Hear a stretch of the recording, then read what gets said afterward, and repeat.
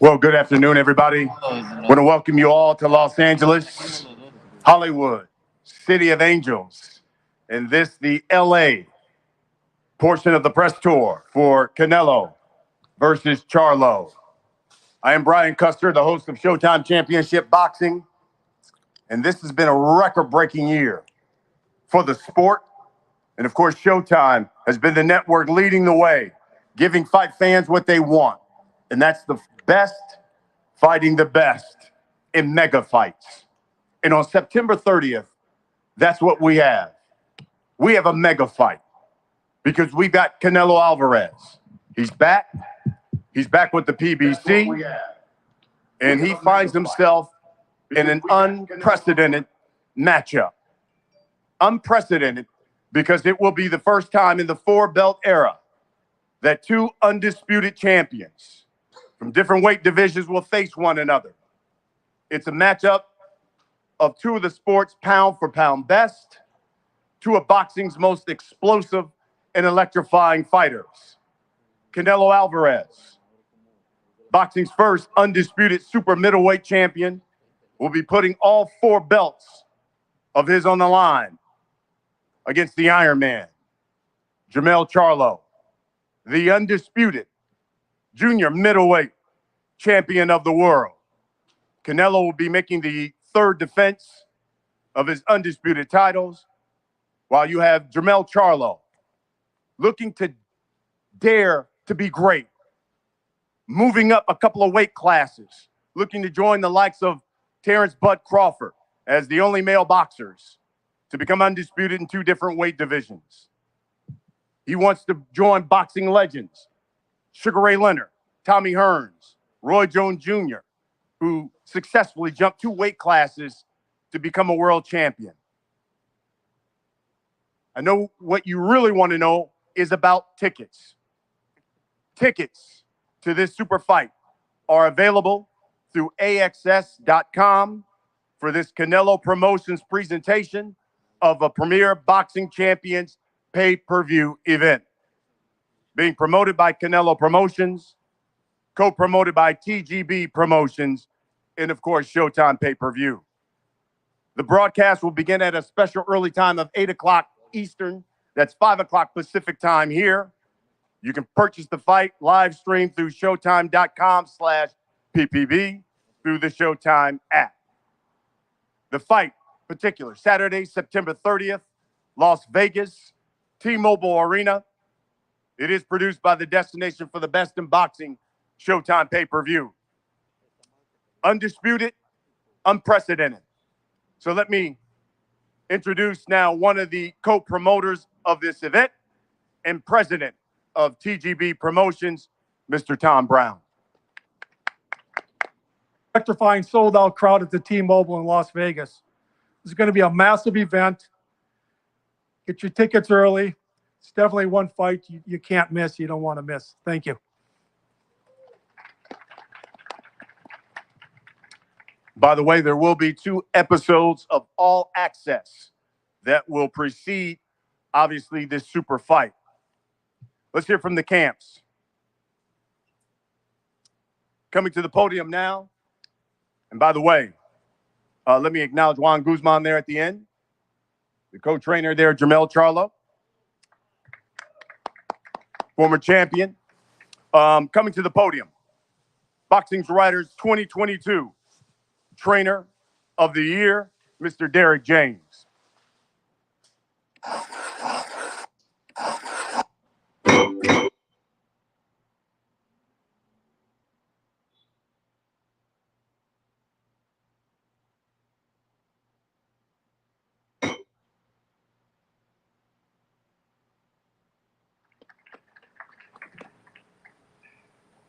Well, I'm very happy to be here to finish up this last leg of the promo tour.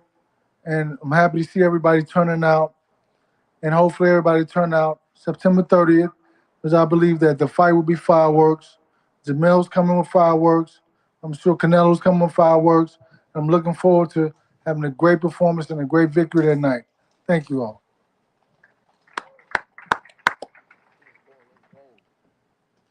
Next, head trainer, manager of Canelo Alvarez. He's also a two-time trainer of the year. The latest in 2021, Mr. Eddie Reynoso. Martin Bader will do the translation. Buenas tardes a todos. Pues aquí estamos de nuevo otra vez, listos para seguir avanzando y seguir haciendo historia. Good afternoon, everyone. We're here and we're ready to keep moving forward and to keep chasing and making history. Agradecido con PBC, con el equipo de Charlo, con Derrick James, con Joan Guzmán, con el mismo Charlo por haber tomado también esta pelea. I'm thankful with PBC, with everyone from Team Charlo, including Derrick James, Mr. Guzman, and everyone that, including Charlo himself, has made this possible. Dos campeones indiscutibles en una pelea no es fácil en estos tiempos. Creo que se hizo un gran esfuerzo por parte de los promotores para llevar a cabo esta pelea. It's not easy to make a fight between two undisputed champions like we have done. So it took a great effort from both promotions to be able to make this happen. Los estilos de Charlo y el estilo de Saúl creo que reúnen los requisitos para que sea una gran batalla. Styles make fights, and I believe that Canelo and Charlo's styles clash perfectly to make this a great fight on September 30th. Así es que los esperamos el 30 en Las Vegas para que disfruten una gran pelea. So come on out on the Muchas 30th to gracias. Las Vegas. It's going to be a great fight.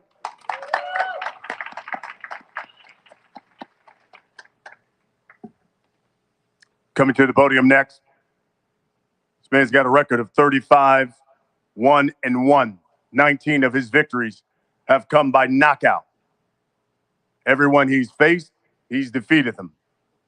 He's one of boxing's pound-for-pound best. He's got a unique skill, knockout power, sublime boxing skills. He is the undisputed junior middleweight champion of the world, the Iron Man, Jamel Charlo.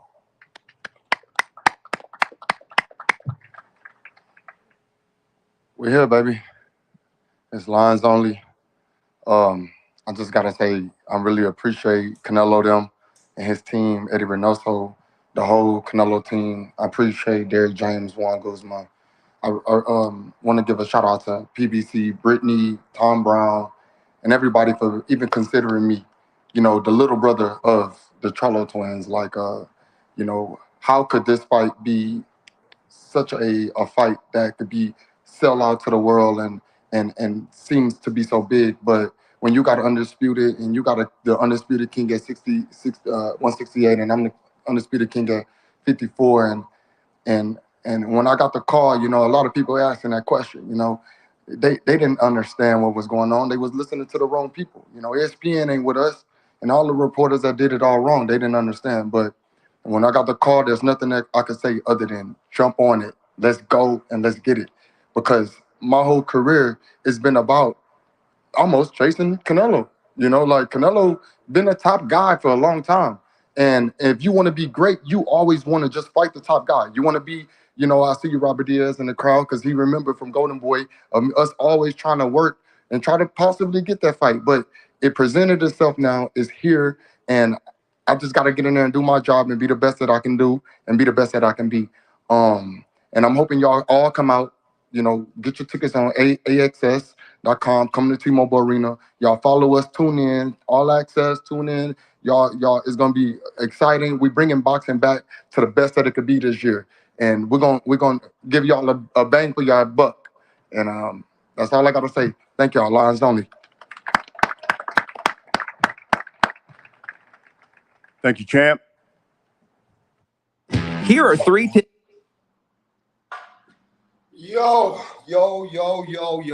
Sorry, guys. Sorry for the delay. You know what I mean? Rap Star Boxing Knowledge in the house, but we're here now. Some things just came up. I had to answer some conference calls early in the morning with a couple of different countries. That's another story. But let's talk about boxing. Canelo Alvarez, Jamel Charlo, big press conference, another one today. And how do you guys feel about the press conference today? Now, this ain't the picture from today's press conference. It's the only quick picture I could find it was a picture I had already up on the thumbnail from yesterday. But yeah, Canelo came with his blue silky shirt. You know what I'm saying? And Canelo came like the Don Corleone, the Carlito, the King Nello. Yeah. And Jamel Charlo out there. And he said, yo, all his life, it's like he been chasing Canelo. So for Jamel Charlo, it's a dream come through. That's what it is. It's a dream that has come through now for Jamel Charlo. This is everything that he wanted. This is the biggest fight that he's always wanted. So for Jamel Charlo, he's a happy bunny. This is the fight that he's always wanted. You get what I mean? So at the end of the day, Canelo Alvarez is out there just doing what he got to do. But does it feel like it's a payday? Did it feel like a payday? I'm just saying. It feels like a big event. Yeah, it's a big event. But, you know, there was no animosity. It was all respect. Canelo is a legend. Canelo is this. And Jamel Charlo is appreciated. He is very happy to get the opportunity. You get me? He's very happy to get this opportunity, bro. And this is like Jamel Charlo, you know what I mean? He's like, it's like payday. Is it payday? Is it payday? Ah, shit, bro. Too much fucking humbleness, too much respect. And even Derek James, bro. Derek James is just, yeah, we're happy to be here. Of course you're happy to be here. You're making millions. You're making multi-millions when you fucking talk about Canelo Alvarez. Anybody who faces Canelo gets payday. You get payday. You know what I mean? Now, I ain't saying that Jamel Charlo Canelo ain't a good fight. It's a good fight. But, bro, it feels like payday.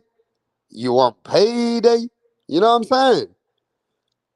Too much respect is going to lose Charlo the fight. Too much respect is going to lose Charlo the fight, bro. Because he wants payday. I want to see some animosity. I want to see some bad blood. I want to see Charlo say, I'm going to fuck Canelo up. I want to see Canelo say, I'm going to fucking show this 154-pounder. Man, they're just shaking hands, making millions. Everybody's making millions. It's the millionaire club, bro. Everybody's making multi-millions. And everybody's happy. Because you want payday.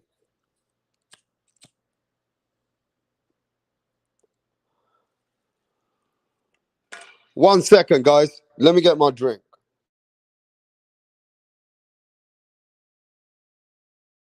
What up? How are you? I'm great. Can we meet you? My name is Tunde Tupac, aka the Rap Killer, Tunde Tupac. the Rap Flexer, kill them all. Your Rappers. name, your name. Your name is Tunde Tunde. Tupac. Tunde Tupac. You can write the Rap Killer there. But Tunde is your It's name. okay. Yes. Okay. Thank you. Tunde, with your dressing, I know the kind of song that you're about to present. Yes. So you want to tell us about it? Just rap game. I kill the rap game because the haters want us down, but they're not gonna get us. You don't need Calm to down. tell us about the haters now. Rappers, right? You're a Yes. rapper. Rapper. Good. Let's hear you. Check it. Ha ha. Check it. Ha ha ha. Check it. Check it. Check it. I rule everywhere. I rule. They want to take me down, but they cannot take me down.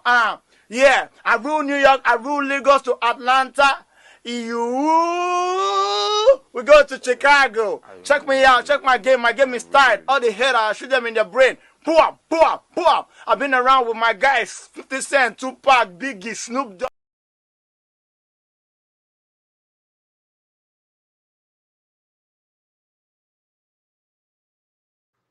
So, yeah, man, the press conference over. All right. That was the big press conference from yesterday to today. This was the biggest fight in boxing, undisputed versus undisputed, bro. Did you guys feel like it was a big press conference? Or did it just feel too formal? Like everybody's getting fucking robbed? Huh? What was that, bro? Was that just a business meeting? That was a nice, formal, nice boxing conference. Very chilled, very corporate. Even Jamel Charlo's very relaxed, very nice. You know what I mean? Very, very happy. You get me? I don't know why so many people talking about the weight. Charlo fights way under the natural weight anyway. Got you, Stephen, for Bateman. It was too formal. It was too formal, says CUL. You know what I mean? The media even asked the same question as yesterday. What a dumb fucking shit. Eh? Why they don't talk about David Benavidez? Motherfuckers. Why they don't talk about Boo Boo Andrade? That the winner of that fight. Are you going to face the winner of that fight? Why don't you send me to the fucking press conference? Huh? Why don't you guys send me? Why don't they give me a fucking, I will take a flight and I will come all the way over there and ask the simple questions? You know what I'm saying? Where is the fucking media when we want to talk about certain fucking things, bruh?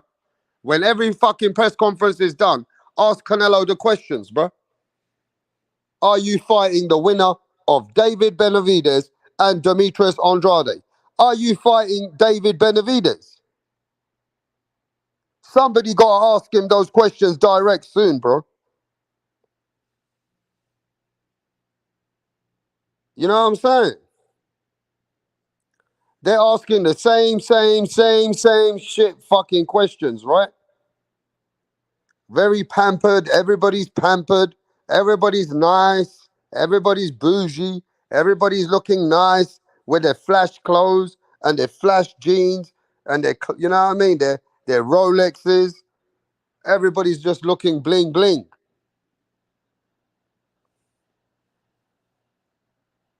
Media's just chilled out as well. Media's all chilled out as well, bro. You know what I mean? It's like it's a fucking just a good event, good show, good boxing fight, everyone. Big money, payday, and all that shit. And everybody just chill. It's Charlo moving up 2 weights, Canelo Alvarez fighting on PBC.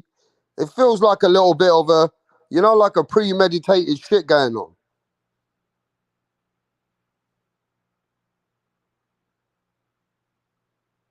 You know what I'm saying, bro?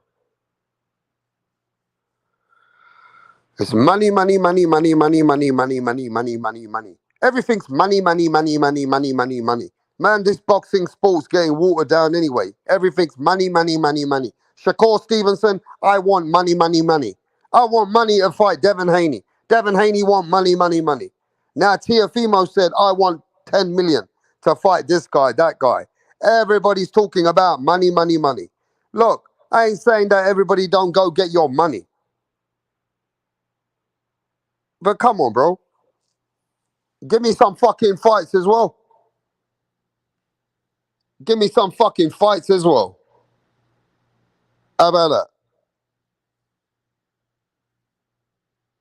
I want to see some big fucking fights.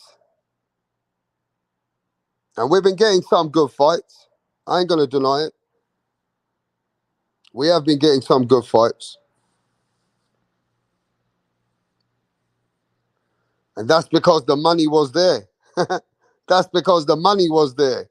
You get me? So get the money and make the fights. And we don't give a fuck about how much money anybody wants to make. Just get the money and make the fights. Now you look, if the money's there for Jamel Charlo, yeah? Isn't the money there for David Benavidez? If the money's there for Jamel Charlo, can everybody in the chat, I'm going to have a look in the chat right now. I can see the chat. If the money is there for Jamel Charlo, isn't the money there for David Benavidez? Yes or no? If they can produce money for Jamel, can they produce money for David Benavidez? Yes or no?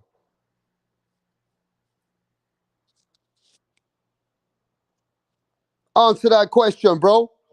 Yes or no? If they can produce the money for Jamel Charlo, can they produce the money for David Benavidez? Yes or no?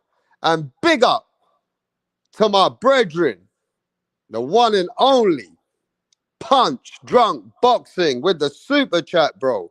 Thanks for the support. You know what I'm saying? Yes, Punch. Big up to him. And he says Canelo admits that Demetrius Andrade is not a terrible fight, but a dangerous fight. Benavidez versus Andrade is 50-50. Yet predicted Ben beating Plant. Yeah? Canelo Alvarez recognizes that Demetrius Andrade is 50-50.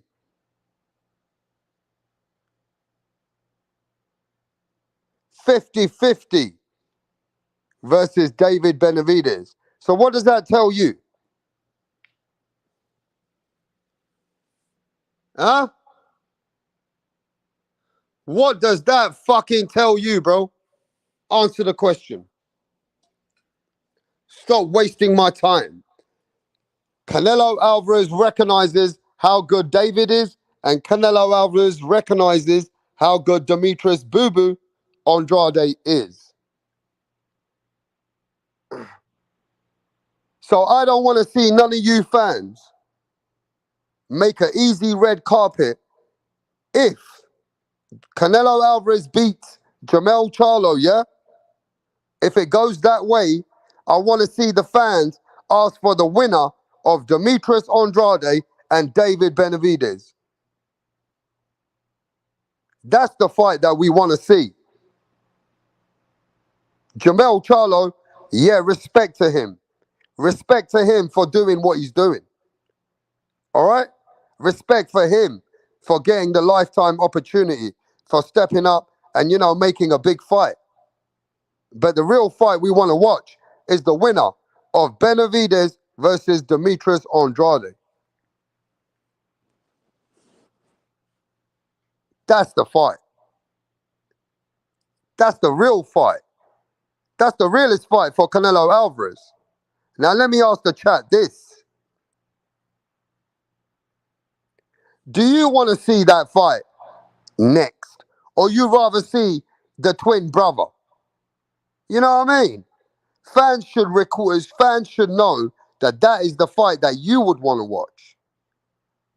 That's the fight that every Canelo fan should want to praise. That's the fight that you should be pushing Canelo. The winner of Demetrius Andrade versus David Benavidez. Now let's go back to the topic.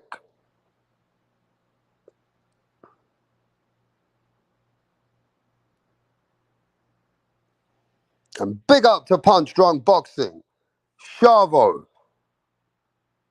I see Johnny Thunder lingering around as well. The Chief, Stephen 4722. Salute to you, bruv. Boxing Learner, what's going on, bruv? Yeah, man. Alum 12. Real Boxing TV, what's happening, bruv? Yeah, mate. Abel, what's going on? NL, what's happening? Yes, bruv. Yo, Eric G says, I'm with you, rap.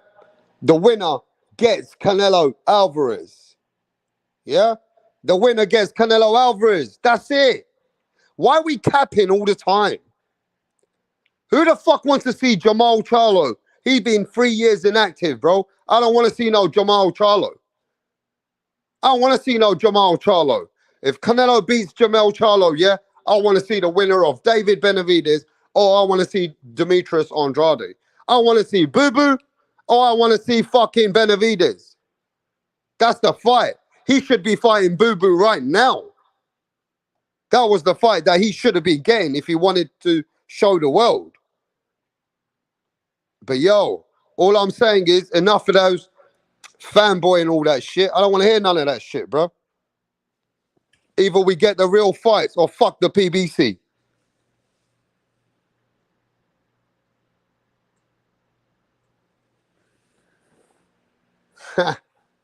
Yo, what's happening? Matten 509. Danny Medina. Yes, man. TY. TY, the hater in the chat. Yes, TY. Always hating. Have you ever had come here one day being happy? Or you always come here fucking hating? TY? You got no respect for the channel, nah, TY? You should put respect on my name, bro. That's all I'm saying. I always give you a fucking opportunity to speak. You know what I'm saying? Even though you speak some mad shit sometimes, bro. Oh, that's a fake account, is it? Oh, that's not TY. That's TY's bird. Is that TY's girl? That's TY's bitch. That's TY's bitch. Oh, shit, man. Motherfuckers. TY's bitch in the house.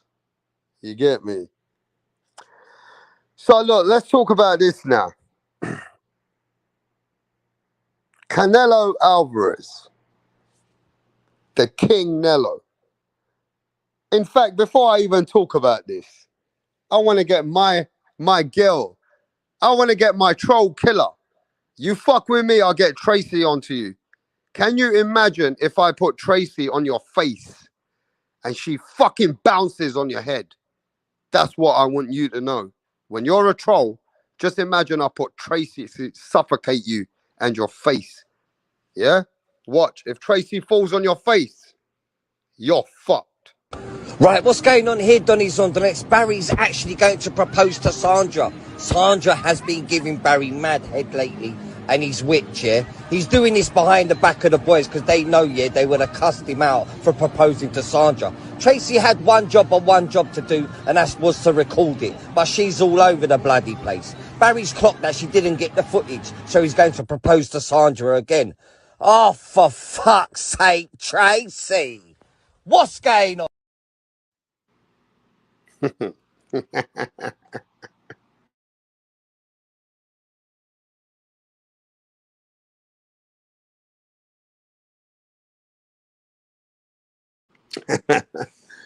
Oh, fuck. TY, man, that's what I'm going to make Tracy do to you, bro. She going to fucking sit on your face. The last man she sat on, bro, she broke his neck. The last man who tried to muff dive her. The last man who tried to suck her out. She broke his neck. That's how fucking big Tracy. She got proper bum cheek muscles. Tracy got a proper bum cheek muscles. And when she gobbles, mate, she take the whole thing with it, mate. All right? Real T Boxing TV says, send the link. I'm going to say Canelo didn't seem convincing to me today that he wants the smoke. Oh, shit.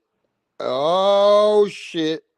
And that's what these Mexican legends are saying about Canelo Alvarez. Ladies and gentlemen, you know why these Mexican legends have slowly started coming out? And they don't like Canelo Alvarez. There's some Mexican legends think Canelo Alvarez is faking it. Some Mexican legends actually criticize Canelo. Canelo Alvarez, the man who comes with his silk pajamas, with his private jet, the man who speaks English, the man who plays golf. This converted new 2023 adapted elevated star, superstar Canelo Alvarez has adapted to the Western world. he is now more of a, I would say, like a Western Mexican. Yeah. And those guys, they don't look at him, some of them, the same. The other reason is because some of these Mexican legends, like Barrera, Chavez, Morales, Juan Manuel Marquez, they fought everybody. And they believe Canelo Alvarez is faking it at times.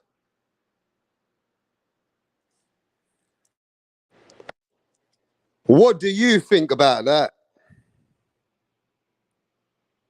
They don't like the way he moves. They don't like the way he goes on about himself. Hey, Real Boxing TV, I got other people in the back.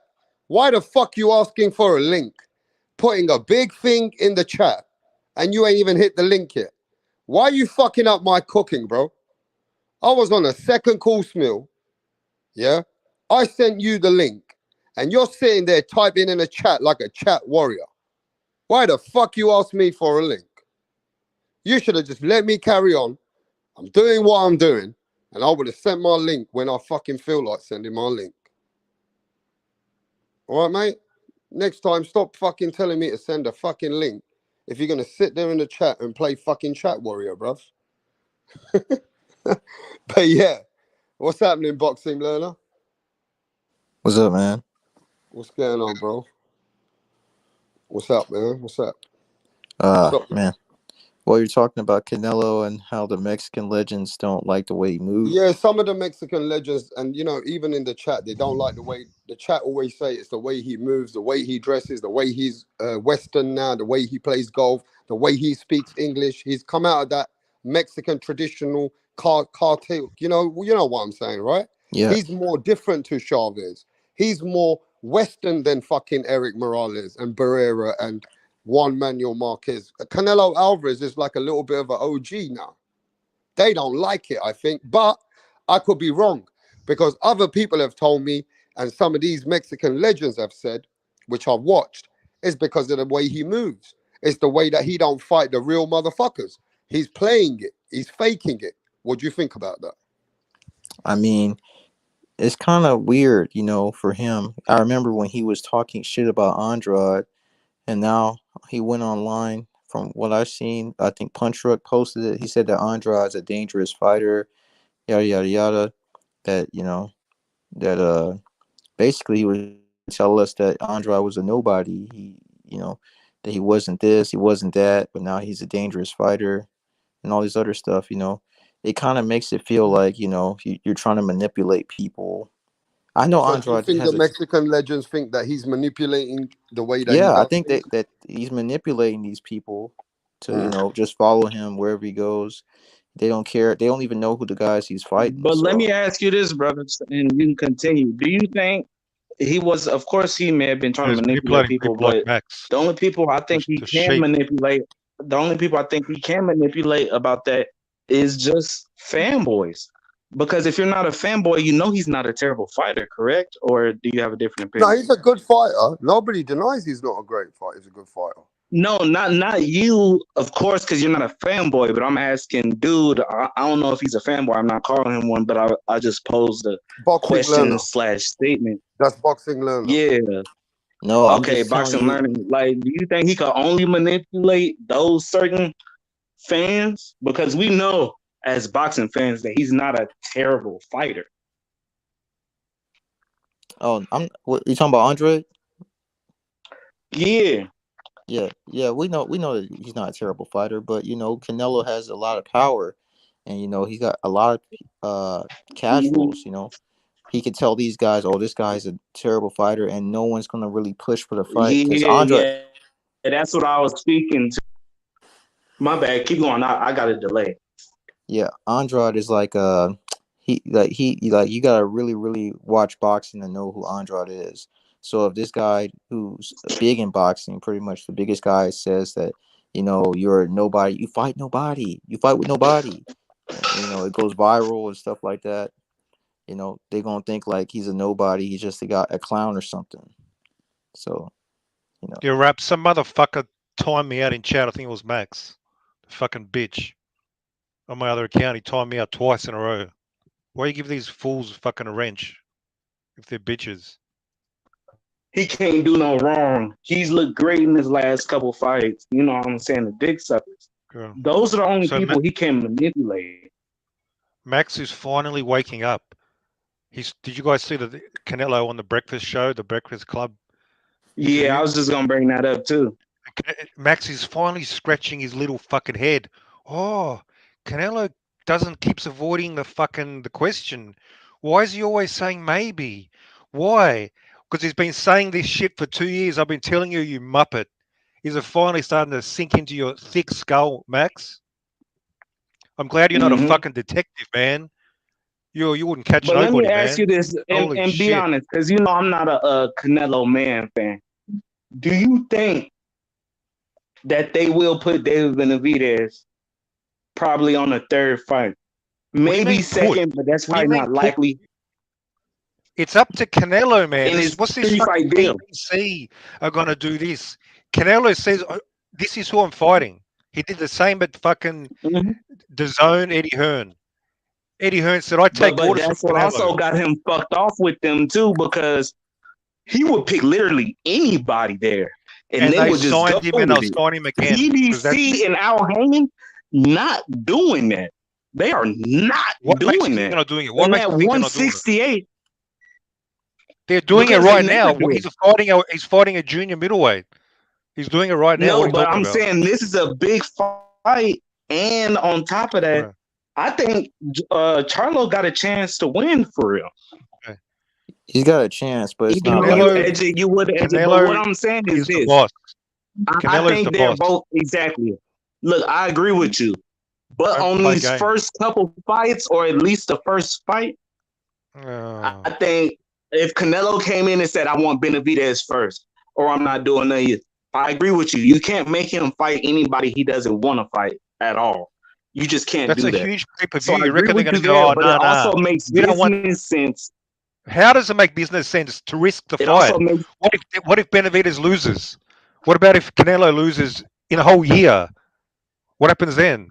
That's you guys are true, living too. in fantasy world. If they want to make the you guys, bro. I'm just saying.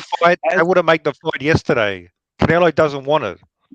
He's still. Yeah, why I is agree he? with you. On interview? Why can't he say ever, "I want to fight him"? Yeah, that's a great fight. I'm looking forward to that fight.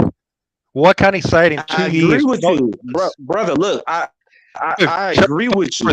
But what I'm saying is these first couple fights, I think it's kind of like a. Imagine asking Barella, "Hey, do you want to fight Morales? I think it's kind of. Do you want to fight Morales?" And Barella goes, "Oh, maybe. Oh, maybe I'll fight him. We'll see. Who knows?" Yeah, no. Look, we agree on that. Wait. Listen to this. It'll be crazy. I'm gonna tell you this now, Mirage. Hold on, Mirage. I don't want to break. No, Mirage. I don't want to break your heart. Shit. But motherfuckers, I don't want to break your heart. Shut the fuck up. You want to get Jack Marshall on here now? Shut the fuck up. Listen to me right now. Shut the fuck up, right? I don't want to break your heart, but I've already been told by people in boxing, Canelo ain't fighting no Benavidez or the winner of Andrade.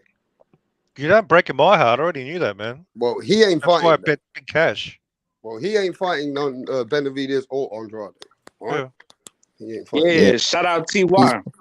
Hey, why are you hiding in but chat, yeah, Max? I'm agreeing with you, Mirage. You know we both agree on this point. All I'm saying is these next couple fights, I think they weren't tripping on giving him Jamel first. Okay, let's listen to what this versus Undisputed is very sellable. Because think about that.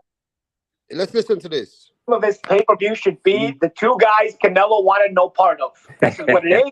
Style, and it's such a stylistic boxer, and I mean he's a hard guy to fight, and there's reason he has been avoided for so many years. So I think for both men there's a lot of implications for what's next, and I'm just looking forward to seeing the fight itself. The name of his pay-per-view should be the two guys Canelo wanted no part of. This is what it is. I don't even know if he's going to want a part of the winner. Everybody makes like, oh, this fight is going to solidify who Canelo should fight next. I'm going to tell you right now, the winner of this fight may still not get Canelo. I'm telling you right now. We talked about it in our pound for pound discussion on who's the man. That part of the requisite should be wanting to go after. Now, I'm going to ask you guys this, yeah?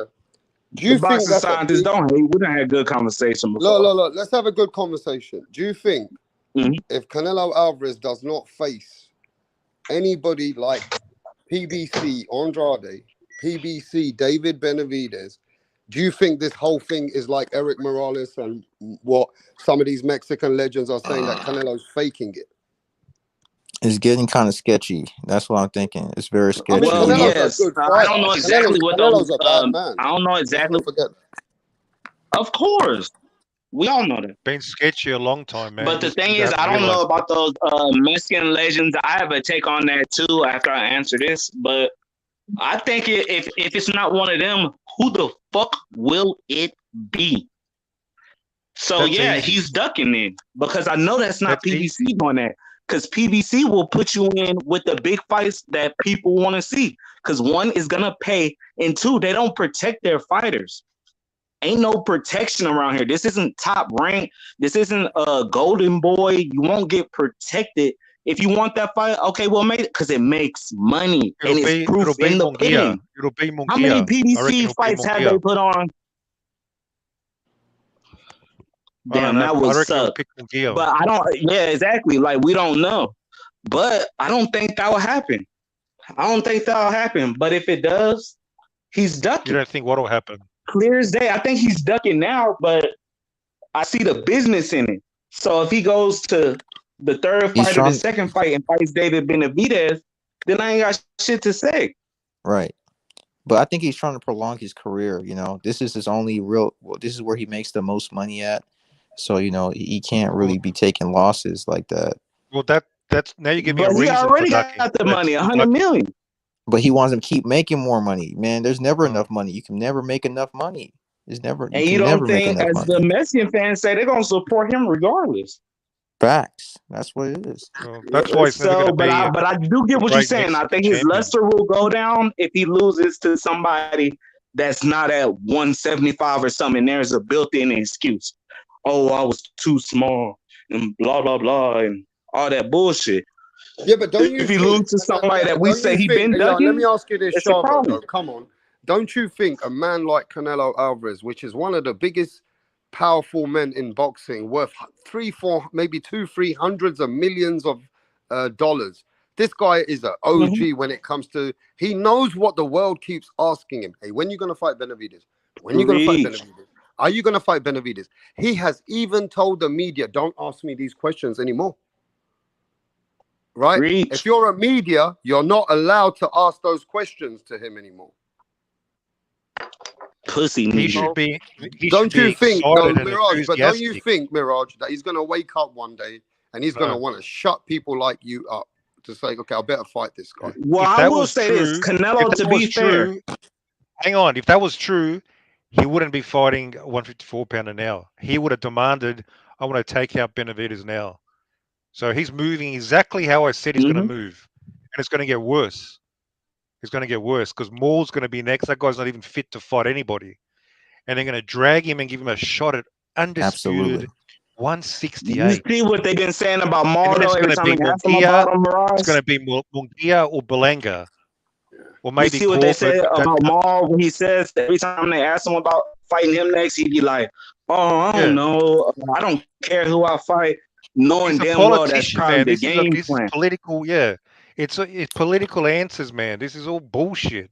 Been saying this for ages. But it depends on how the contract is written up, because they could put somebody in front of him who he didn't want to fight. DAZN and Eddie and all them people, they was scared to do that.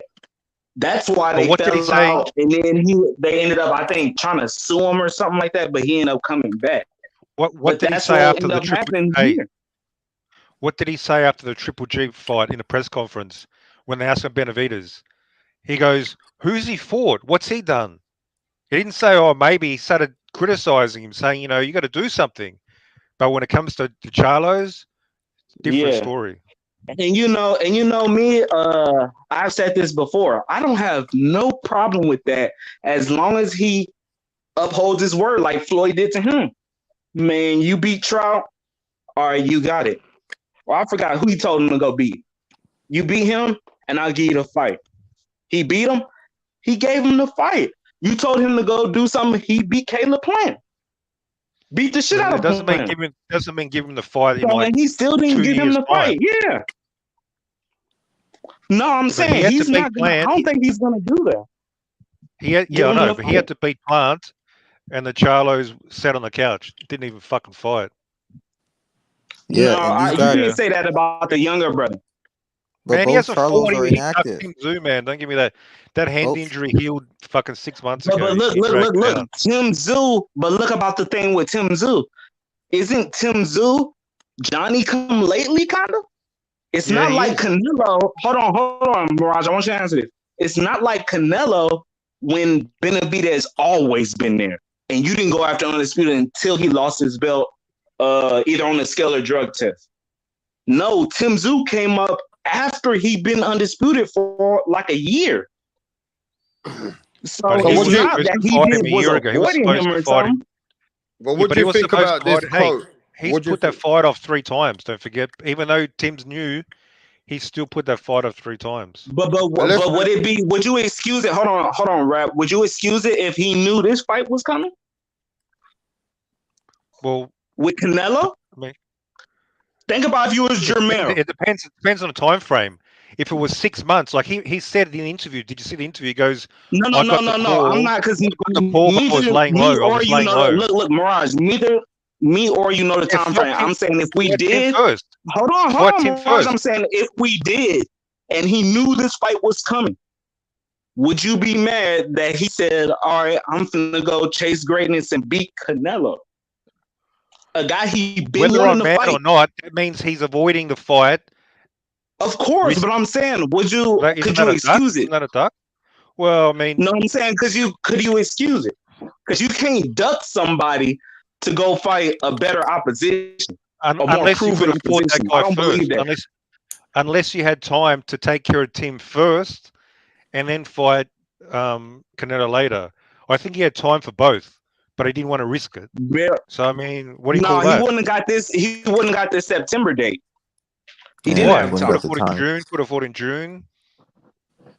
But July, he August. was fucked up then. I don't know. Whatever, man. I don't give a fuck anyway. But you don't come out of I'm like, I don't blame him. I don't blame him because he's got nothing to lose. Okay, yeah, that's all I wanted to get out the way. Bad. Look, my problem is that both these guys are inactive. Both Charlos are inactive. One is 16 months inactive. The other one is 25 months inactive. No, he'll be 16 months next month, but I get what you're saying.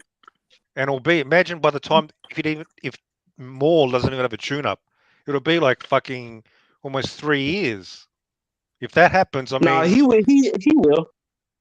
Maul fight somebody. Really? Ain't no reason for him to sit on his hands. Hell yeah. After the September fight. The biggest bum they can wheel out. That's what. And remember, there isn't a lot of people at 160. Okay, who would you want to see him fight at 160? It's mandatory. His interim champion. The interim champion. He means Maul. That Dominican guy. The Dominican guy that has the interim championship. You don't know his last name or first name? Carlos Adames. Carlos Adames. And then, so what do you think about this? What do you think about this quote going around now? That are these the two? That guy is ranked. What are you talking about, Mariah? Are these guys the two avoided fighters that are fighting each other? Benavidez and Andrade, are they avoided by Canelo? Oh, I mean, I don't see why not. Benavidez should have been a priority as soon as possible. Like he's the only champion that was around. Boo Andre like 3 weight classes ago. Yeah, but that's the crazy thing about Canelo. He's just now getting to these guys. He should have fought these guys when he had an opportunity. I'm sure he had an opportunity. And he's pulling them up too. Well, now it's the perfect time for Canelo. Perfect time. Exactly.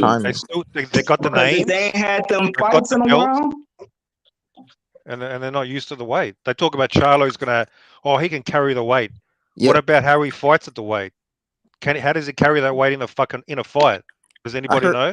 Yeah, say if everything's good, Mirage and I forgot the other dude's name. My bad, bro.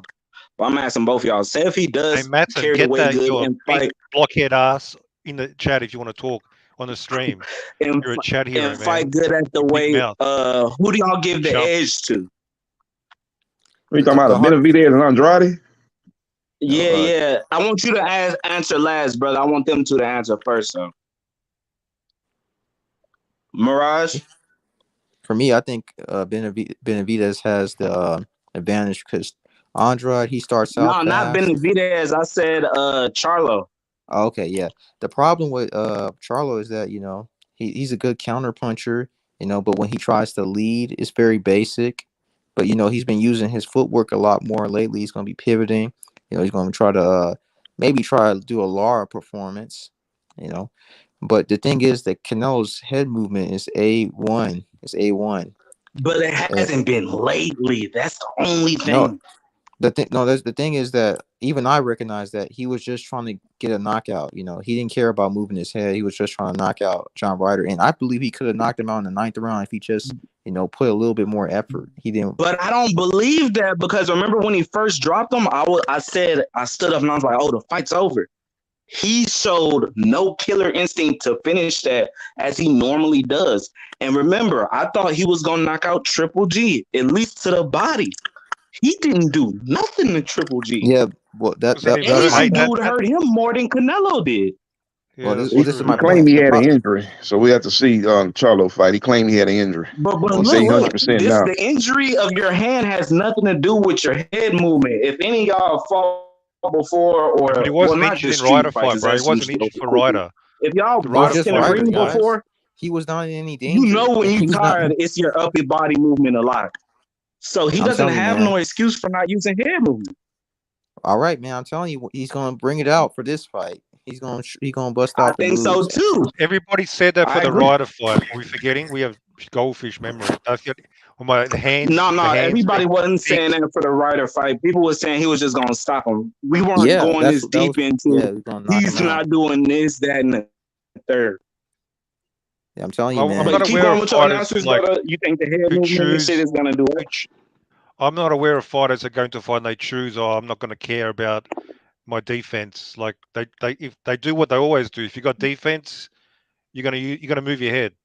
You're not just going to say, oh, fuck for this fighter, I'm not going to move my head. I'm just going to take punches. Oh, I don't know.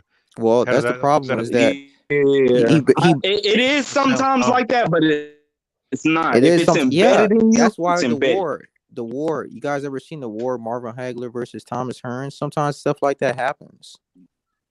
Yeah, in a moment, but this was like the whole fight. He wasn't, you know, when you're trading and shit, but for the whole fight, it was just, he wasn't doing it. The whole fight, it depends on how long the fight lasts. For them, it was only 3 rounds.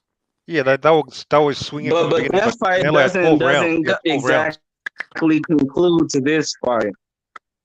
Because Canelo had great upper body movement after he went to school with Floyd. So I would agree on this, but to put it in the words to Mirage, it's like you get up for certain fights, 1, and 2. True.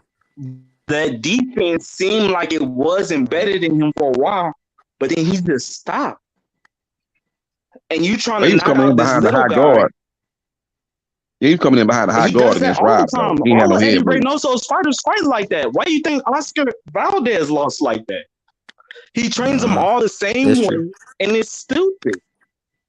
Yeah. Go throw big hooks and just high guard, and no, that's not gonna work. But the one thing I can give credit to Canelo in the Ryder fight was he was using his jab. He was using his jab a lot. No, he was. That's the biggest thing I had a problem with. But he used his jab when he did hurt Ryder, which I was like, why is he not doing? No jab and no head movement is a trash fighter all the time, no matter what, almost. Unless you got Deontay Wilder type power, and even this dude has a jab. Charlo is going to be, I reckon, it's going to be a tough fight. It will be a tough fight. I'm not. Charlo's got the skills, but his defense has got big holes. Like, he leaves his head out there. If you catch him, he starts to trade. Doesn't move his head when he trades. So I can see Canelo catching him with some big bombs. Actually, if he could fight smart for 12 rounds like Bivol, he could win. But I don't think he can do that. Wilder sets up the right hand with the jab. But the defense of his not always though. Not always. I mean, the holes in his defense was him getting, look, I'm gonna explain it. The defense, the holes in his defense was he'd get caught up against the ropes and then try to trade with you to earn your respect. When he's supposed to get off the ropes, then earn your respect, which he did the second fight more with Brian Castano. And remember, Brian Castano is nobody's chump at all. Great fighter. But he would catch him. Remember, when he did get rocked by Brian Castano, he was moving his head from 1,000 different punches. Yeah. Castano's throws a lot more volume than Canelo. Yeah, that's the problem. Exactly. And he's way shorter, so it's harder. It's way shorter, so it's harder. You know what I'm saying? So, and then Canelo thinks just 1 or 2 punches can do it. And I don't even think it's him. I think it's Eddie Reynoso. Add somebody. Yeah, so predictable. I think it's that's what I was about to say. Canelo's output, his offensive output is decreased big. You know, it's 1-2 punches, maybe 3 if you're lucky. You know, you're gonna need combinations. You know, set up punches to really. Okay, look, every great fighter, as you know, this boxing learner, they sometimes have to change their style and adapt to what they've got the best of, and they can't fight what they were fighting in their prime when they were younger. Like, right? So what has Canelo? Has Canelo substituted with what he's declined in?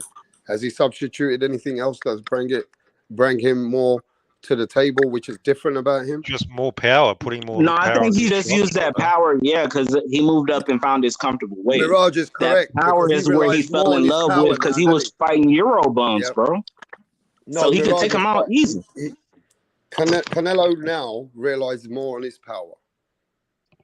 Like every shot is like a haymaker, bomb loaded up. Every shot, even though it's fast. Yeah, go watch against Floyd. He was a lot of combinations, mixing it up. Totally different fighter. So I played earlier, Mirage, how Jamel Charlo has been praising Canelo at every press conference. What do you feel about this corporate? Don't say praising. I mean, he did praise him a lot. He respects him. He says that he's a legend. He basically says, I think he's disrespect. I think he's disrespect. Look, this is what he said, man. He said, all my life, I've been trying to chase, like, I've been trying to want this fight with Canelo. Like, it's like my career has been, like, about Canelo. He admitted that himself. I know exactly what you were saying. Yeah, and you know, he's saying that Canelo. I know exactly what you're saying. It's because both of them been calling him out. But that's not praising him. That's saying this nigga been running forever. But he been praising him a lot as well. He been look.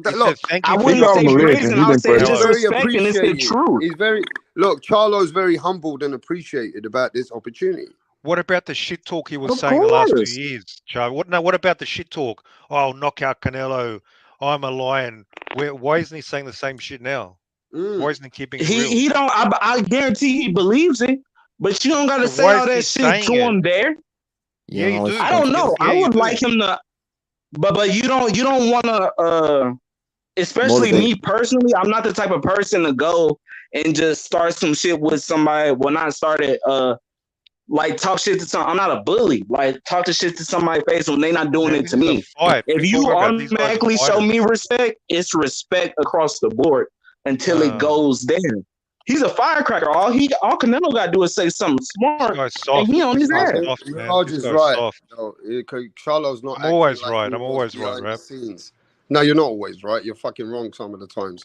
But you're right about this Charlo thing. Charlo been saying, "Yeah, I'll fuck Canelo up. I'll do this. I'll do that." I wanted to see that. But Charlo's. But think about how close the fight will be if it's a rematch. If he can rematch him, too nice. You think Canelo got a rematch? What's got to do with it? Nice. You think he want to fuck up that rematch? Because remember when they was talking shit, they wouldn't give him a fight. Rematch? Why would that fuck up a rematch? If Canelo win, ain't gonna be no rematch. Yeah, but I'm saying, what if it's so close and they like, damn, we could run this back? And a lot of people believe Jamel won. They could run it back and make even more money. He have 2 trilogies or 2 sequels in his career. Yeah, that could happen. Why would you want to fuck that up? But I'm just saying these are ideas. So I'm not sure. Charlo did say this though. Charlo did say this though. He said, "I just want to let people know I'm not gonna fuck about." They asked him about Crawford a lot today, and he said, "Look, I don't give a fuck about Crawford. If Crawford wants that smoke afterwards, I'll give him that smoke. He's a smaller man than me, so I don't give a fuck about him. Yeah. So now Charlo's saying, fuck Crawford. After this, let me deal with Canelo. But I just know that he talks about Crawford like that. But when it comes to Canelo, look, man, Canelo's one of them OGs. I respect him in the game. I've always wanted to do what Canelo's done. He thanked me for the opportunity. He thanked him for the opportunity. Canelo. Yeah. He got different energy. He respects So Canelo. so did Canelo. I'm getting confused. I think it's one-sided. He got a lot of respect for Canelo, bro. Yeah, he's a different situation though. And the opportunity too. Remember, Canelo said, "Thank you, Al Heyman, the best ever." I know the PBC haters was mad when Canelo said, "Yeah, I think Al Heyman and PBC." No, he said Al Heyman. Best right now. Yeah, Al Heyman. You know they love. Everybody know the PBC #1 boxing platform in the US. He said they praise each other. He thinks he's. This is what I wanted to happen, Charlo. I want Charlo to do what he normally does and give that energy. Say, I don't give a fuck about this motherfucking Canelo. I'm gonna do this and I'm gonna do that. And I wanted Canelo to do this to Charlo. Give him a slap like you know what? Hey, do you know who? You know who? But hold on, I agree, Rap. Hold on. Let me just respond to him and I'm gonna be quiet. I agree, Rap. But he did kind of say that. He did say, "I'm not here to lay down." He just didn't get disrespectful. But he popped his shit. He said, "I'm not here to lay down. I got power. I'm gonna put these bitches on you. Basically, I'm not coming to lose." Hey, look, Canelo already knows, though. Chavo, Canelo already knows that these motherfuckers respect me too much. He's already won that mental game. He knows I'm going to deal with this guy. It's easy work for him. Hey, hang on. Do you know who else we can blame for this? Because if fighters don't want to do that, hey, wait. You can stir them up. You can bring it out of them. This is the job of the media. If I was there, I'd be saying, "Oh, Charlo, last year you said if you fought Canelo, you would knock him out. Do you still feel that way now? Is that what you're going to do? Is that what you're going to do to Canelo? That you can bait them, man. You can bring it. The media is fucking garbage. That they're YouTubers, I didn't even think of that. They're terrible. Well, trust Mirage, me, mate. Would you say most of the onus? If I was up there, I would have stirred shit up. Wouldn't you say, Mirage, most of the blame would be on the media because y'all job is to promote? Yeah, a lot of you got to know the questions. They're scared. That one motherfucker literally asked the same question today as yesterday, different person. Who do you think is the better Charlo? He already asked. Somebody asked that yesterday. That's a fact. This is your chance. But they weren't on the press conference podium. They asked them that like on Fight Hype or some stupid shit. Whatever. There's so many boxing channels. Whatever. This is your job as a professional. Do you watch who asked the questions? What was asked? I'm a nobody. It's so intriguing. It's a bunch of different shit we could ask. Like Mirage should be up here coming up with better questions than the actual media. You should be pressing him. It says, asking, why are you fighting Charlo and not Benavidez? You can't ask that kind of question. Well, no, can you make that? No, they did. You know who would though? You know who would? Mirage. Charlemagne the God, and he did. Yeah, but look. Somebody asked him that after the press conference too in LA. Keep it logical, right? That they're making a big event with Charlo versus Canelo, so you can't sit there in the media and expect the media to say, "Well, we didn't want you to fight Charlo. Why don't you fight Benavidez?" Why not? Because they could have asked a different type of. You know what he mean, bro? They could have asked him that a different way. But they would kick you out. You will never be allowed to be in there. That's what I thought you was gonna say too. Yeah, they kicked out. They will blackball you, bro. You'll never be allowed to come in. They kicked out a bunch of people. Somebody did ask him that question though after the press conference today. The only reason why Fight Hype is there and can still ask questions is because it's PBC. Yeah, Floyd Mayweather. He got that connection with PBC, so that's the only reason he could still be there. But you see, since that day, he's never said nothing about it to him. Since that day, he's never said nothing about it to him. So there's that. So yeah, you're right, bro. You can't ask some type of question. He also asked. They asked leading questions. Like he asked him, "Oh, do you think if Benavidez beats Andre, do you think then finally he'd be on the level to deserve the fight? Would you then he's creating this thing that I don't got no problem with that question though, because you leading him to a yes or a no. No, yeah, but he's encouraging him to answer in a specific way because he's saying, "Oh, he's already offering he to don't him." deserve it if he don't win. If he beats him, will he then finally be on a level to deserve the fight? When in reality, like he's already not on the level level right now. He's already on level. And Canelo will go. It's an easy answer for Canelo. Yeah. You know, maybe like, but there's other questions you can like. You put it harder to them. There's softball questions. And when people have, I just hate the double standards because when people have all the power like Gervonta or in these past instances, Devin Haney to a certain extent, or Canelo or Tyson Fury, they won't call it out the same as they do like a Devin Haney or Gervonta. I call out Gervonta all the time. It depends on who he fight next to if I'll call him a total duck. But I will say this, Canelo Alvarez. Don't say nothing about Canelo. Who will he be ducking, I will though? say this, though, JB. Canelo Alvarez, when he took his silk shirt off and he changed his next shirt, the new shirt on, yeah? He fucking looked in shape. I don't care what anybody says, but Canelo Canelo's training hard. He looks in shape already. When Canelo don't look like that, though. I don't know, seen the but he pictures. looking I'm ripped. like, what are people talking about? He got a point to prove this fight because he looked I think that lackluster in was the last just a two warning. fights. That was a warning to the Charlos. Look, motherfuckers, I'm ready for you, bitch. No, it's hot as fuck in LA right now. If you're not from, you see, Charlo said it's hot too, but he said, shit, it ain't got nothing on Texas though. Oh no, ain't got nothing in this Texas heat. Oh no, God, I'm talking about 110 every day. Like, bro, it's crazy. Yeah, so even with that little weather out there, it's still hot. But last summer was worse, honestly. But Charlo actually looked bigger than Canelo, though. but Canelo don't look no different than he normally does. Canelo's always in big ass shape. boots, man. He's wearing some big ass boots. He's wearing a jumper. I think he's. But Canelo, can we all agree Canelo's always in shape?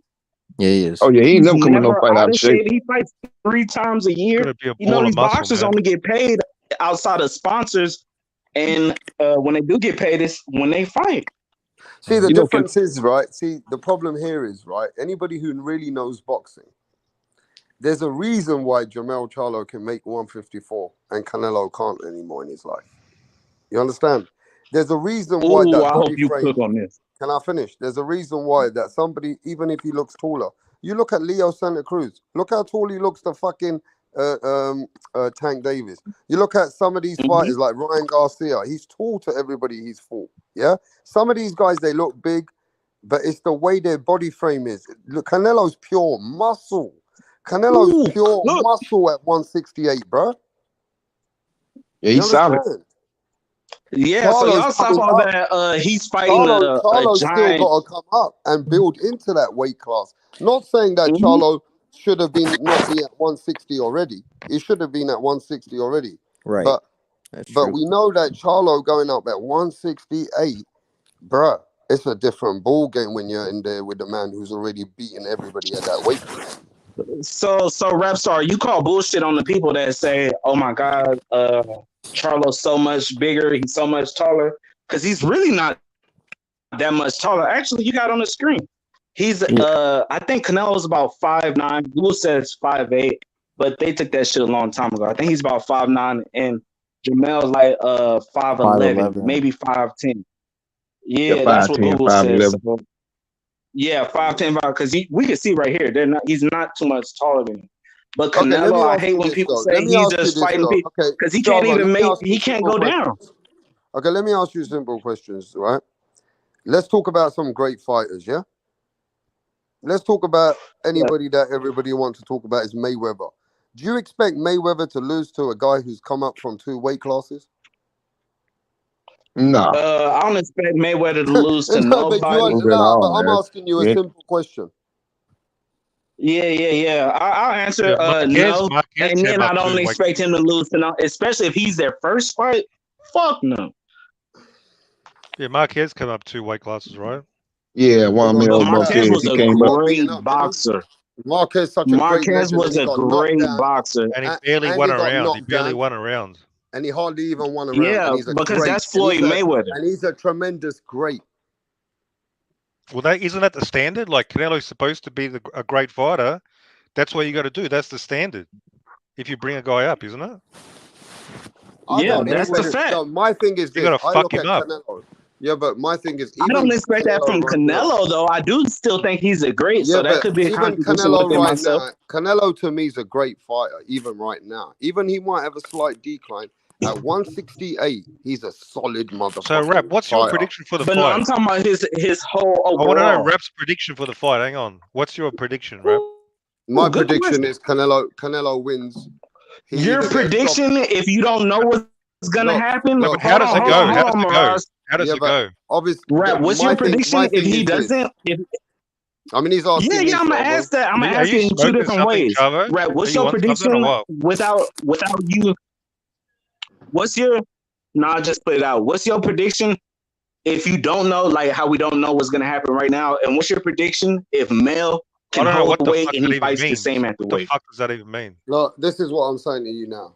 It meant the No same matter fucking what way question I you asked want you to a cook minute it, ago, Mirage. no When matter you what said, way Don't you "Oh, want it to charge. cook depends it, on if he can Don't hold no the charge, matter weight." Chavo. what way you're Don't gonna make me cook cook it, you, bro. no matter what way you're gonna cook it, that Canelo Alvarez power is gonna take into effect against Jamel Charlo, guaranteed, Okay. guaranteed. So you No think it's matter going to how be a good, stoppage? no matter how good Jamel Charlo does with his jab, how good he does with his Sure. movement, within certain rounds, hmm he will get away with certain things. But there'll be a time But me that and he'll be Mirage are taking kind of that. on the same page, asking you how you think it's Yeah. gonna go, like a play by play.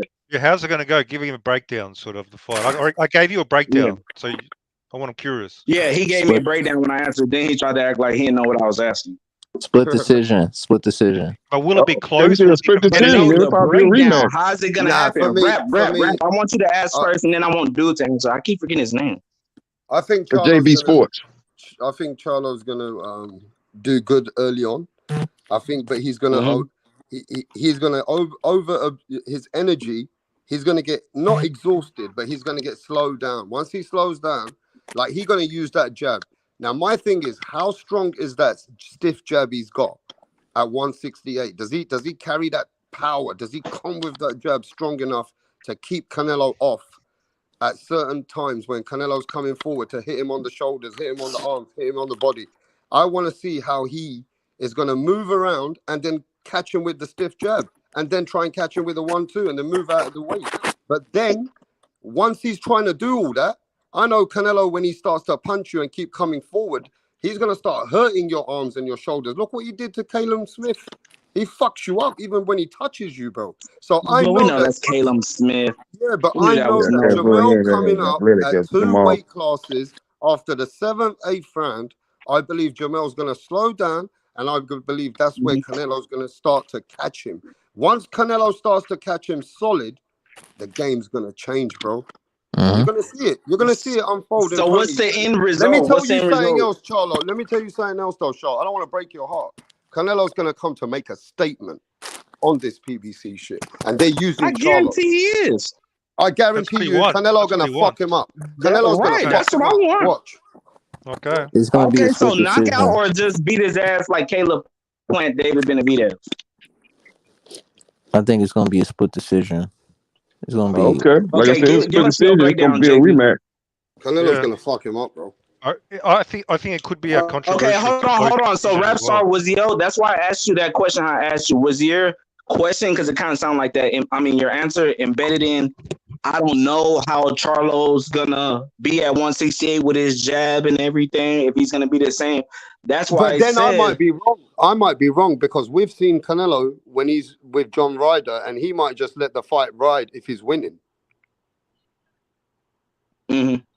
Because you've seen But I'm Canelo's not saying, going. is your prediction embedded in you don't know what's gonna happen with the weight with Charlo? Because that's why I said I wanted two different ones. Yeah, if Charlo's good at the weight. I agree with you. I am a little bit. I'm a little bit. It's like mysterious to me. Yeah. That Give me your second prediction. How does Charlo's weight 14 pounds? I want to see, does his power carry where he's going to demand the respect from Canelo? Is he going to show me at 168? Okay, that's why I said. I don't think he's gonna go all the way up to 168. I think he's gonna be somewhere around 163. I don't think he's gonna try to make 168. Of course. Well, we know that. I'm not sure if Rap agrees, but yeah, Rap. That's what I'm saying. Say if everything goes well, if his power's still there and everything, how do you see that fight going? Bro, I just see Canelo fucking. I told you already. that no regardless. matter how great Charlo's doing, Charlo, when he slows down, Canelo's going to land some bombs on him. And you that's don't where the think fight's going to Canelo change. slows down in his fights either? Yeah, but I think Canelo's got too much at 168, bruv. And Charlo ain't never faded in no fight, but I guess you're saying the body work gonna pay dividends in the second half of the that fight. body work. You see that Canelo's a beast to that body work, bro. I'm telling And punching his arms and shit. Oh, those punches to the arms and elbow, they're gonna fuck you up. I'm telling you, bro. But dude, not JB, the other dude. I keep forgetting his name. I want to hear his prediction because he's been waiting. For me, boxing learner? Yeah. Boxing what? Boxing learner. Well, yeah, I think it's gonna be a bet. tough fight. I think this is gonna be a very tough fight. I think Jamel is gonna try to disrupt Canelo's plan, to try to make a statement. He's gonna use a lot of lateral movement, and he's gonna be using his jab to set up his punches. I think that Canelo will be able to pin him, but it won't be like super flush punches, but they'll partially land. I think he'll just nick by just enough to win. Just enough to win, but it's gonna be a tough fight. Canelo? Yeah, Canelo's gonna do just enough to win. Okay. He won't look and that's super with impressive. that's with if Charlo is the same at that weight. Yes. Okay. All right, JB. Charlo's just gonna know one thing after the 9th round is that he better stay in there because he's getting over 15 million, and he'd be happy to just get that opportunity. I don't see Charlo being. Remember, we're talking about Jamel. He's not that type of person. Yeah, he's just be happy. Some people aren't like that. Like Caleb Plant just wasn't happy to be there. Nah, I'm only playing, but I just feel like this that Charlo, right? It sounds good. I hope he does put up a better show than what I'm hoping, but I think Canelo gonna be too much for him, bro.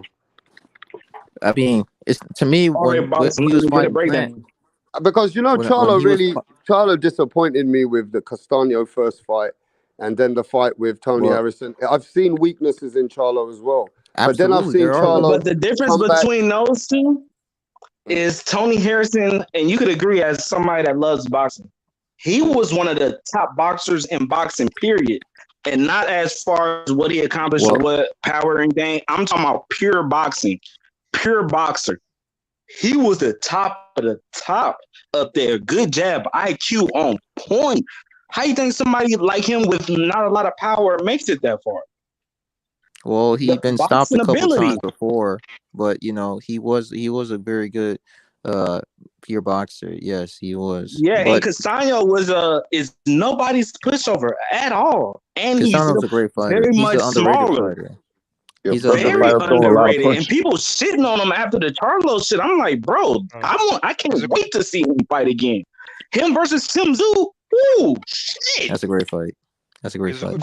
He showed in the rematch. He's basic. He couldn't change anything in the rematch. Yeah, he said he was going to use angles and all this stuff.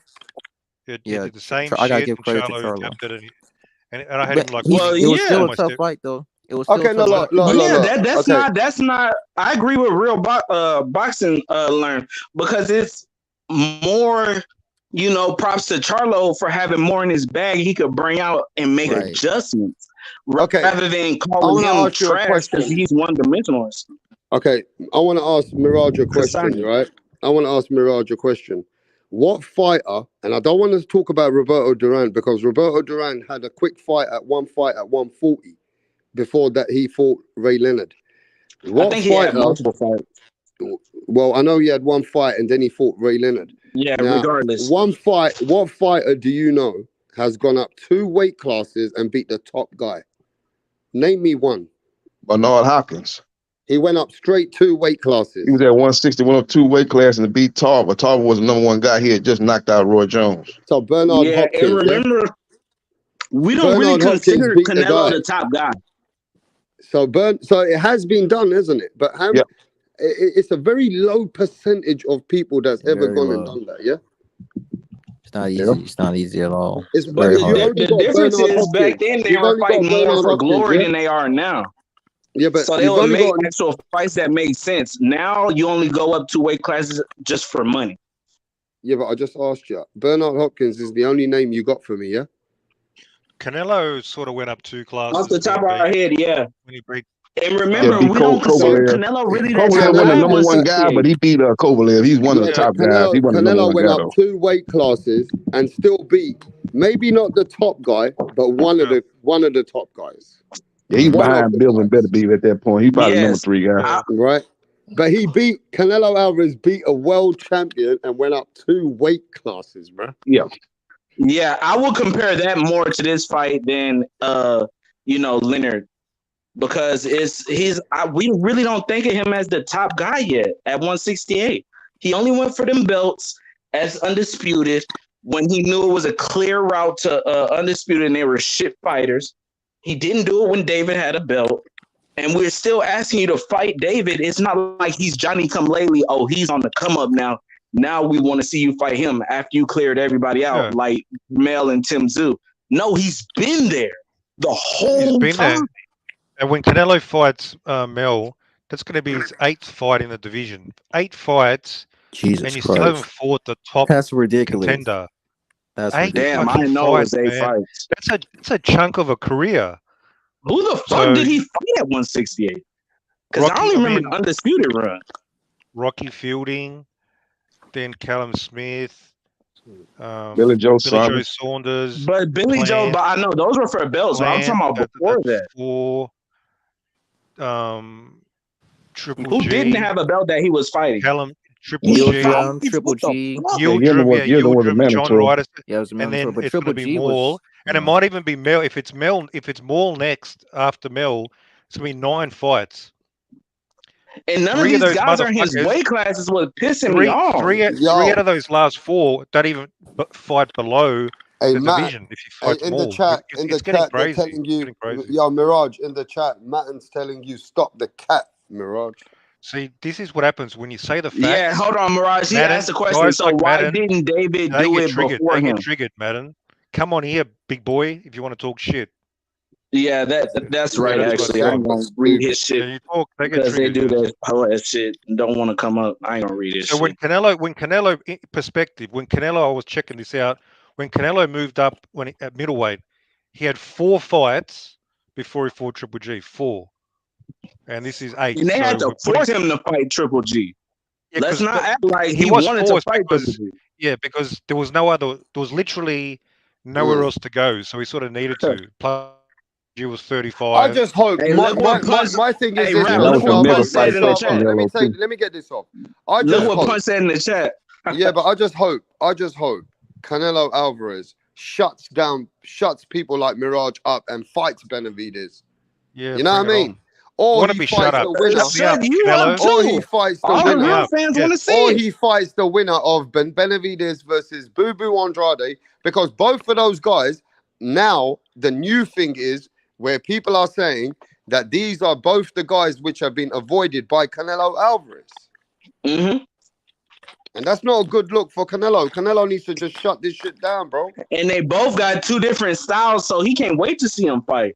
Because once one knocks the other off, he won't have to fight the other. And both styles are kind of bad for him, you know. So that's the ordeal with David, this. While I think David learned a lot from the planned fight, so he's going to be even better in this fight. So I don't think Andrade's not going to be easy work. He's not easy work, but I think David will definitely beat him. And Andrade, I wish I would have seen him have a fight this year before David, because I think he is pretty good at it. And the only reason he moved up this weight is to fight Canelo. And he still looks good. Like his power, he's so awkward. It can come from anywhere. But I think Dave Benavidez has a great chin. Even if he does get dropped, he'll get up. You know what I'm saying? But I don't know how much he could take. It depends on how hurt he is once he gets up. Because Andre gonna hop on there, and he's so awkward. I don't know. Long too. Yeah, without looking like it. It's more of a madness to his madness. Plant won 6 rounds, to me at least. Easy, smoked him the first 6 rounds, and then the last 6 he got his ass beat. But he has no pop. He has no pop behind his punches whatsoever when he throws them. He's literally just touching. He didn't win 6 rounds. Yeah, he won 6 rounds. He had a draw. So he had a draw. No, it's not a draw because the way Benavidez beat him the other 6 rounds was no draw to me. Because he beat on the judges' scorecards. David won every round after 5. So no, it was 6, bro. He didn't win. Okay, he didn't win round 3. At least David won, and then no, David didn't win none of those first 6. You're delusional. Probably 7-5, 8-4. No, look. This is he gets more because the 6 rounds Caleb won was in no comparison to the 6 rounds David Benavidez won. That's why he got the edge. Well, you almost got stopped, bro. Like he was beating the fuck out of him, and Caleb Plant was just skating out with the just good enough to touch you and get on somewhere. Caleb Plant was throwing with block, man. Oh yeah, I saw that. David outlanded Plant in the first 5 rounds according to Copy Box. I'm just giving you the numbers, so whatever you. Well, Copy Box, I don't remember. But the style of the fight was Caleb Plant. He might outlanded him, but the style of fight was in favor of Caleb Plant. He was fighting his style. He was making him fight his style. It was more of a Caleb Plant style. But the second half, it was all David Benavidez. His style of fight. He turned a switch on as soon as that 6th round hit. Yeah. Bro, he came in and beat the fuck out of Caleb Plant. That's why I'm saying he won the fight rightfully. I'm not saying he should have lost. I'm just saying Caleb Plant won the first 6 rounds. So what about Demetrius Andrade? Y'all think he's going to try to stink this one out just to be safe? Or you think he's going to really go? Or you think David's going to I think they're both going for broke because Demetrius Andrade, I don't think he got the win for it. But I'm not sure because I ain't seen him go all 12 yet at this weight class. And this is a big fight for him to get up for. So I can't speak on that. But I think it'll be in a smaller ring as well, so he's going to have less room to fucking. Canelo Plant out a football field, man. Yeah, big ring. That high guard for David Benavidez will be a problem because he'll shut up sometimes. So it depends on how he takes Andre's punch. He could take a punch, and what gives me that confidence that David could take a punch is his fight with, I think that guy's name was Gilbert or something, that dropped him. That was supposed to be the next guy, if y'all remember. That was supposed to be that dude. He's a great fighter. And he could punch like a motherfucker. But Boo Boo just comes from weird angles. Like he's like almost a street fighter. And he's a lefty. Let me just go to and he's shorter. Yeah, but let me go to a couple of others as well. But listen to this, Charlo. Go ahead, bro. Remember this, Charlo, though. Boo Boo Andrade has got the skills. We all know that. Even Canelo knows that. But does he have the power to keep David off for the whole 12 rounds? Because we've seen with Caleb Plant, we've seen Caleb Plant do all that, but there's a time that as soon as you slow down, that David Benavidez's punches start to hurt.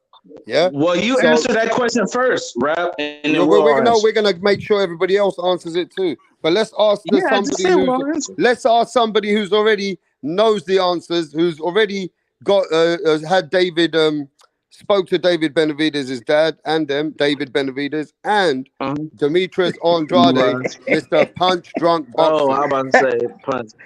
Mr. Punch Drunk Boxing knows hold on, Rap, I just want you to say yes or no. Better than you. He knows him better than you. I know. I just want to hear your answer too. Yes or no. You're going to get my answer. Later. But I ask the questions first, then you'll get my answer too. I like to see everybody's opinions. That look at does he have that power to keep David off for the whole fucking 12 rounds? Because David's punches gets stronger as the fighter gets a little bit slower and tired. But we know that Demetrius Andrade, he got enough power that if he doesn't see the punch, it's going to hurt. That's it. He just got the awkwardness, and where David Benavidez might not see where it's coming from. It's not that if he see a punch, if he sees a punch at the Demetrius Andrade, he's gonna get hurt. The shit hurts is when you don't see that punch coming. That's what's gonna hurt. Yep. Yeah. You're gonna probably try to punch with David Benavidez, pick him in between shots that you don't see. If you're a fall, it hurts as in you just feel it and your legs go. It's not like ooh, that shit stung. It's a damn, what just happened? That's what I was just saying. Punch is awkwardness. That's it. You know what I'm saying? I don't know. I think But that's how you know. Who did he that last fight punch that he knocked out, dude? he didn't knock him out. He won. He dropped him. I think. He But then he beat him got on dropped decision. himself. Nicholson. Who, Yeah, he Jason got dropped Quigley? himself by He ain't Nicholson. And never who got did Quigley That just was on the fight? chain paper Garcia Quigley in had the a card. broken jaw Hey, and a broken boxing eye learner, socket. He ain't never boxing got learner. dropped. You said he Why got these? dropped I because never Yeah, heard he no. got dropped in are that you fight. saying it's that body punch that you saw that made him fall? Yeah, he I dropped him. never They heard dropped so him. He much got. people complain about the. A How lot of about the people whole say fight? that though, Tell punch, me and what. not just boxing learner. You got a lot of people saying that, bro. Because we saw it. I saw the camera slow down. No one tripped him. You can see his feet didn't trip. He got hit with a punch and he Man, fell he got down. shoved. No, he didn't. No, that He wasn't the missed the Jason whole Quigley fight fight, though. boxing That's the learner. only thing you can say No, about in that the fight. Desmond Nicholson fight, go look You at it. telling They me that's slowed the it only down. thing you can say about that fight?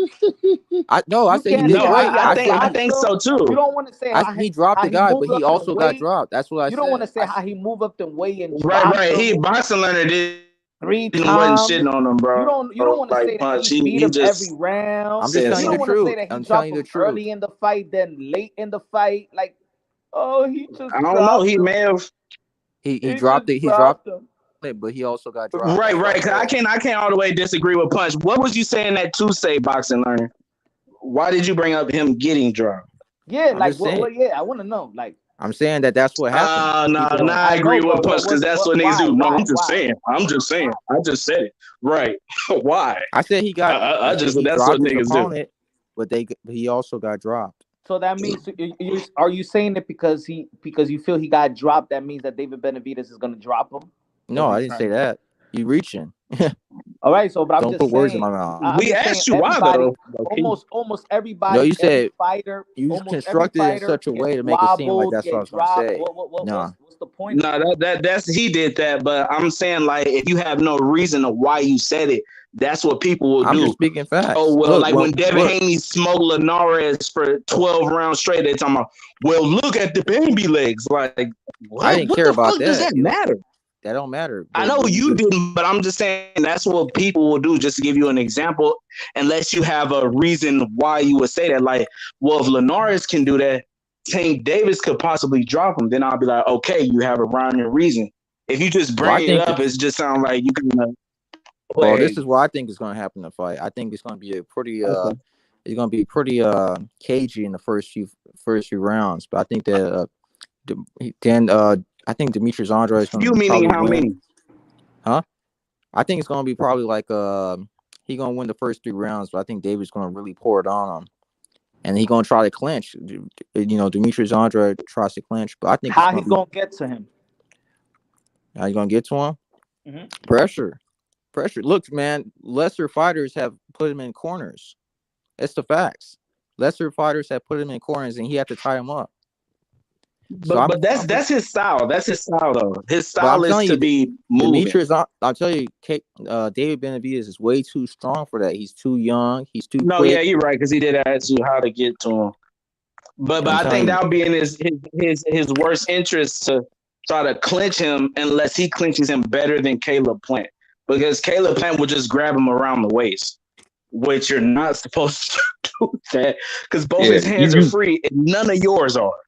That's why I was like, the clinching helped David because you notice in that Plant fight though, he didn't come out as aggressive as he usually does. I think that's because of the weight cut. Making 168, he wanted to make sure he was gonna have something in the second half of that fight. It's gonna be interesting to see how the weight cut goes for this Andrade fight because I think his days are numbered at 168, man. Nothing with Caleb Plant moving? No, I think he wanted to make sure he had something strong for the second half of the fight because he didn't come out as aggressive as he usually does. He was maybe he was showing Plant respect as being a great boxer, so he didn't want to come out reckless and get caught with something early. But I just noticed that, so I don't know if it was a weight cut, wanted to save something for the second half of the fight, or he was showed Caleb Plant a lot of respect being a good boxer. We're gonna find out in the Andrade fight. Is he gonna come out like that against Andrade, or is he gonna come out more aggressive? You know, I don't think it was respect or the weight cut. This is what I think it was. I just think it was Caleb Plant being the superior boxer, but with no win. He just doesn't have win. And in them later rounds, he got to him. He started touching him. And not even later rounds. It was just mid-fight. He just started touching him. We seen that shit with Canelo too. Canelo doing his usual pressure. Canelo even got frustrated and stood in the middle of the ring like, fuck. and batted his gloves together. But the good thing about that is it shows Canelo could just stick to a game plan even if he thinks it's not working. But anyway, yeah, Caleb Plant's just a better boxer than damn near that I could think off the top of my head. Everybody in that pure boxer, y'all know what I mean, at that division. But he has a problem with not a lot of power, and he can't sustain the win. He can't sustain it. And He David fakes and Benavidez has fights. great win. He Who can do go you think all wins against day. Caleb Plant versus Andrade at 168? Andrade. Well, then Andrade got a better chance against David Benavidez. Well, that's a triangle theory. Why I you think the think he's- styles make fights, but then again, I think I do agree with you. He does have a better chance, but that is the triangle theory. That's what somebody would say. But why That's you what I think say. he does better against Plant? Why you think he beats Plant? Awkward fighters that are also good boxers are trouble for anybody. And then he's shorter. So dealing with somebody shorter and you're long and linky, it's kind of hard, especially if you're pressing somebody. And remember, Demetrius Andrade has a high IQ. So he knows well, all people that have high IQs don't really know but it kind of goes hand in hand a lot of times. The distance. And he's a lefty. So he'll know his distance. It's harder to get once you get smothered and shit. He'll be able to hit him with that overhand left out of nowhere. How tall is Andrade? What, he about 6'1"? Regis. Yeah. How tall is Andrade? What, 6'1"? He can't be. He's 6'1", yeah. 6'1". Benavidez is what, 6'3", 6'2"? I think it's 6'2", yeah. Okay, they about the same height then. It's gonna be interesting when they have that first press conference when they go face to face. I want to see the height. Hold on, can somebody look it up in the chat? Y'all tell us in the chat. I think that's bullshit, bro. He's either 6 or 6. Because I ain't seen him be taller than nobody he's fighting, bro. Dude. Andrade is a tall dude. Yeah, he's tall. He seems tall. I know he got to be over 6 feet. Hey, Punch. Hey, Ref Stars. Punch still on the? Is he still on the panel? Is Punch still on the panel, Rep? I don't know. He might have dipped. He might have coming back.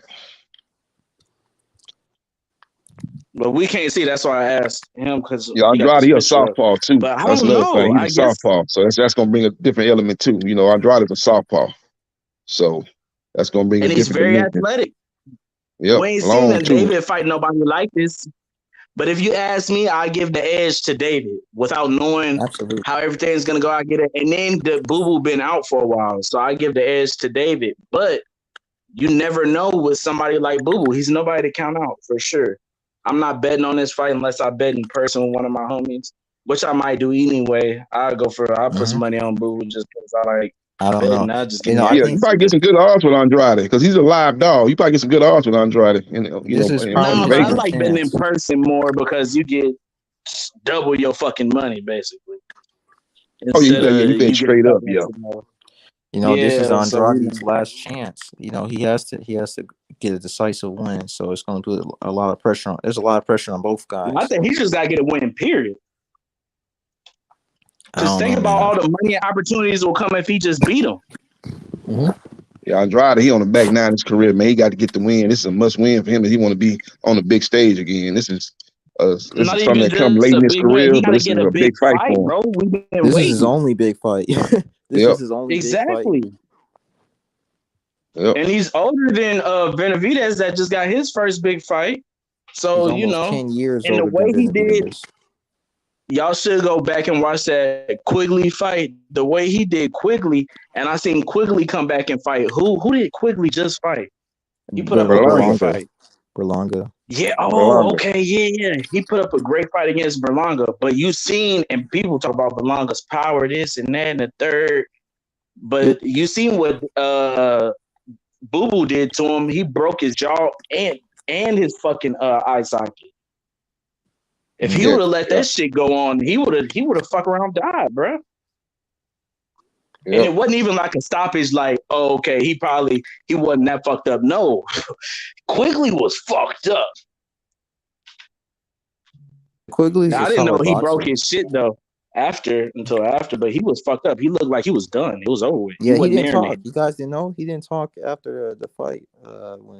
Shit, I didn't know. Well, probably because he was fucked up, bro. You break half your face, man. I'm like, that's insane. Yeah, Boo Boo fucked his jaw up, so he wasn't talking after the fight. He broke his jaw in the first round, and then he ended up breaking his orbital bone. But wasn't that at 160? Yeah, 160. Yeah. This is He only had one 168. fight at 168. Hold on, for real? Yeah, 160. That was at 160. Okay, I thought that was at 168. Y'all sure? No, he fought Quigley at 160 when they were both at 160. But you know, Quigley's now at 168, and that's where they fought Berlanga. Okay. Yeah. Okay. Well, Speaking that of changes Berlanga, my they trying to make perspective Berlanga slightly. McGee fight. That's good. That's good. They should do that. That's you a know? good Yeah, fight that's for going each other, right 168 there. heating up. It's about time. And I favor Munguia. Me too. I favor Munguia. I just feel like he's just Berlanga's tough. a hyped up bullshit fighter, bro. Like very hyped up. Nah, he got some. And he's in a skills. predicament right now where who's he signed to, brother? He signs to boxing? Matchroom. Okay. McGill with Golden Boy, but they both fight on the zone, so that's a fight that's easy to make. Mm-hmm. You know, for sure. Especially you don't want to make that fight with Boo Boo or whatchamacallit yet, Benavidez, because he'll probably lose. So test him again, put him in there with another big puncher. But I guess milk him some more. I guess. I don't know. I guess. It was, you know, they can keep milking that cow. Does he sell a lot? Because last fight I didn't see him selling a lot. I seen him before. Sells a couple years ago. He was selling a lot. Munguia sells. He brings them out in California. Yeah. Yeah, but Berlanga, I think he does okay in New York. He does okay in New York. Ain't bad. So Berlanga do good on the East Coast. McGill do good on the West Coast. So it's gonna be interesting to see where they put that fight. They gonna put it on the West Coast or the East Coast, or they gonna try to go somewhere neutral. I think they're gonna go with. They can do either or because that's the rivalry. That's the Mexico versus Puerto Rico.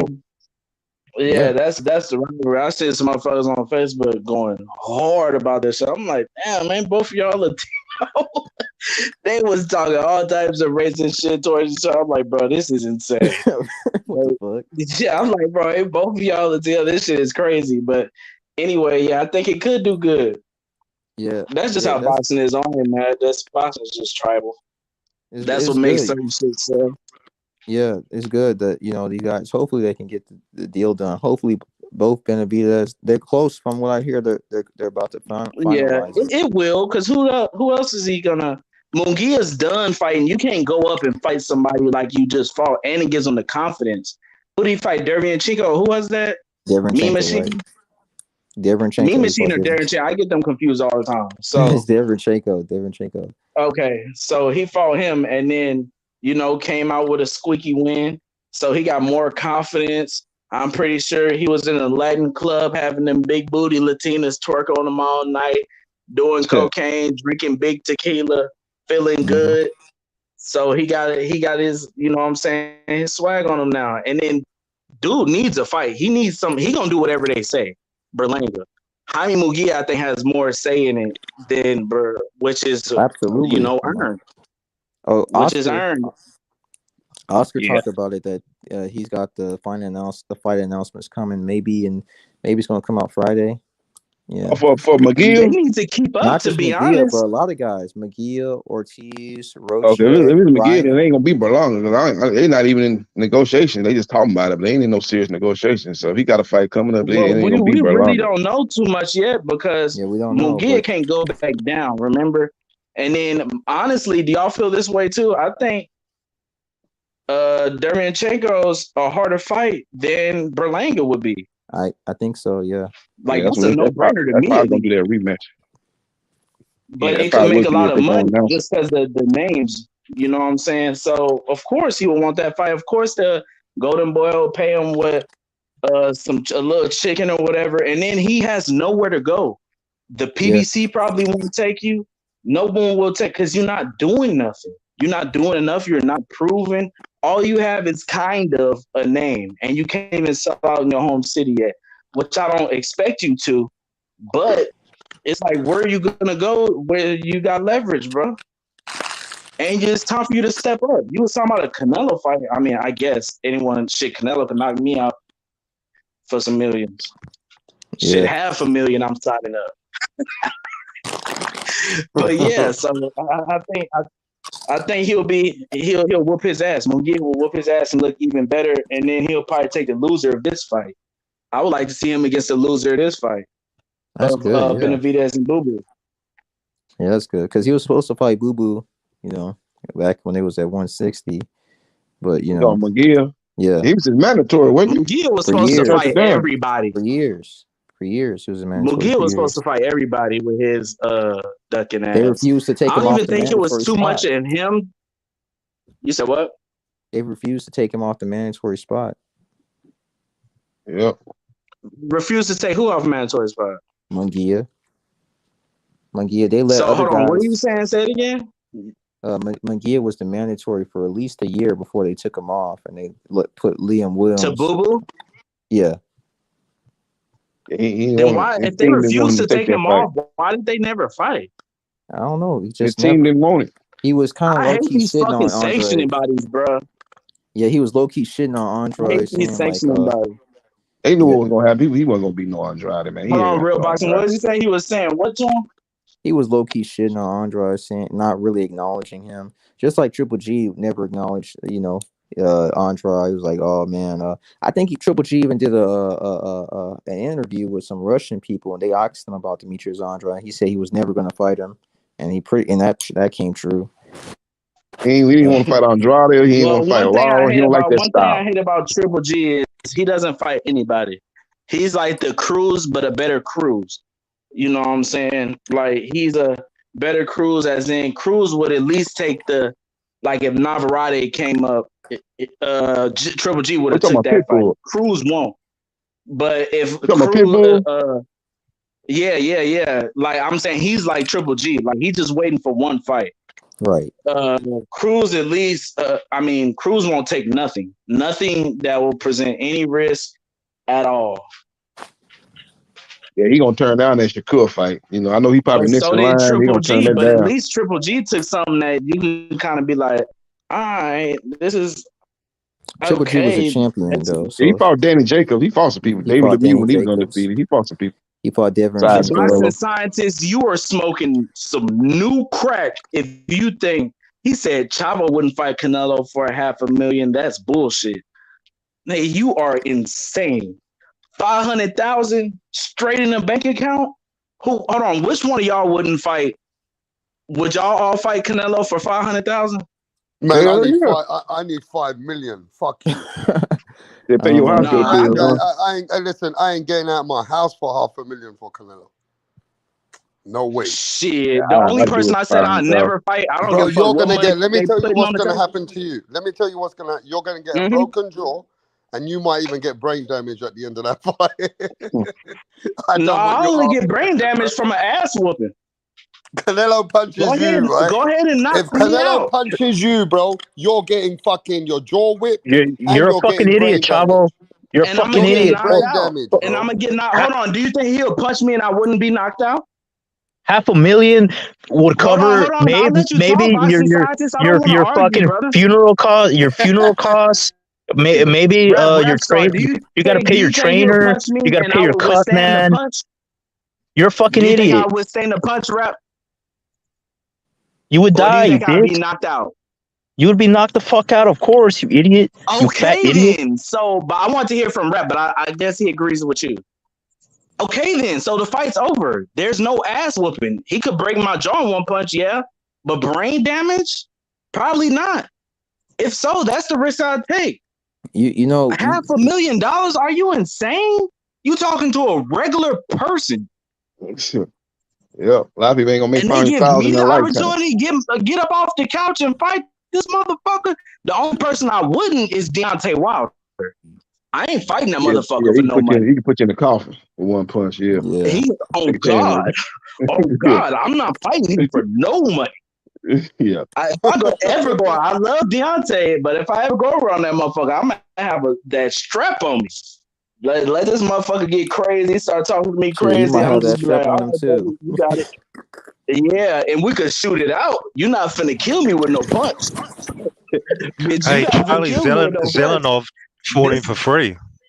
Charlie Zelenov fought Wilder for free. You better ask the chat. I'm known to have that strap. I'll shoot while I'm talking. Shower's clever. He knows you're gonna get any punches going down. He ain't getting back up. Just get hit with one and just Right. stay Like, what the down. fuck are y'all talking? What the fuck is y'all You talking ain't about? getting back up. $500,000 Stay for back. 10 seconds of getting knocked out? You're staying down, bro. You're gonna fix the fight. And I ain't gonna fix a fight because I ain't never let no man punch on me and I'm not try to punch Bro, back. you're getting knocked I ain't out. tripping about losing a fight. But you What a talking about bitch me, bro. move. I'm from Fighting, you're Texas. getting I'm not knocked tripping out. about losing a You're fight. getting It's just a knocked out. fight. It's Yeah, just a he fight. basically he said Charlie Zenon, that guy got beat up by Wilder for free. That guy, that troll. Yeah, Well, that's he because he's ran. not He mentally ran. there. That guy ran though. Yeah, he No, he ran. traded. He He fucking was on the traded. floor on his knees and shit.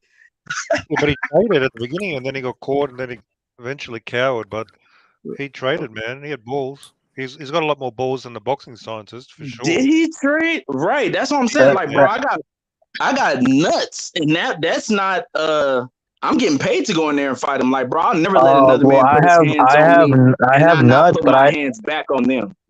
I have Never nuts, in but I life. also have brain. I also have brains. That's the difference. Hey, that's right. said That's that. right. Said So that. that dude that went in there and fought Deontay Wilder because he was, I don't know why he accepted that. He talking shit about his kids, and then he tells you to come to the gym all cool and to fight him. You think because of what you see online, that when that even what you see online looks like it hurts. He went over there and really tried to fight this man. That shit is insane, bro.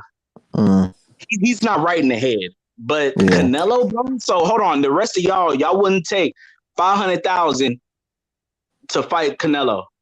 No taxes, no nothing. You get 500. No, man, he can kill you with one punch. Like you're risking like at least that's gonna go towards either hospital bills or fucking a funeral potentially. The whole fight. How much does it take, bro? Have you ever gotten a broken bone or anything? It don't cost so much for you to get jaw fixed. But the problem is mismatches. Well, that's because I have insurance. But we're not talking about your style of boxing because he gonna whip our ass regardless. Well, that's what I'm fighting for real. Like I ain't gonna fix it. Like I just fell that's down. the problem. Like bitch, you gonna have to get me. I ain't gonna give you no knockout, my nigga. That's the problem in boxing. The mismatches lead to more deaths than anything. People who are way below their level fighting way better guys. Yep. If I'm out of there, like I'll do like Ryan Garcia. If I know what's coming next and he already got me down, you got that. But I'm saying a fight period, I'll never let no grown man put hands on me and I'm not try to put them on them back.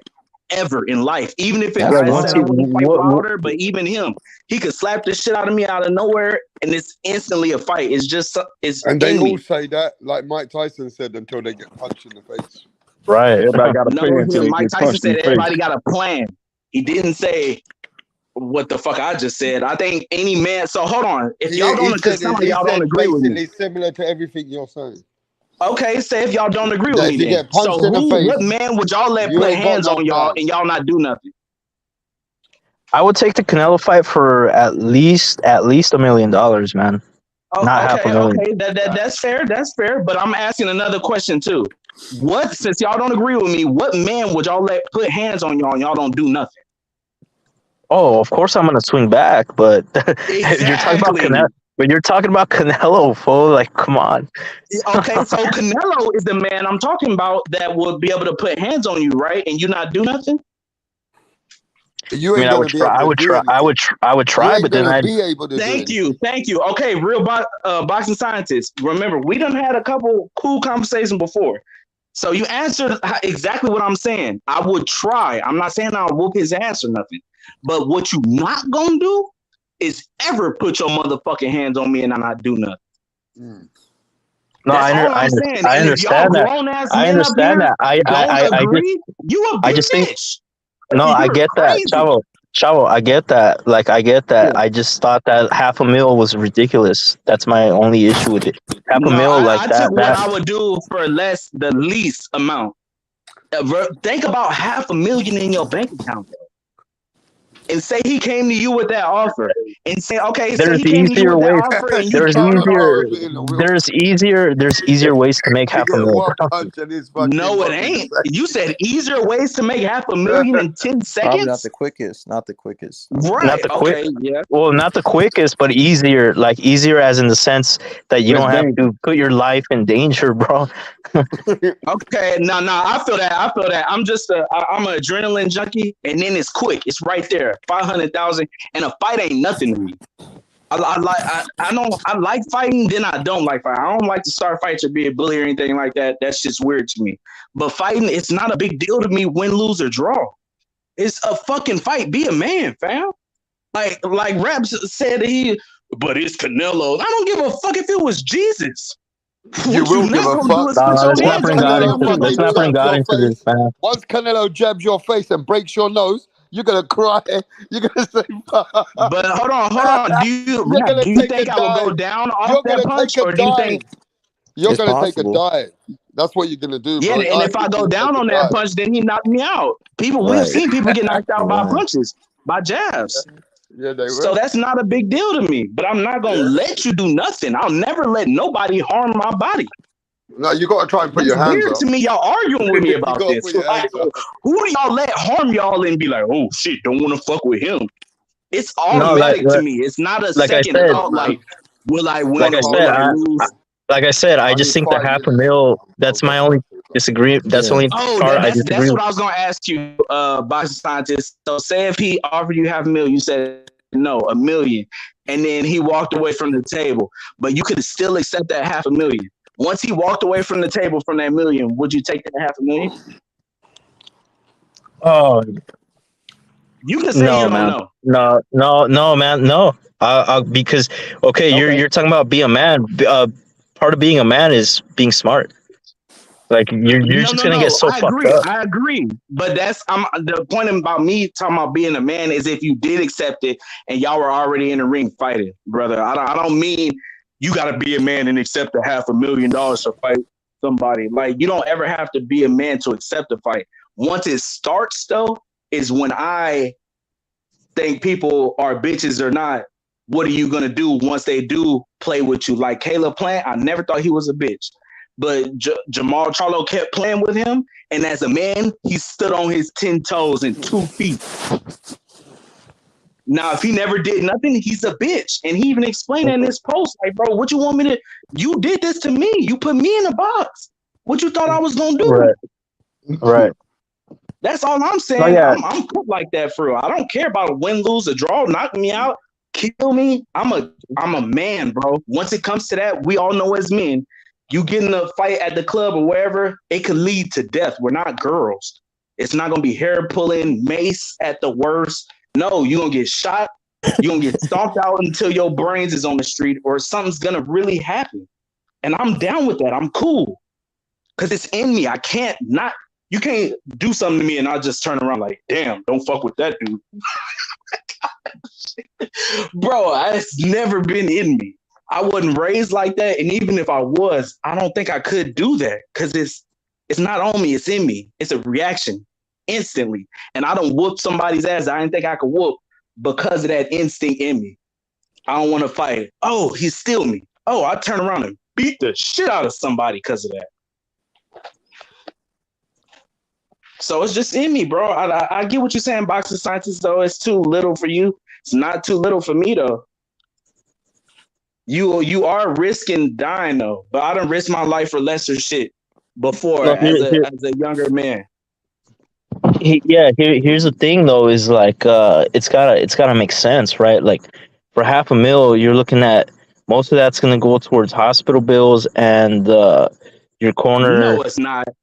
You gotta pay your train. You gotta pay hospital bill. You gotta pay your because that's most of it. Your trainer, your cut man, the guy. I'm saying that's why. Okay, well, let me explain it better. I said 500,000 in your bank account. All that other shit doesn't exist. Oh, well, see, if you got paid $1 million, think about it. You only gonna get probably about 500,000 if you pay your cut man, trainer, taxes. Shit. That's why I said I would do it for $1 million. Oh, okay. So we agreed in. So we're basically. basically saying the When same I thing, I explained it. guess. Yeah. Okay, I get you. Yeah. All right. So yeah, we're on the same page. Only rap. It's no, I don't even think Boxing Learner disagreed, but yeah, 500,000 in my bank account. Man, y'all smoking dick. Y'all tripping. As soon as he hit me, hopefully he put me to bed. Oh yeah, I'm gonna wake up, bitch. We going to party. We going to party. That's if you wake up. That's if you wake up. That's a risk too, but it's not really. I don't remember hearing about anybody dying off a straight up shot. I know it's happened before. I forget who did it. I think it's Sugar Ray Leonard, right? Killed somebody.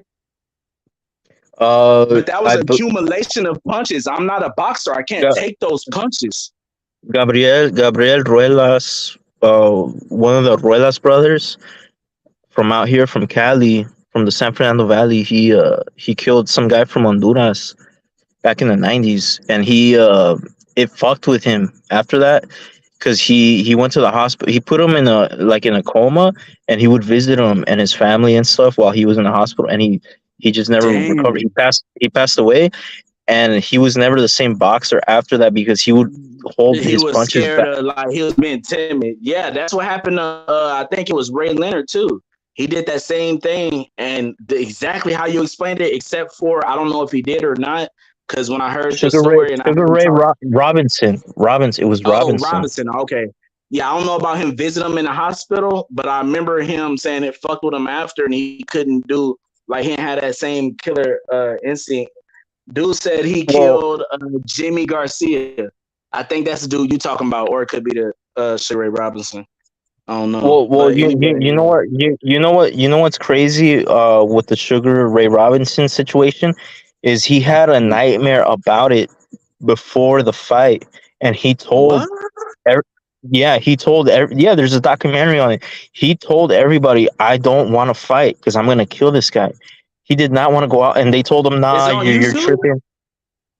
It might be. I forget where I seen it, but he basically they had to convince Sugar Ray Robinson to step in the ring because he did not want to do it. He knew what was going to happen, and he killed the guy. He ended up killing the guy. Yeah, that's a fact. He had a dream the night before, innit, boxing scientist? That's right. Yeah. That's sad, bro. I hate seeing shit like that. Like, only other boxers people would be like, why is he crying? Why is he a bitch? Like people were saying about Deontay. But Deontay, it looked like Helenius probably fuck around died, bro. That was Deontay almost killed somebody already.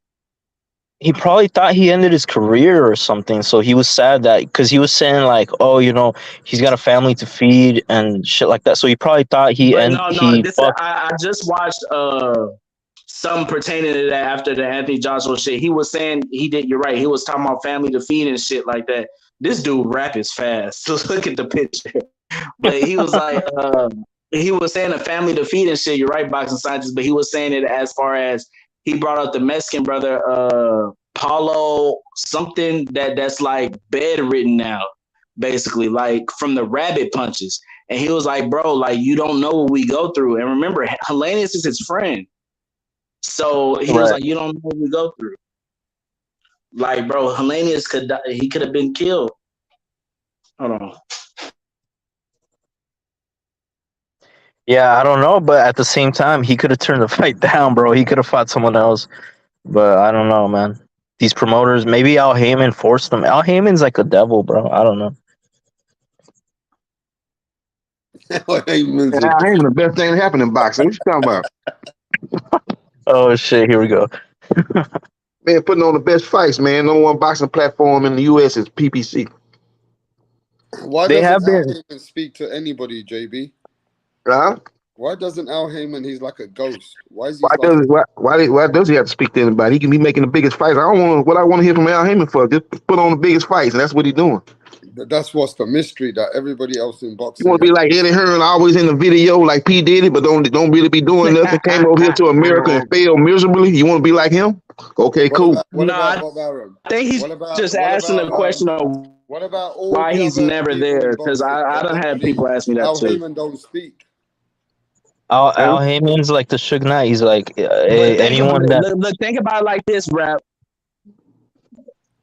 he's All like the billionaires you see, remember, Al Heyman's got money. He's a billionaire. Think about all the people you see that's billionaire. They don't really talk a lot unless they make money off of the internet. And Al Heyman is a private guy. Some people like to be private. Once you have that much money and everybody got a boxing channel and shit like that, bro, you don't want to be sitting there asking and answering questions and shit. You don't have to. And when I call Al Heyman the greatest promoter ever, I don't just mean boxing. Remember, he promoted did y'all watch comedy? He promoted Beyonce. He promoted everybody. What's his name? Griffin. Fuck with the when he had the purple suit on. So he's technically Michael not a promoter. He did most of his tours. He's technically not a promoter though. He's a advisor manager, but he puts on the fights through teaching. He's a promoter and a manager, but more so. No. He's not. He's not a promoter. He's an advisor / investor. That's what he is. He's not a fucking I say promoter because I'm not just talking about boxing. Beforehand, if you knew, he was the one that did the I think he did the Purple Rain tour. He did Beyonce's biggest tours. He did Michael Jackson's biggest tours. He did I think that was Eddie Griffin with the MC Hammer. MC Hammer. He did Rap. Oh, I forgot he's older. Yeah, he did everything. Everything, the biggest of everything. You know, some of them people, they sued him. They all get sued. But look, about that, they never got no money out of him. It either got dropped or it got dismissed because he's not the one to blame. Because remember, back then, their managers and labels was taking all the money. And who's better to blame than Al Heyman? He's not with y'all company. He's independent, got his own money. Y'all know how they do independent people. Look how they doing Devin Haney. If Devin Haney was with Dazan or fucking Top Rank, they wouldn't have did him like that. They wouldn't have stripped him. Like, bro, after like a month and a half, like, fuck, he couldn't even fart and fuck before y'all stripped him after his fight. I've never seen that, ever. In life. And he offered the motherfucker on y'all platform a fight and he turned it down. So it's not even his fault there. Even if it was his fault there, I've never seen that happen. But it still wasn't. So of course look how they treated Floyd Mayweather after he went independent and shit. Even when he wasn't, HBO treated him like shit, and Larry Merchant. Yeah, see, like you have a business mind and you want to get your own money, they want to kick you out because you fucking up their money. Al Heyman took a lot of fighters from Oscar De La Hoya. Yeah, he stole. He's a thief. He's a backstabbing, two-faced piece of shit, bro. And he's a homosexual too. And this is who you're praising. Let me ask you, where does that man put his dick got to do with me? Say if you're right. Say if he is a homosexual, what the fuck? Oh no, it's just who he fucking. Well, because you're dick riding him so hard, bro. No, I'm not. I just want to see the best fights. And do you disagree? He put on the best fights this year? Well, okay, so you're giving him all the credit. I don't wanna go on with all this shit. You put on the best fights. You gotta give him okay, you can't ask me a question and not. How are you asking me a question and not let me answer? Let me answer you. You didn't answer. You said, okay, well. Because you keep interrupting me. Question, brother. Go ahead. My bad. You're right. It's not a yes or no question. There's more to it. So, like I said, he's not a promoter. But you can answer yes or no, then give your explanation, brother. But go on. Oh my God, bro. This guy is just. Can I talk? Are you sure? Go ahead. Positive. Okay, here I go. So as I was saying, he's technically not a promoter. He's an advisor / investor. Floyd is a promoter, not a very good one, but he's a promoter. And, Lions Only, the Charlos, they have their own promotional company. There's promotional companies within PBC, right? So tell me what we disagree you're on, giving him credit.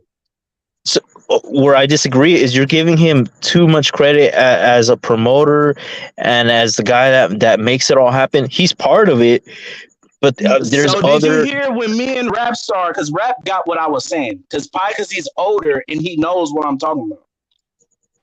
He been promoting big shit way before he got into boxing. And when he did get into boxing at first, he was an actual promoter. Now he can step back and be like, he doesn't want to be all in people's face.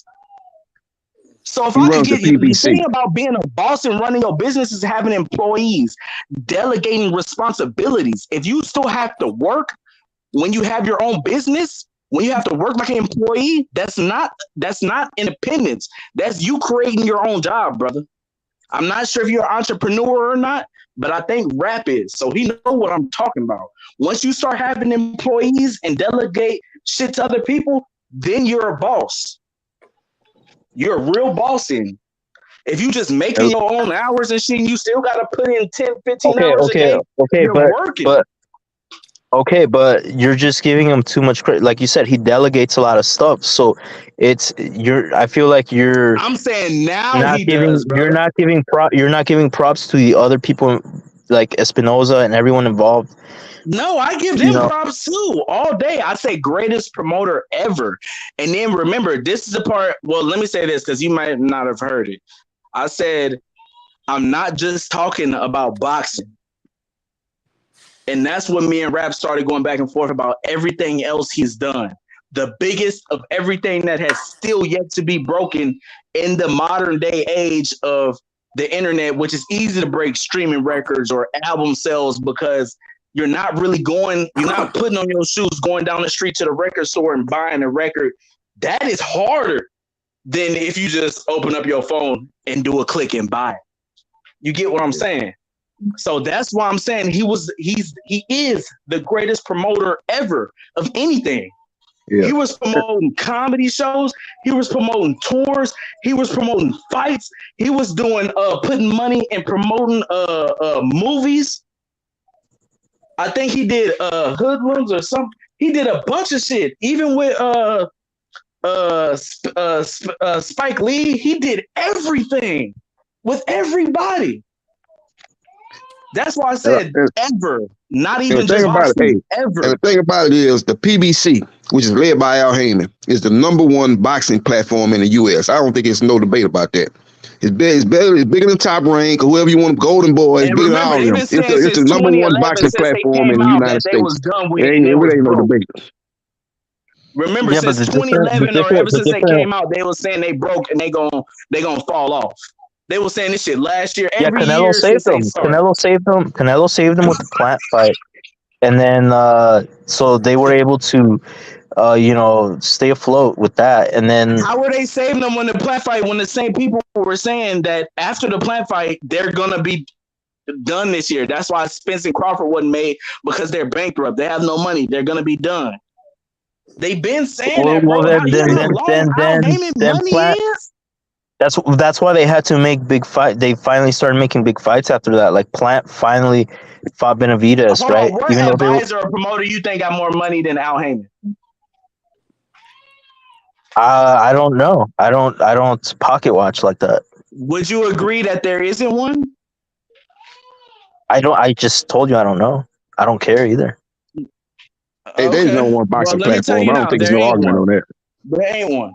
There ain't one. The best fighters coming to the PBC. Canelo over here, Crawford over here. They let you know, man, who's the best in the business. It's the PBC. Hold on. So does he disagree with Canelo when Canelo said he thinks PBC is the best promotions right now? Or are you just specifically speaking? Well, Canelo's his own promoter.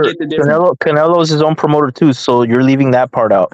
He said Canelo Promotions. I'm not. I'm saying exactly what yes, you are. You're not saying exactly. You're telling half truths. He said Canelo Promotions and PBC. No, you're not letting me finish. He said Canelo Promotions and PBC are the best right now. That's what he said. Okay, well, we can all agree that PBC's put out better fights than Canelo Promotions, right?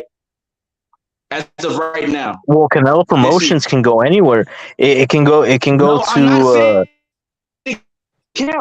But I'm not shitting on them. I love Canelo Promotions. I'm just saying right now, and they got more years in the game, we could all agree, unless you're like a Stan fan, that PBC is more established than Al Heyman and put out better fights this year than he has. So when he says, I like them the most, we're not talking about fighters that's still active, promotion companies. We're not talking about man down promotions or nobody. We're talking about actual promotion, Golden Boy. We're talking about Top Rank, Dezant. We're talking about them. You're saying PBC is not the best, bro? Come on, fam. Like, you don't have to hate them that bad. It starts to get like a hater. I don't think you're a hater. I just think you really love Canelo. But don't be a hater, man. I'm not. I just think you're giving all the credit to Heyman when there's multiple people involved in this. That's all I'm saying. No. I feel you on that. I agree. I give credit to everybody. I'm giving credit to all of them. You feel me? I give credit to all of them. But all I said was the best promoter ever is Al Heyman. There still hasn't been a tour that beat three. See that's where I disagree with you. No, He's not a promoter. Not boxing. I said ever outside of boxing. I said that like 3 times, bro. Now you're not just listening to me. I said not just boxing. So he promoted other things like movies. You said yes. I heard all that. Movies, tours, like bro, not just movies. How old are you? So we can get a sense of like if I name these people, you know who I'm talking about. Because he did not just movies, he did the biggest movies that broke box office records. He did the biggest tours that still not broke. For Michael Jackson, you know how many records Michael Jackson got that's not been broken yet? Like, bro, didn't he do the victory tour? Didn't he do the victory tour for Michael? Yeah, I think he did the victory tour for Michael, didn't he? The Thriller. He did the Jackson 5. Did Thriller? Okay, yeah. All of his big shit. Like, bro, Al Heyman is that guy. Old money. Okay, look, I'm not from a lot. I can see the Americans, yeah, but Chavo, I got to look at the Americans in the chat as well, because I'm learning from you guys. But then we got Americans saying that I beg to differ. Top Rank and Golden Boy are better boxing in the business. They just hate, man. You look at the numbers. The numbers say otherwise.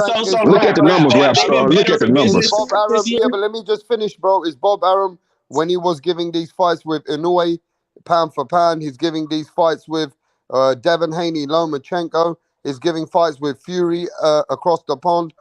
Is Bob Arum one of the biggest in America? One of the biggest. But look, you even had to add somebody that was from PBC on that.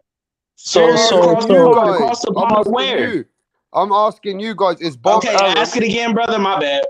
Is Bob Arum, the Bob father, the biggest in American boxing business? Nope. No. It's the PBC. Definitely not, but he's a close second. He's second. I put him in the Golden Boy. So let me You don't think ESPN's the biggest? Let me ask. Have a debate with him and Oscar, because Oscar puts on. I wouldn't talk about the fights. Yeah, but Bob Arum's got a lot of big fights like Tyson. Yeah, exactly. Okay, if we just talking about big fights, no, Bob Arum's a close second though. Second, is he? Okay. And So like as far Bob Arum's not even close to being second. Like so you're talking pay-per-view number. You're talking pay-per-view numbers this year. This year, yes, I'm talking about people that want to see these fights. Pay-per-view, and they got better overall cards than Top Rank. Top Rank got a lot of showcase cards. No, that's okay. That's a matter of opinion. That's a matter of opinion, though. Yeah, that's a matter of opinion. I would agree with both sides there. That's kind of debatable. Some of these. If you ask Rick Glacier, he'll tell you he loves Golden Boy fights, bro. He loves Golden Boy events. I don't want to ask that motherfucker. I want to ask him, man. He's a well-known guy that don't care nothing for PBC, so he can't take what he says with a grain of salt. I've attended both PBC and Golden Boy events, and when you're there, I'll be honest, Golden Boy events are far more entertaining. There's less breaks in between fights. The fights come along right after the other one. There's very few breaks in between the fights, and when there are a break, they have like radio. They have. Let me finish. They have radio personalities going around asking boxing trivia questions, giving out gloves, autographed gloves, and shit like that. The PBC event that I went to, it was honestly, it was pretty fucking boring, bro. And you know what? So it's a matter of opinion. As far as Okay, let me ask you this. pay per view numbers, yes, I will agree. PBC has put the pay per view numbers up there this year, but everything else is a matter of fucking opinion. What card did you go to for Golden Boy was so exciting? What card did you go to for Golden Boy? Both of them. That's why I asked for it was Sean Porter versus Kell Brook. Oh, you talking about back in the day? That's when it was with that's when Al Heyman was involved. I thought you talking about recently. I thought you talking about this year recently. What Golden Boy been putting on recently though? Great fights. No, I think even without recently there's no argument. But if he's talking about back then, okay, Yeah, you know, back in the day, that's when Al Heyman was involved too. I think he's also talking about him being a fan in the stands. But us being fans at home, Well, we don't I get went to to see shit like how he was talking about having the radio personalities and shit like that. They don't show that on camera. So I'm talking about like right now though. Right now, it's no They don't show comparison. that I shit on understand. camera. I just watched Kell Brook versus. All right. So Yeah, that's about 7 years ago. I also went to see Nonito Donaire. It was a PBC event a few months ago. Earlier this year, it was in the Stub. They don't call it the Stub Hub. It's the Dignity Health Center in Carson, California. He fought another Filipino guy that his dad, I guess, trained to beat him. I forget the guy's name. Carson, California. You live in the Valley? Yeah, I'm in the Valley, but you know, and I was there. So I was there recently. No, I know Texas. And it was to be honest, it was pretty boring, bro. It was pretty boring. They had huge breaks in between the fights.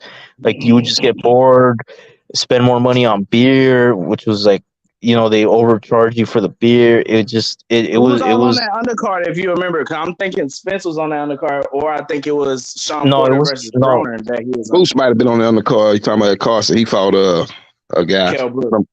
It was a bunch of Filipinos. It was forget the guy's name. I think Max. I'll agree with you there. A lot of times PBC will put on some bullshit on the undercard because their main card, and then even the co-main event will be not bullshit, but it will be all right. Like unless you're diehard, if anybody Mexican fights, I'm rooting for them, and I can't wait to see. That's the only reason you will want to watch Cruz fight that fight he fought against Cabrera. Okay, what about Sebastian Fundora versus Erickson Lubin? That was a great card. That was just a regular Showtime card. Did Golden Boy got anything that can approach that? Sebastian Fundora versus Erickson Lubin. Do Golden Boy Top Rank got anything on a regular card that was on that level? Oh, okay. Well, let me ask you this year, because we're talking about this year, right? That was this year. That fight was this year. Right. So let's stick to this year. Who has put on the most entertaining fight, in your opinion, this year? PBC. What is the name of the fight? Sebastian Fundora versus Erickson Lubin. What is your favorite? What is the? I guess let me rephrase the question. What is your fight of the year, in your opinion, this year? Fight of the year. PBC is on PBC. Which one? Probably Fundora versus Lubin. Let me think. That's the best fight you've seen this year? Yeah, that was a great fight. It was okay. Hold on. These are two. I wonder if it's two different questions. You talking about the fight I couldn't wait to see this year, or just talking about entertainment value? I didn't know. Like when I seen it, I'm like, man, that was a great ass fight. Yeah, when I seen it, that was a great ass fight. Which one lived up to the hype the most? Okay, that's a different question then. Because you can never determine that. And remember, I'm gonna answer your question, but I'm gonna tell you this beforehand. You can never determine as a fighter or a promoter what's going to live up to what is going to live up to. Right. Spence versus Crawford, Canelo versus Mayweather versus Pacquiao. But y'all boxing fans. For me, so I don't know about you guys, but Loma versus Haney was exciting for me too. That's what I was just gonna say. Off the top of my head, the best Loma one that lived up to it was Loma versus Haney. That was a high level chess match. It was a good fight. It was different. High level chess match. The only people that won rounds, like you would have to just edge it to somebody. Like even though Haney won majority to me of the first 7 rounds, you would have to edge it to him. Yeah, majority of the first 7 rounds he won, and you would just have to edge it to him because Loma was never getting his ass beat. Like it wasn't a plan. So you're going into a different you score the fight. Some people score the fight differently. Yeah, you're going into a Yeah, different at least the judges topic. scored it right. You're going to a different topic because I am one of the people that believed it was a robbery, but it was still, we're talking about the entertainment value of the fight. It was a great Yeah, I think it fight. was. I No, enjoyed it. we're on the same topic. Me and Rap was on the same topic. We said this is the fight that lived up to it. Oh no, no, no! A better fight to me. Well, wouldn't call it better. Yeah, I'll call it because it was more entertainment for me. Was Boots versus Villa. I think that's how he says his name. That was, Yeah, Villa. wasn't that lopsided though? Wasn't that like too lopsided? No, it wasn't. A lot of people was giving him rounds early because Boots was getting hit, but I was like, it looks like he wants to get hit because the first round, remember, he started boxing, and I'm like, okay, he gonna shut him out. Then after that, I guess he felt his power, like he was just feeling what he got, and he just started walking to him. Villa was hitting him with good shots.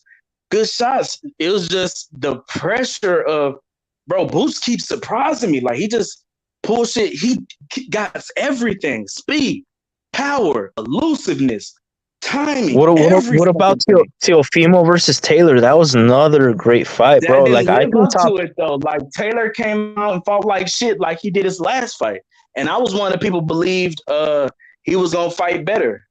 I didn't lose no money on Taylor and T.O., but I lost prediction. I was only wrong about 2 predictions this year, and he was one of them. Yeah, but I don't know. I think Top Rank this year so far has given me the most entertaining fights. We could talk about numbers and this and that, but as a boxing fan, Bob Can you Arum name the fights though? still delivers, man. What Yeah, was Top that? Rank, like I said, I what put are the them number fights you're 2. I would talking put them about? ahead of PBC, but they What are the put on fights some you're decent talking fights. about? They a little bit too many showcase fights for my liking, but they had some decent fights. Like you said, Loma Haney. They had some good fights like that. You know. Navarrete Valdez, bro, that was entertaining too, man. Yeah, that No, was a good I fight. was Now gonna talk Roddy about that fight dominated a little bit earlier. more. It They thought it was wasn't going as to be entertaining 50-50. as people thought. Yeah, now Roddy kind of dominated that What? fight. Oh my To me, god, at bro, least, that I ain't was gonna say to people. I can't speak to other people. It wasn't as. I'm not the type of person. Remember, I'm an American. I don't like watching just rock 'em, sock 'em, no defense.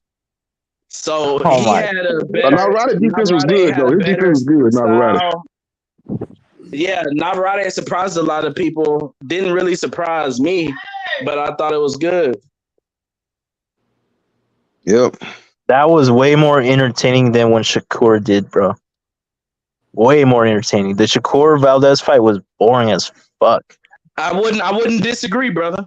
I wouldn't disagree. That's not what I'm saying. I'm just saying I don't like to it was an entertaining fight. Let me say that. Let me not get it mixed up. But I'm saying outside of Devin Haney and Loma, high speed chess matches with you don't know who's gonna win. That's what I really like.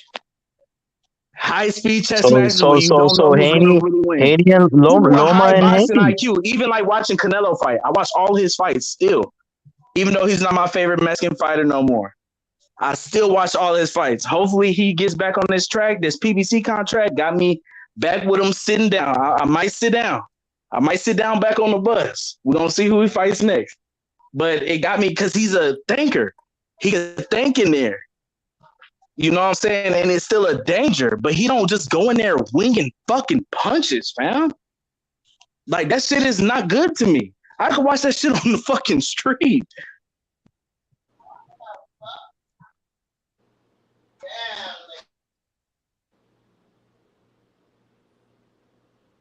Okay, so are you excited for this Charlo Canelo fight? Hell yeah. Hell yeah. I'm excited for it. Hell got yeah. two undisputed champions facing out. Let's see what's going on. What did you think I was gonna say, boxing scientist? I wasn't sure. That's why I'm asking. Yeah. I think he's a better opponent than John Ryder. I'm excited.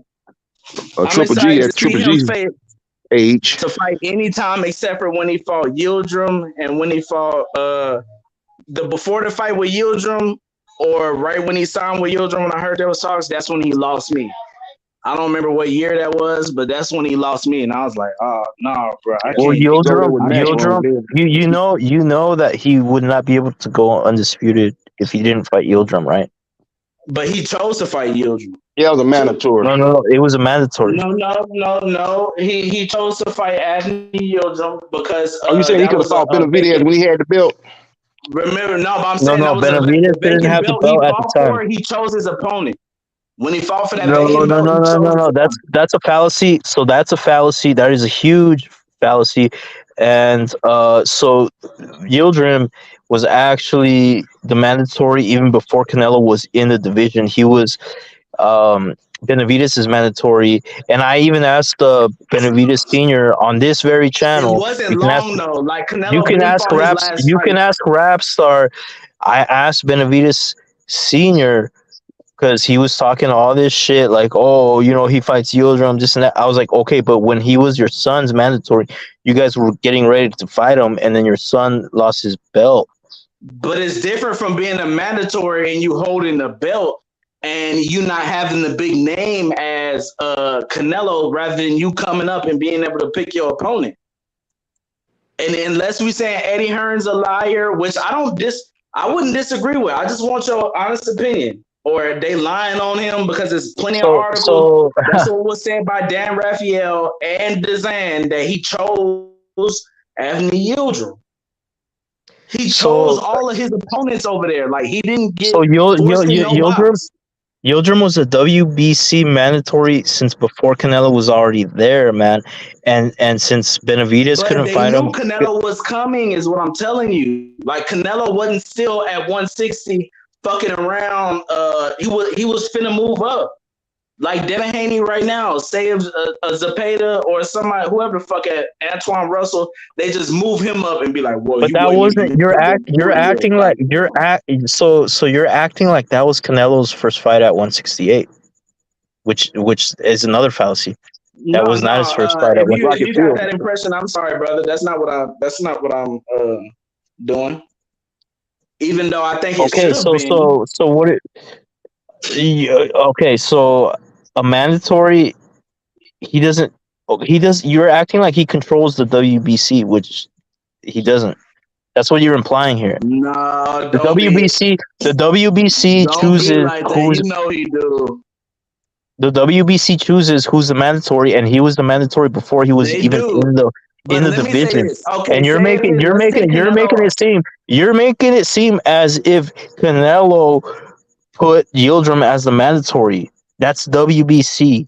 Don't put that on Canelo. Okay, he was a stepping stone in his path to undisputed. I believe it was a petition.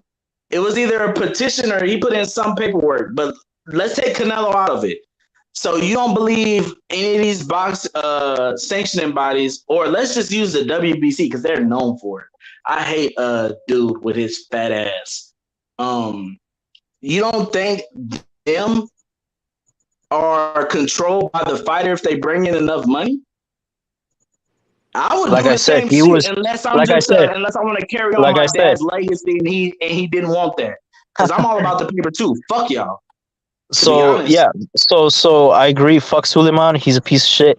But as I said already, Yildirim was the mandatory before Canelo was even in the division, and that didn't change. No, I'm not disagreeing with that. This is a question, brother. Like, do you not believe that if Canelo wanted something, he put it on the table, this or nothing, that the WBC wouldn't comply? Because remember, they made a whole belt for him. And remember, they got in the argument before. That's another fallacy. Remember, that is another. So that's another fallacy. They didn't make the belt for Canelo. So Lomachenko and Canelo both. Okay, yeah, like they always put it. I was gonna straighten it out. It was made for. They always put. They blame Canelo for COVID. Right. You guys blame Canelo. You guys act like this was COVID. Dude, you guys act like Canelo created the franchise belt. You guys act like Canelo created the franchise belt, which is another fallacy from Canelo haters. LDBC channels will Lomachenko, wasn't it? No, it was Lomachenko, but they gave it to him. They gave it to him around the same time. That's why they get confused. But it is haters because they're either haters or they're casuals. Like they just listen to whatever channel, like how Boxing Scientists just said, and just take that shit and run with it. But I misspoke. Yeah, I do mean it was for Loma, but it was also a win-win because you can give it to Canelo too. Because when Canelo doesn't want to fight, when you're that big and you don't want to fight somebody, no one can put you in that fucking ring. And he showed that multiple times. And both the people, he said, fuck y'all too, I'm leaving. They came crawling back. Dazan came crawling back because he was fighting bums. And it was like, man, we can't keep paying you this much money, bro, like to fight nobody. And he was like, man, fuck y'all. I think they were trying to get him to fight Triple G or something. I think with the WBC too, that's what it was. Like, and they made that fake ass, funky ass French fries belt. So I'm not blaming Canelo. Yeah, and Canelo gets the blame for it. Wielding. But I'm saying these sanctioning bodies is what does it. Like you said, fuck Mauricio Sulaiman with his fat, funky. Yeah, fuck him. He's the one to blame. Don't blame Canelo. He's just like, okay, you're gonna elevate. I'm not, bro. Are you gonna turn down a promotion at work, bro? And everyone's hating on you, hating on you. That's why I said what you. I agree. I'm not turning down. If I was Mauricio Sulaiman, I'd do the same thing. They keep milking my money. And if I was Canelo, well, I don't know how he feels about boxing. Me as a competitor, if I want to be that, he probably feels like it's not in him no more to compete for anything because he don't got nothing to prove still. So he's like, fuck it. If I felt like that way, then I'd be like, fuck it. I wield the power. If you got a problem with it, then I don't got a problem with him wielding power because he earned it. It's what you do with that power. Look what Mayweather did with his power. Y'all brought up another name. He seeked out that other name. Canelo did this for a while. He did that. That's why I loved him. It was until that Abney Yildirim, this 168 run, I fucking hated, bro. And you can't tell me hold on, boxing scientist, you as a real Canelo fan, you gonna sit here and tell me in my face that the 168 run is the best run he's ever had for you to watch as a not only is the best run he's ever had, it's the greatest undisputed run in the history of boxing. He did it in he did it in 11 months, and it will never be replicated. And he beat undefeated champions in their prime. He didn't just beat them; he destroyed them. That is the greatest undisputed run that you're ever gonna see. He didn't struggle like Jamel. It took him in the 4-belt era, or are you talking about ever? In the 4-belt era, or you could even put it up as ever, because 4-belt era is the hardest to go undisputed in. So Jamel, it took him 5 years to go undisputed, and he took an L in the process. But you gotta remember, say if we agree on everything else, that part right there. Say if you agree on this, Mel and Canelo, why it took so long for that to happen is because Canelo is Canelo, and when he comes knocking, people gonna come and answer him. And Mel is Mel. He was still on the come up, hungry, young. There was nothing to get out of facing him and get knocked out. All the belts were in house though. There's no don't give me that bullshit excuse, Chavo. All the belts were in PBC at 154. So I don't want to hear that. Oh, that's why it took him that long. Don't give me that bullshit, man. Canelo had to fucking cross all kinds of streets to fucking get those belts, man. But I don't like to bring up him crossing streets because that's nothing for him. But I agree with you there. It should have been easier for him to make that quicker. But the thing about it is probably only a year quicker, if that. Remember, he had to rematch somebody. So that's damn near a year taking off your plate. You fighting somebody, losing, then you have to rematch them, get your shit back, then you have to set up the next fight. So it's not as fast as Canelo. And then don't lie. Who had better opposition during their run? I can agree with you on the Canelo. His was greater because it was done in 11 months.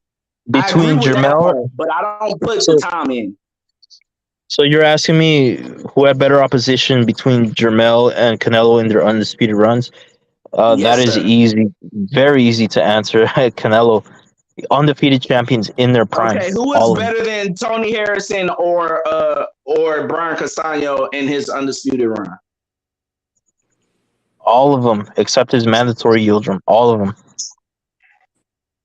So you saying Caleb Plant is better than Brian Castano? Are you fucking insane right now, bro? No, I was finna no. call him a white boy. I love him, but it's not. You think he's better than? Do I rate Brian Castano? So you think Caleb Plant is better than Brian Castano? Caleb Plant will beat the shit out of both Charlos, bro. Caleb Plant is No, better I'm than both saying Charlos. Brian Castano. Do you think he's better than your Latino brother? Yeah, Caleb Plant is better than Brian Castano. Yeah. Okay, let me ask everybody else on the panel. So is Billy. So is Billy Joe. So is Callum Smith won the same tournament Andre Ward won that you all were praising Andre Ward for winning, but when Callum Smith Ward had better competition in his tournament. what? Oh my god, bro! Whoa, see, here you go. What? Why? How? Because they were better. I just told you why. They were better competition. Who was better? Carl Froch.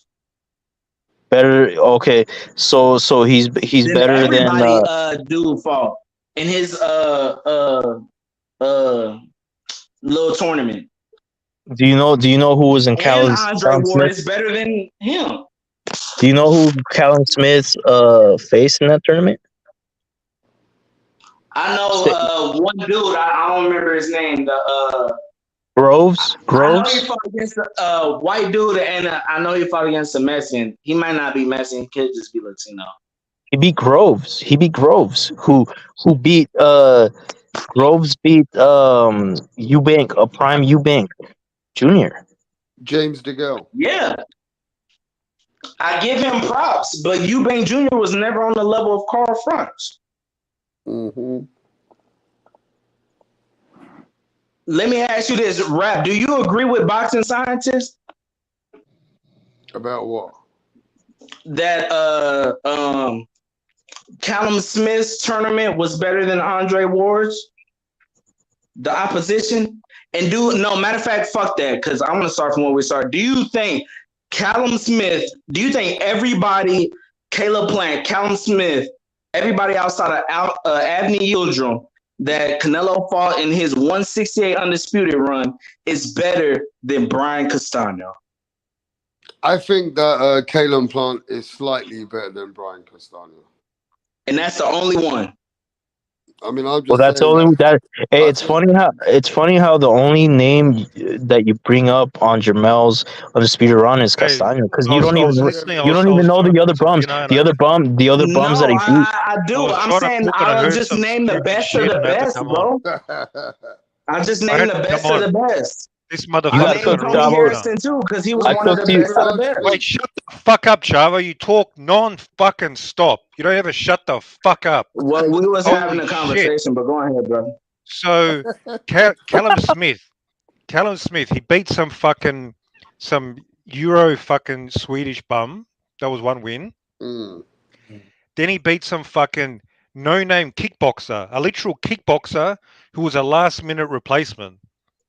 Not even a boxer, and he went the distance. And then he beat a shot George Groves. He had a shoulder injury. That was his last fight. How was he shot and he beat a prime Eubanks Jr.?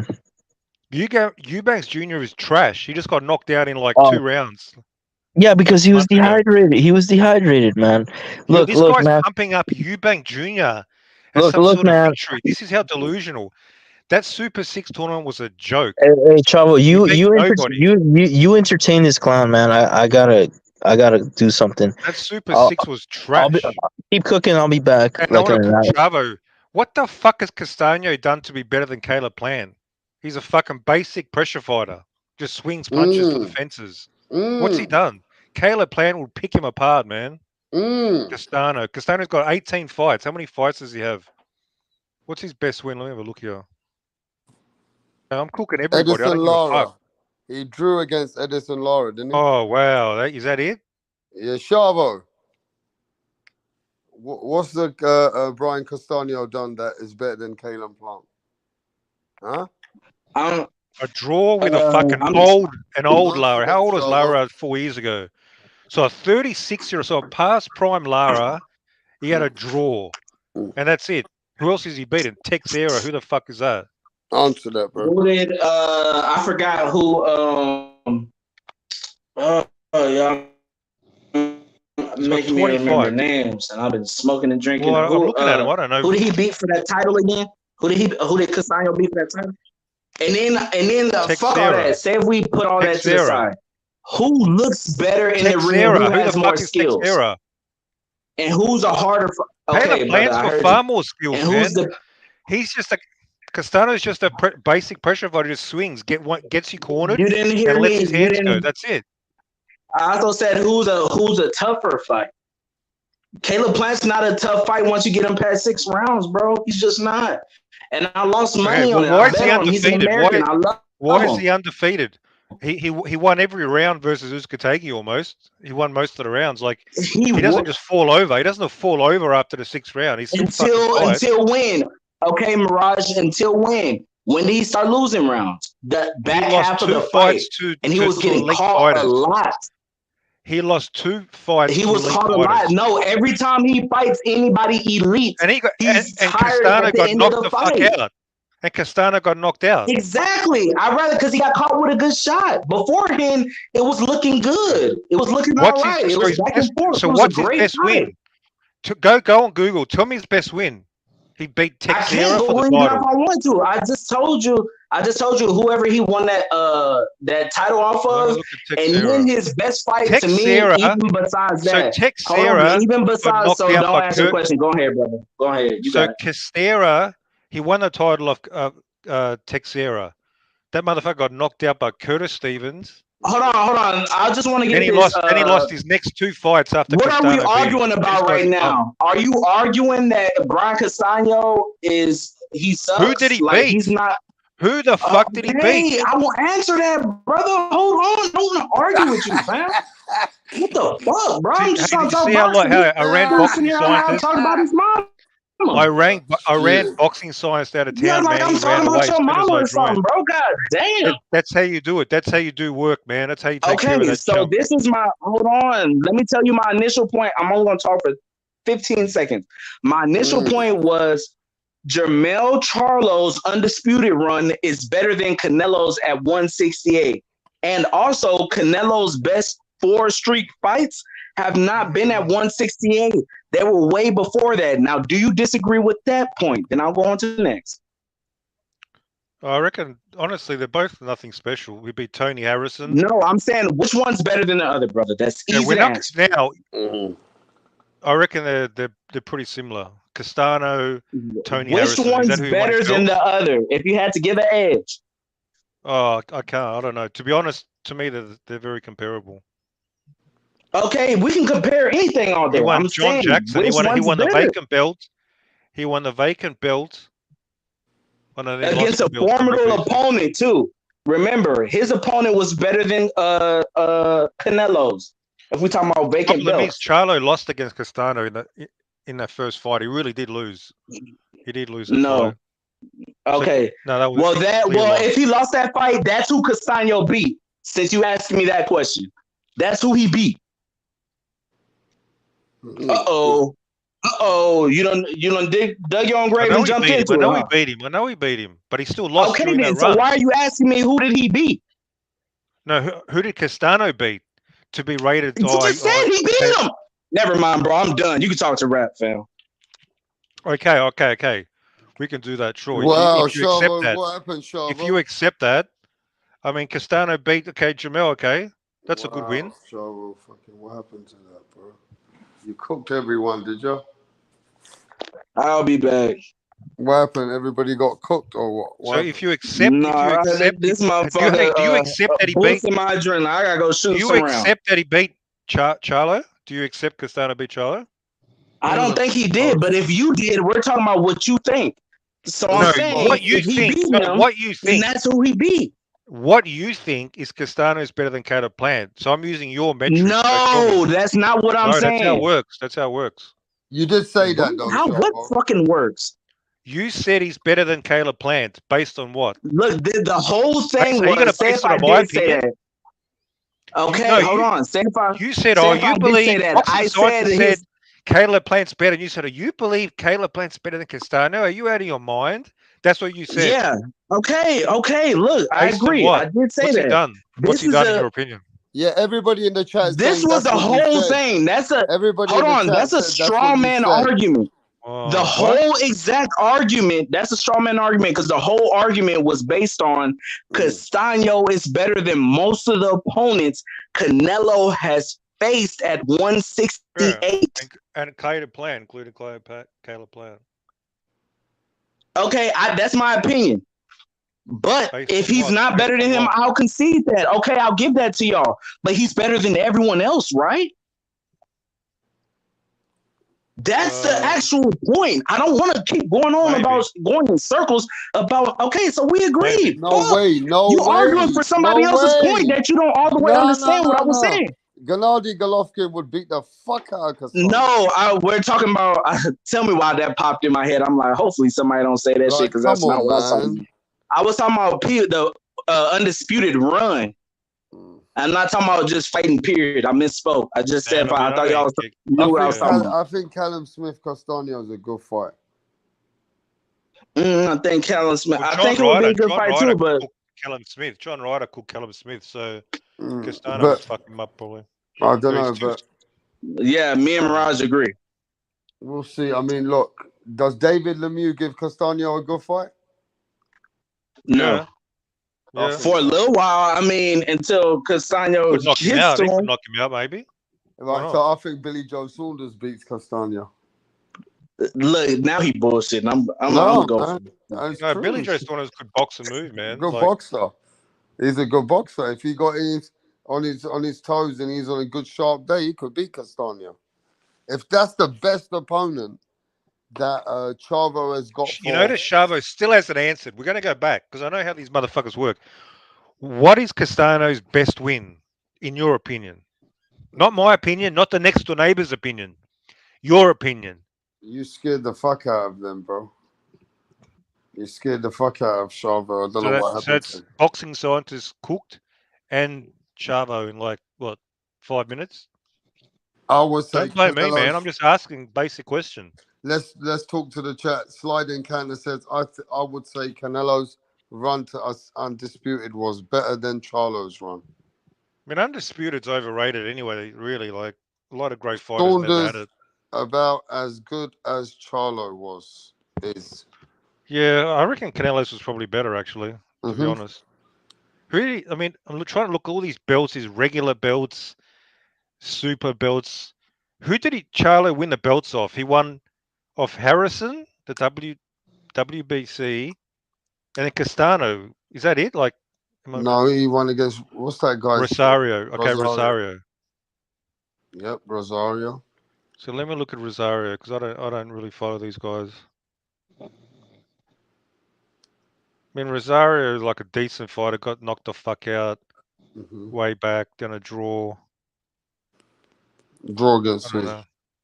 Then he lost. Then he got KO'd by Lubin the next fight, and he got KO'd by Mendoza. So this guy's like a B minus. This guy's just an average fighter. Yeah. So if you look at the best run for Undisputed, yeah, I'll give it to Canelo, man. Probably. Yeah, because Chavo was trying to make a big thing out of Charlo's Undisputed run, but then you got Canelo's Undisputed run. Canelo's Undisputed run's better. Yeah, Harrison got destroyed by Zoo, like it was nothing. Rosario got destroyed the next fight. Castano's the only quality win, and he lost the first. Yeah, Castano's the only quality win, really. Harrison, I mean, yeah, whatever. It's not bad. Harrison is probably maybe like Billy Joe Saunders level, if that. It's not Charlo's fault though. He beat all the champions, and 154 doesn't have the biggest name. Yeah, but that's why you got to keep the context. Like they talk about Undisputed, cool. Who did you beat? Super 6, yeah, cool. Who did you beat? You got to look at that. A lot of idiots these days, they don't do that. Yeah, that wasn't a draw. He lost 8-4 to Castaño, man. I watched that fight. 8-4. Charlo lost to Harrison and got a questionable draw to Castaño. That was a robbery, man. He got robbed. Canelo cleared the field in 11 months. No losses. Yeah, Canelo's was better. See, see, even if I don't like him, I keep it real. It was better. Yeah, but I think... Although it was still mediocre. It was still mediocre overall. David Benavidez could have cleaned those guys out pretty much on the same night. You just line them up outside the ring, he would knock them out. You all see Maybe now two that nights. Charlo at 154 is a weight bully. You believe Charlo's a weight bully at 154? Yeah, he is. So if he lost 2 fights being a weight bully, and now he's moving up to 168, like how good is he going to be? It depends. I mean, it just depends on Charlo's power. Maybe he's stronger. Maybe he's stronger when he puts on the weight. I don't know. See his power, but he's looked a little bit skeptical against Castaño and Harrison. I'm just saying, right? At the end of the day, he hasn't really looked his even his run for undisputed. Like we said, he lost and came back, right? Yeah, I don't think from what I've seen, he's really like an elite level sort of fighter, to be honest. I mean, he's got power. When he catches you, he hurts you, and he knocks people down. Like he knocked out Harrison, he knocked out fucking Castaño, but then we've seen what Tim Tszю's done to Harrison. But at the end of the day, we've seen that, you know, Charlo's got power. He's smart with it. He got power. But that's power for that kind of division, bro. No one ain't hurt fucking Canelo. Ain't no Gennady Golovkin fucking can hurt Canelo. Nobody else has hurt Canelo. So what the fuck? We think Charlo's going to hurt Canelo? Do we? No, he's not going to hurt him. He only has 50% KO ratio. People talk he's a puncher. He's only knocked out half the opponents. It's only recently he's knocking out some more, so they get carried away. But, you know, it's only 50%. Like, would you pick Charlo against the top junior middleweights, like in history, like the great fighters? No, because I haven't seen Charlo do nothing extra special at his own weight. Yeah. Would he be like would it even be a 50-50 fight? I believe the best of the I've seen fighters take Charlo to the ropes like Castaño. I believe even Tim Tszyu can give Charlo a great fight. So how would he do against the Mosleys, Trinidad's, Terry Norris, Floyd, De La Hoya, man? Like, man, Julian Jackson would have fucking slept him, man. Would have caught him. Cotto, like, so where would you put him? So many. Whitaker. He's not that good, man. He's okay. Charlo's the best at 154 right now. Yeah, he's the best now because the divisions are trash. 140's fucking trash. Why is that trash? Okay. Look who the champions are. Look at the rankings. You've got that's personal. Regis Prograis is a champion. Yeah. Josh Taylor, I mean, whatever. Tiafimo. Tiafimo just rocked up there and won. Like, I'm comparing it historically. Wow, Pound for Pound said that we never got a notification today. Did you? Did you not get a notification? Well, that's what happens sometimes. I did. Well, some people don't. Some people do. Hey, what do you think? Let's talk about this, though. I don't want anybody to go anywhere right now.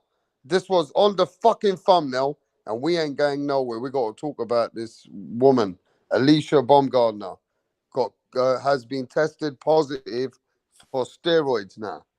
Now, what the fuck? Women are getting fucking caught with these drugs. This is a bad look for boxing. They're probably using it more than men. This is a bad look.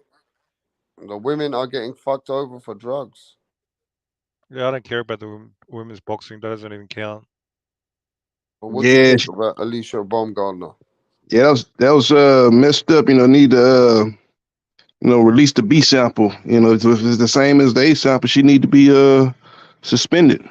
She got caught with allegedly anabolic steroids, some kind of thing that helps you with your testosterone. So it's a fertility drug, but it helps you with your testosterone, and that's what Baumgardner had problems with. It's people say that she fades in fights, late in fights. They said that in the Michaela Mayer fight, she faded late. So I guess that type of drug helps you with your stamina. You have low testosterone, it helps you with raises that, so makes you train longer, train harder, and helps you get your stamina better. I reckon with women it'll have more effect, it'll help more than the men because they're so low. So if you use these, it would really boost you a lot more. You'd be like fucking Superwoman. Yeah. You look at her; she's one of the women that she got some muscles on her, man. She's she's very powerful. One of the best knockout punchers in women boxing. So all that's gonna come into question if this is true. She's like I said, they need to but I'm hearing release that B cell. I'm hearing she took a male supplement, a male testosterone. Yeah, that's fucked up because she's trying to basically get extra testosterone as a male. That means she's fucking with her hormones just to beat the fuck out of another woman. Yeah. She's doing that to beat the fuck out of another woman. Now these people are all cheating. Now until they get caught, and then we say, well, we got to give them the benefit of the doubt. The main thing is, what I mean, it's happening to all kinds of fucking athletes, bruv. Now Alycia Baumgardner, her taking this male testosterone, against what fight has she been caught? Last fight she fought here about a month ago up in the hometown of Detroit, Michigan. She fought that lady by the name of Lenartu. That was a rematch. She lost to her early in her career, so she was able to beat her by decision this past month. So that's what she had took the test, and it came back about a month after the fight that she came back positive on that test, and they just now so is that released fight the information today. Does that fight go no or do they have to wait until they put that fight as no contest? Yeah, it should be a no contest. If they I can say they should release that B sample. That B sample come back positive too. Yeah, they need to rule that a no contest. So it's just that's the problem. I kind of agree with Dexter Zora. He came out in his last fight he had at the final press conference. He said that Michaela Mayer is gonna get pissed. Has she said anything yet? I don't know. I'm asking you. I haven't heard anything from her.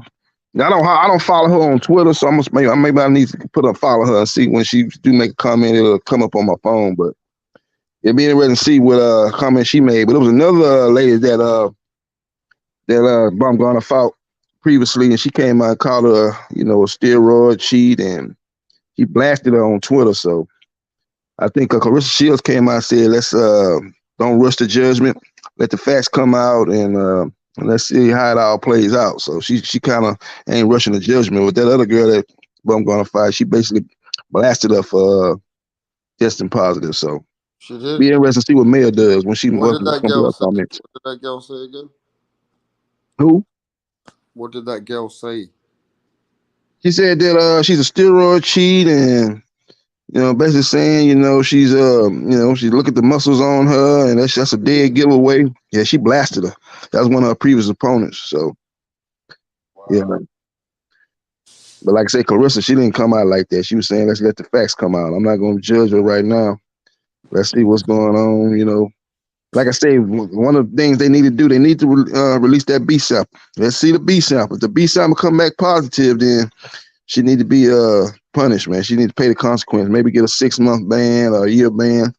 I kind of agree with Dexter Zora came out and said here recently that if you found with PEDs in your system, that you need to face a 10-year ban, because it needs to be some kind of deterrent. Because if you suspend somebody for 6 months or a year, a lot of these fighters, they'll take their chance and not get caught. They know it ain't gonna be nothing but no more than a year of suspension. So if if it's gonna be 10 years suspension, that's gonna make you more or less your chances of taking that be be more or less. You won't want to take that risk if you're facing a possible 10-year ban. So yes, the actual punishments are very irrelevant because they don't even punish you much, people. Yeah, a lot of these fighters don't fight no more than once or twice a year, so you give them a 6-month ban. That ain't really gonna affect them. A year might not even affect them. They What do only you fight think once they a year. should do to the woman if she's taking men testosterone to beat the fuck out of another woman, nearly killing her? What do you think they should do to her if she gets caught? I think she should be suspended for at least a year, but like I said, I think it should be more. I kind of agree with Trezor, man. I think they need to make it universal, man. You get caught with PEDs, you need to be facing a 10-year suspension. And that'll 10 stop a lot of years. this stuff from You happening, might I as well think. just say the game's over for you then. Oh, yeah, that's going to end a lot of people's careers. Yeah, it's going to put a, yeah. 10 years might be kind of drastic, but that's what you need, man, to stop all this. You got too many people popping dirty here. It's just a lot of fighters here, seem like in the last couple of years, been popping dirty. You know, this is the third matchroom fighter. This is the third fighter that Eddie Hearn promotes in the pop dirty. You got Conor Ben, you got Alycia Baumgardner, you got Dillian White. So this is not a good look for matchroom boxing, man. They need, you know, give them credit though. That test that she failed was a test that was put together by matchroom boxing. This was not via USADA. This was drug free. I think the name of the testing company was called Drug Free. So this is one of the companies that matchroom is now working with. So you see, they're trying to get on top of this. They're trying to be a little bit more responsible with these guys, these fighters, and putting them up under the testing protocols. So that's a good thing. I mean, the problem is, right, you taking something to hurt another human being, it should be looked upon as an offense, like a real criminal charge. But it's not really treated like that, is it? Nah, it's not. It's not even, like I said. She probably end up getting like a 6-month suspension if she is found to, she found guilty in this situation. It'd probably be 6 months. So it's not enough of a deterrent, and that's the problem. You know, if they really were serious about trying to put a stop to this, they would come out with a more severe punishment. You know, that's why Detective George was saying if this 10 year, he's saying you gotta make it tough for these people to do this. You gotta be severe consequences if they get caught. Right now, 6 months or a year is not severe enough consequence to deter a lot of these fighters from taking a chance. Because a lot of these people, when they take these steroids, they take what you call masking agents, and they cycle on, cycle off around by the time they think a lot of these tests are gonna get administered. Sometimes they miscalculate and they end up getting found with traces of it still in their system. So that's why you got to be punishing these people severely for getting caught. Like Dillian White probably shouldn't even fight no more, really. This is like his third time. When you're a multi-time drug cheat, you should be banned for life. You know, maybe Alycia, this is her first time. You might give her, a year or something like that. You know, Conor Ben, it's his first time. You might give him, a year, something like that. But when you talk about Dillian White, got him failed not one, not two, but 3 PEDs tests over his career, he should be banned from the sport, man. This guy is a serial cheater, serial PED user. So he need to be held responsible for that. And he need to be his career should be over. So this is messed up, man. It's this type of situation where boxing is gonna have to get a hold of this thing that's seems to be happening more frequently here in the last few years, and they need to get their hands on this thing and try to come up with a better system and better and more severe punishment for these fighters.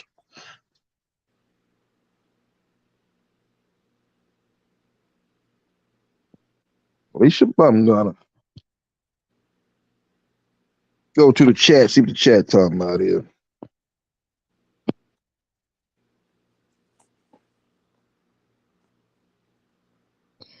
Pound for Pound King said they need to bring in real time frames to do it with fucks with their money, 2 to 3 years. Yeah, I agree with you, Pound for Pound King. It should be a more severe punishment than what we're seeing now.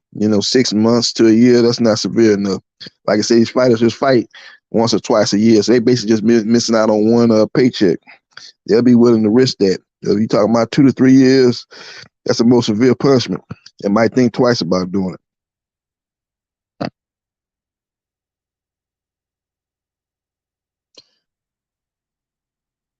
Matone 509 says you guys need to go back and listen to Victor Conti on the Boxing Voice. There's still undetectable PEDs until this day.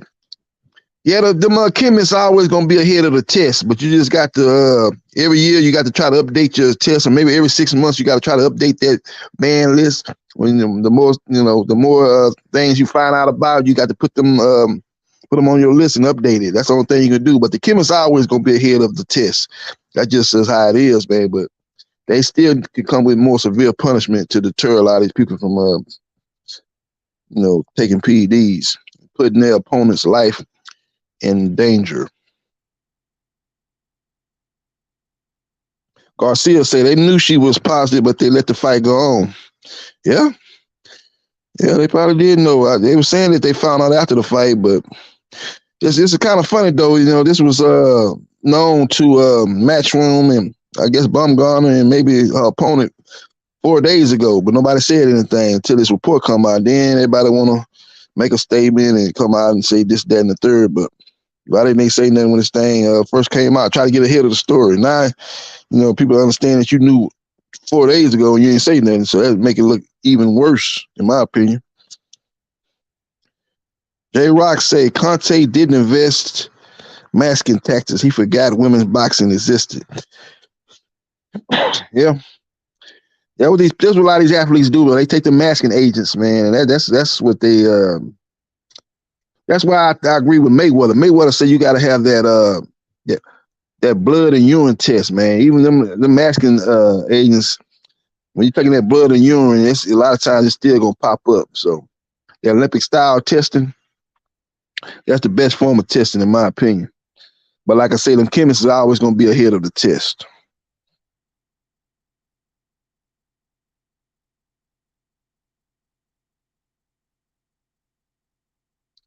Papa Pound King say second time longer. When they are out for a long time, they will think twice. Fucks with their contractors, their contracts and money, etc. 3 to 6 months is nothing. Yep, agree with you pound for pound. And that's what I heard today about it. They said, she probably gets 6 months. I said, okay, she gets 6 months. She really ain't lost nothing. Maybe one fight. She'll be back middle part of 2024, summer of 2024.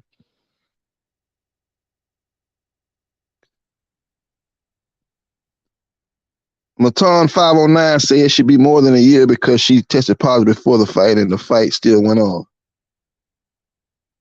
Yeah. She tested positive before the test was known to her in Matchroom Boxing. They swept up on the road and let her opponent know.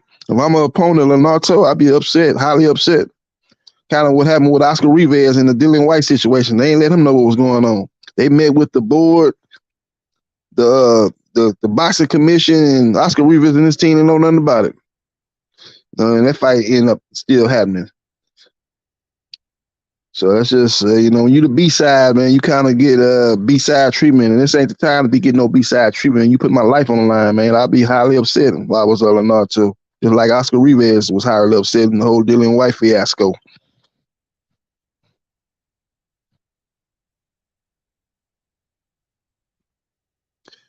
Mr. Right Tuck say a lot of our favorite fighters have popped dirty. Yeah. Let's look at it. Conor Benn, Dillian White. Now we're looking at Alycia Baumgardner. Look at people over the past. Gerald Big Baby Miller. It goes on and on, man. Sugar Shane Mosley. A lot of these fighters have popped dirty before. Been going on for a while now. Boxing need to get a hold of it. That's the thing about boxing, man. It's just you ain't got you don't have no commission that can oversee stuff like this and make rules, implement rules that'll be universally recognized and universally implemented for situations like this. No matter if you are from the UK or from the United States or wherever it is, it'll be a world universal law. If you get popped dirty with PEDs in your system, we're going to slap you with the 2 to 3 year suspension. You get popped the second time, it's 5 to 6 years. You get popped the third time, you banned for life. It's got to be a severe punishment. It's got to be consequences to your actions. And it's not enough consequences to the fighter's actions of popping dirty. That's why a lot of them take that chance. They know they ain't looking at no more than at worst case scenario, you're going to get a year. So they're willing to take that chance.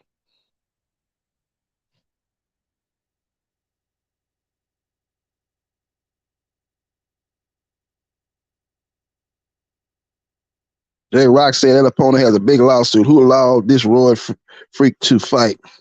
Yeah, you would think she would have a lawsuit, J Rocks. But Oscar Rivas, he had a lawsuit against Dylan White, what they did to him. I ain't never hear him filing no lawsuit. So it's just, that's the thing about boxing. It's kind of like the wild, wild west in a lot of situations. You know, a lot of lawlessness going on, man. There's a lot of stuff that need to be adhered to that it ain't adhered to, because it's not no order in boxing in a lot of cases. That's a shame.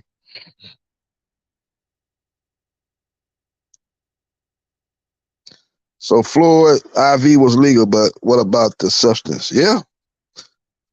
You know, Floyd took some IV, and that ain't the same as PEDs, but it was IV. They said that he took before the Pacquiao fight. They said that it was a lot of speculation going on with that. I don't know what came of it. I don't know if they came and I heard a lot of talk about it. And like I say, you got to have rules in place for PEDs, and if you're doing something to enhance your performance before a fight, no matter what it is, they need to have rules and regulations for that type of stuff.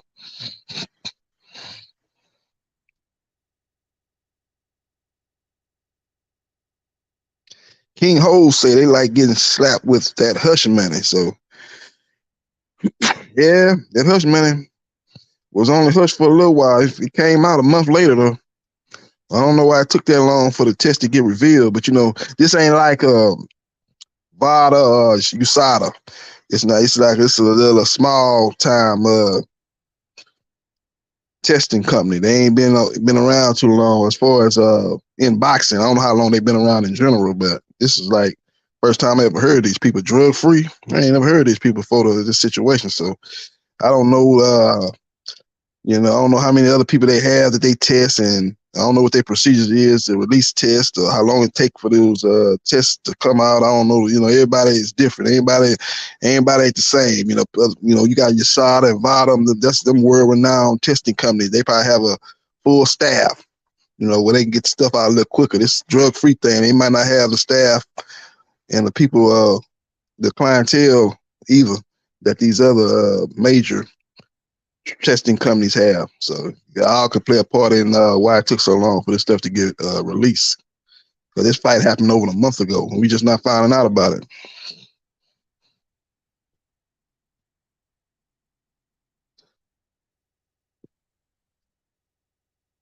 Matone 509 say boxing is so corrupt that politicians getting paid so much they're not trying to regulate it. It's 2023 and boxing is still corrupt. Yeah. There's a lot of corruption in the sport, no doubt about it. A lot of corruption in the sport, man. Need to be cleaned up, man. We need a commission. We need a boxing commission to oversee a lot of these things and get a lot of this stuff straightened out. But, you know, we've been talking about it for a while, man. We've been talking about that, man. We talking about that in the 90s. I remember they was asking Don King about that. Don King was giving his, roundabout answer, talking about throwing in a whole lot of words, wasn't really saying that, wasn't really addressing the issue. But they've been talking about this for a while, man, that boxing need a commission to oversee stuff like this. Stringent testing, and it should be universal consequences for fighters that get caught. Slide and Connor say, before these fighters take something, they should be asking questions before taking it if they don't know what it is. Yeah, a lot of these fighters, man, they listen to their team, and the team say, all right, take this, take that, and you don't never put nothing in your body that you don't know what it is. You know, you don't do that. Hey, what's this here? Let me look at this. Let me look at the ingredients. Let's check the list. You know, that list, that band list get updated probably every 6 months, I would think, or at least every year. So let's look at this list, man. Make sure this ain't on that list. If it's on the list, I'm not taking it. Yeah, you're responsible for what you put in your body at the end of the day. So.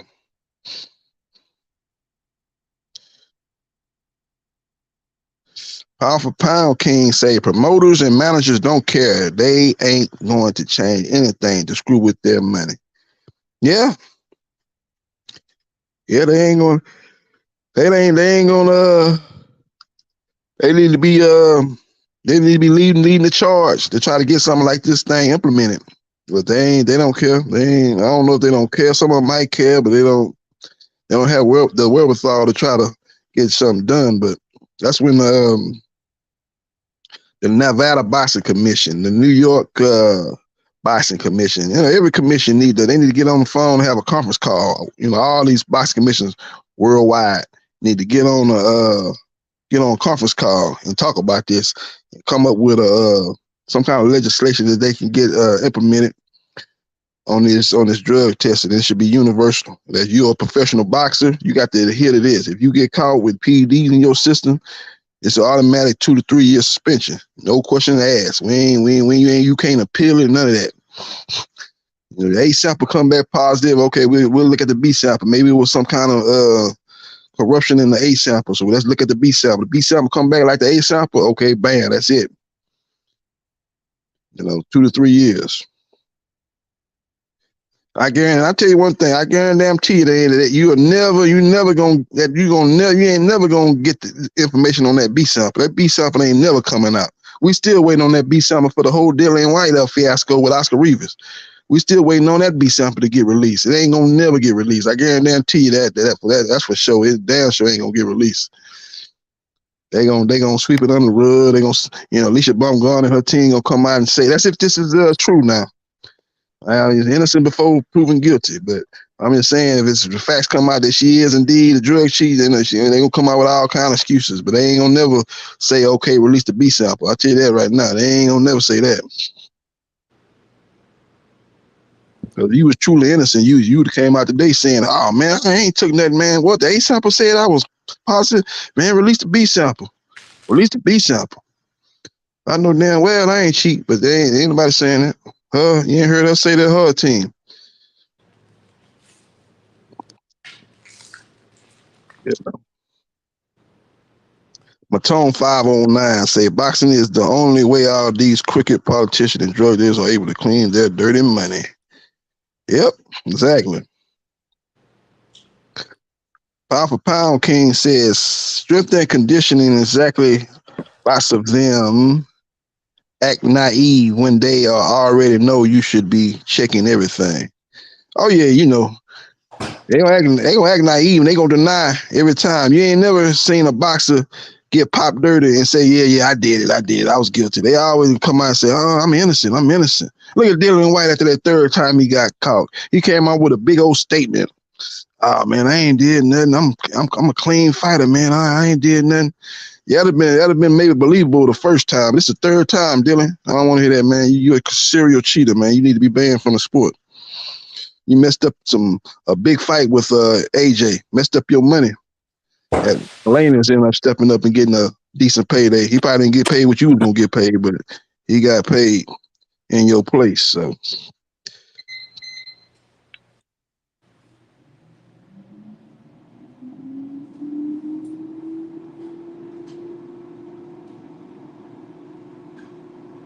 Yeah, Slide and Counter say it's crazy because I remember Shane Mosley took a cream, the same one Barry Bonds took to Pop Dirty. Yeah, Shane probably normally didn't know he was taking something like that. Listening to his trainer, his team, saying, take this, man, put this on your body, man, you sore or whatever you crap, put this cream on you. It's gonna make you be able to recover from all the soreness when you're training, working out, you're an older fighter, you don't bounce back as quick, it'll be a little bit sore. Take this cream, man, it's gonna make you feel better. And you don't know what's in that cream and end up being something that's on the ban list or something that's known as PEDs. Barry Bonds, he claimed he didn't know what was going on. He claimed the trainer for the San Francisco Giants was putting that cream on him. He didn't know it had PEDs in its ingredients. So ain't nobody gonna ever admit it. They gonna always say that, nah, man, I ain't did nothing. I ain't know this cream was a form of PED. Everybody gonna, play crazy. Not if you're Lance Armstrong. Oh yeah, Lance got popped so bad. He was just how many he had multiple. He got caught, he got caught with multiple PEDs in his system, didn't he? Kind of like with Big Baby Miller. When you get caught with so many in your system at one time, you can't explain that away. But you get caught with like one or two, you can explain that away. Look at Oscar Valdez. He blamed it on some tea. Look at Why did he say he told everything, right? He was a whistleblower. Huh? Lance Armstrong, he done. Yeah, Lance Armstrong. Yeah, he got caught, and yeah, he got caught. Yeah, but like I say, it was multiple PEDs in the system. It wasn't just one. He was caught with his hand in the cookie jar. Basically, he couldn't. Him and his situation was so bad that he couldn't really explain that away. That's what I'm saying about him and even Gerald Miller.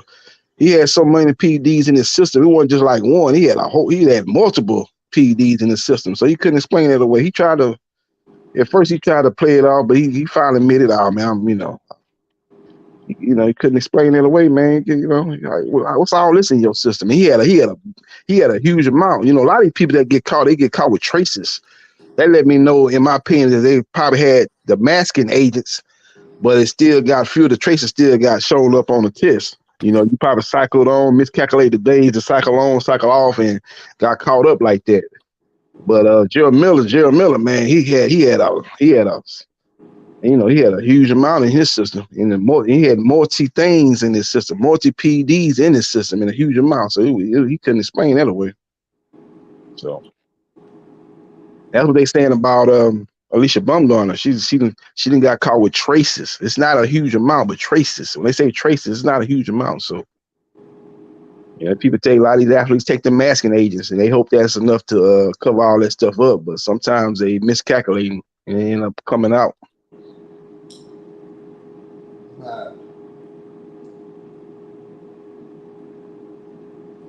The drugs industry must be so big in this sports industry.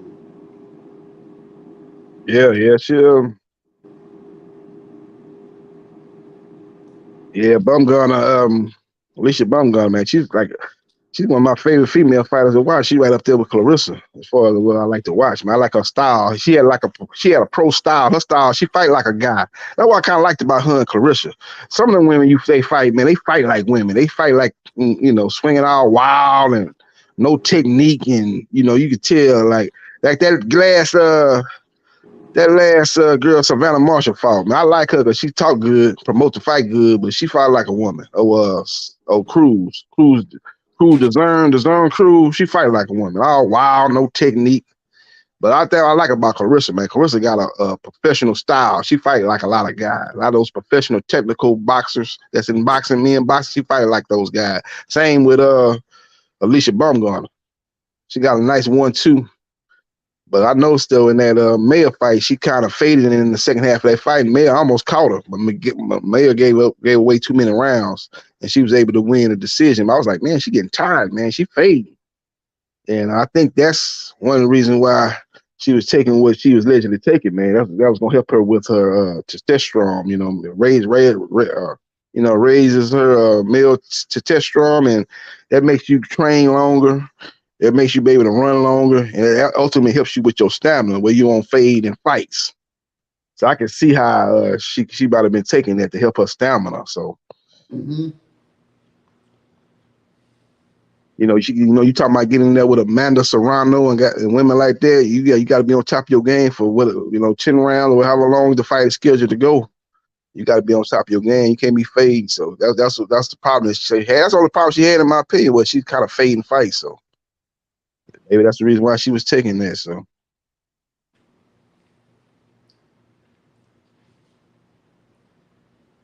Slide and Connor say, I remember Salido got stripped after getting caught when beating Robert Guerrero back in the day for the 126-pound IBF title.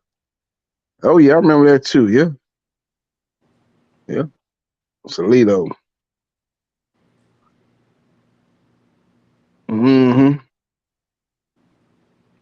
Orlando Salido. I remember when he fought Lomachenko, he came in that fight on welterweight on fight night, 147 pounds. He ballooned up after the weigh-in. So,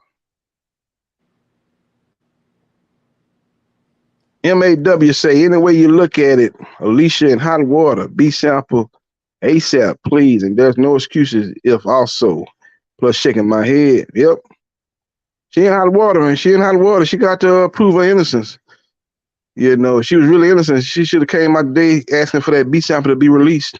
to prove her innocence, but I ain't hearing nothing about that. I heard her come out and say a few things, but basically say she innocent, like all of them do when they get caught like this, get caught allegedly like this. They say they innocent and the truth won't come out, and I know who I am, and I ain't a dirty fighter. They could all come out and say that, but if you really was about that, you say release that B sample.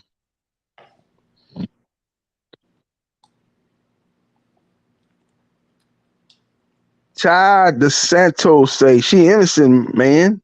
Always trying to frame my people. Little mama's clean. So you saying it's a conspiracy? It's a conspiracy to keep her down. They know she only got one fight left on the Matchroom boxing contract. Maybe they hear that she about to leave, and they trying to get her on the way out the door. Try to taint her name where she can't go nowhere and make no money. Is that what you're saying? Yeah, it's a whole lot of things. Yeah, basically, we need to say release that B sample. That B sample come back negative, then we can start talking about her being innocent. We can say, well, maybe that A sample was corrupt, man. You know, maybe it was contaminated or whatever the case was. But we need to get that B sample released. That'll go a long way toward proving her innocent or proving her guilt.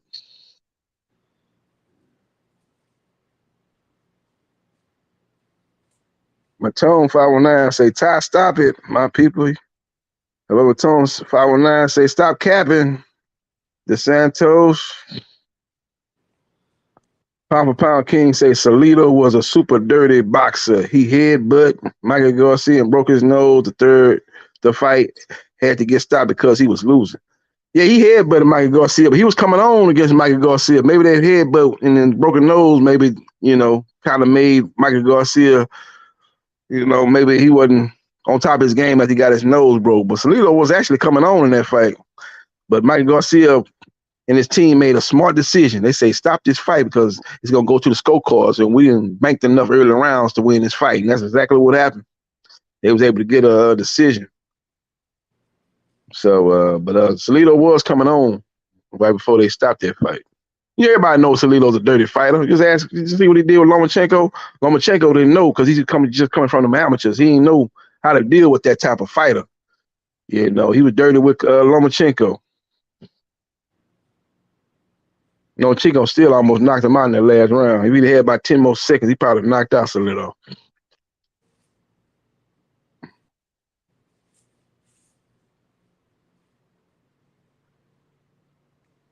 MAW say, they're saying, oh, but she got 2 negatives and only 1 positive. All they say is it was in her system doing one of the testing and out of her system doing the other 2. Yeah.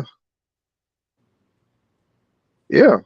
Because she took one of the tests during this time period, and then she took the other test during this time period. Cycling on, cycling off, and then you got those masking agents. All that play a part.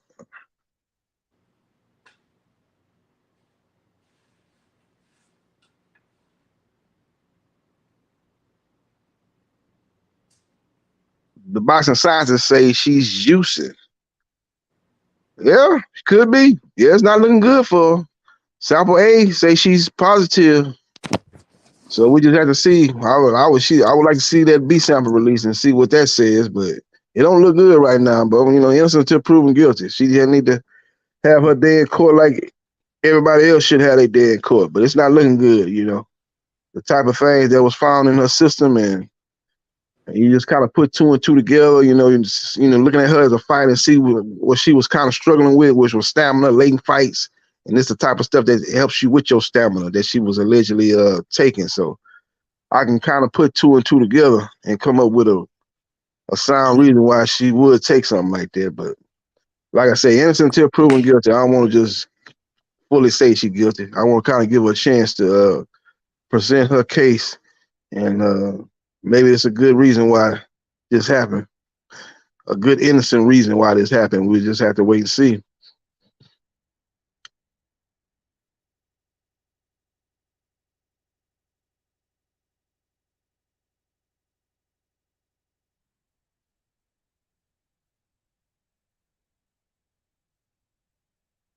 Yeah, it's just sad situation for boxing. You know, you hear these stories come out, you like, man, it's messed up. Shocked me, man. I was on I was looking through my phone, you know, looking through it. I saw that. I said, man, Alycia Baumgardner got popped dirty. I got to start looking at it, researching and seeing what was going on in the article, read it. I said, man. And I started looking at it, and as soon as I seen what they said, you know, the anabolic steroid, they named it. It started with an M, and they say what it does for you, you know, low testosterone and stuff like that. And I said that means that she's taking something that's trying to help her spar longer, maybe help her run longer, you know, and help her bounce back quicker, and helping her with her stamina. And I was like, yeah. And I started thinking about her fights. I remember that Mayer fight, man. She kind of faded in that fight, and I done seen a couple other fights kind of fade late, but she still win the fights, but because she do good early in the fight, she make enough rounds early in the fight where it won't hurt her. But she getting there with a top level fighter that won't fall behind like that early on, be competitive early on. She'll lose that type of fight. They'll take over later on when she start fading. So it was something that was Achilles heel for her. So, and this type of stuff that she's been allegedly found in her system is the type of stuff that helps you with that, helps you be better, have better stamina. So I could see the motivation for her to take something like that. So hopefully, you know, it's all a misunderstanding, and we'll have to see.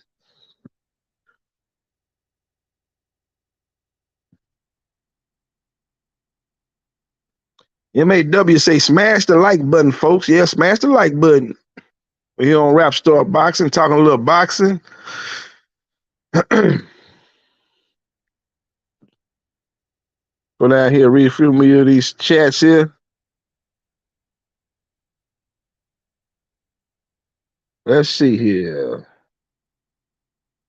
DeSanto still saying she innocent. Well, we'll see. We'll see. She could be. Boxing scientists say Lois Testosterone. She's a man, baby. She's a pretty woman, man. She's beautiful, but you know, the bottom line is sample A come back positive, anabolic steroids, and that's and the sample B, which ain't gonna never get released. But if it comes out that she actually is a drug cheat, she needs to be held accountable for that. MAW, worst part is it wasn't no masking agent, but the actual banned substance. But they all was contaminated according to all those that have been caught. Shaking my head. Yeah. It's an anabolic steroid. That's what it is. It's a steroid. So that's not, you know, that's not a good look, to say the least. The ref stopped Loma from punching to give Salido time to recover. The ref claimed Loma headbutted him. Phantom headbutt, yeah. Yeah, Loma wasn't doing the headbutting. It was Salido that was doing the headbutting. And he was doing a lot of punches low, too. He's hitting them down in the border. Low punches, you know. But you know, he's a veteran, Salido. You know, Lomachenko was his second fight out the amateur, so he wasn't used to that type of fight. So it was just one of them well-learned lessons that you got to learn. Loma never had no problem with the type of fighters after that, though. He was able to, you know, I'm sure he fought some other guy that tried to get rough and dirty with him. He was able to handle that. You know, from the experience with Salido, he was able to deal with it better. He had a hard time dealing with that in that Salido fight. Sliding Connor said, yeah, it definitely helps you out with your endurance. Yep. Helps you out with your endurance, and it helps build your stamina. So the longer you can train and the longer you can bounce back from a sparring session, that all helps you out with your stamina. And if you know stamina is your problem, really your only problem in your fight is your stamina, you know. And I ain't talking about stamina. Stamina not only makes you, makes you tired late in the fight, but you're not throwing as many punches later on in the fight than you did early on in the fight. So you taking this type of testosterone, that's gonna help you with your stamina, help you throw more punches in sparring and help you be more active, and that's gonna help you out when you get to fight night. Yeah, you'll be better all around. So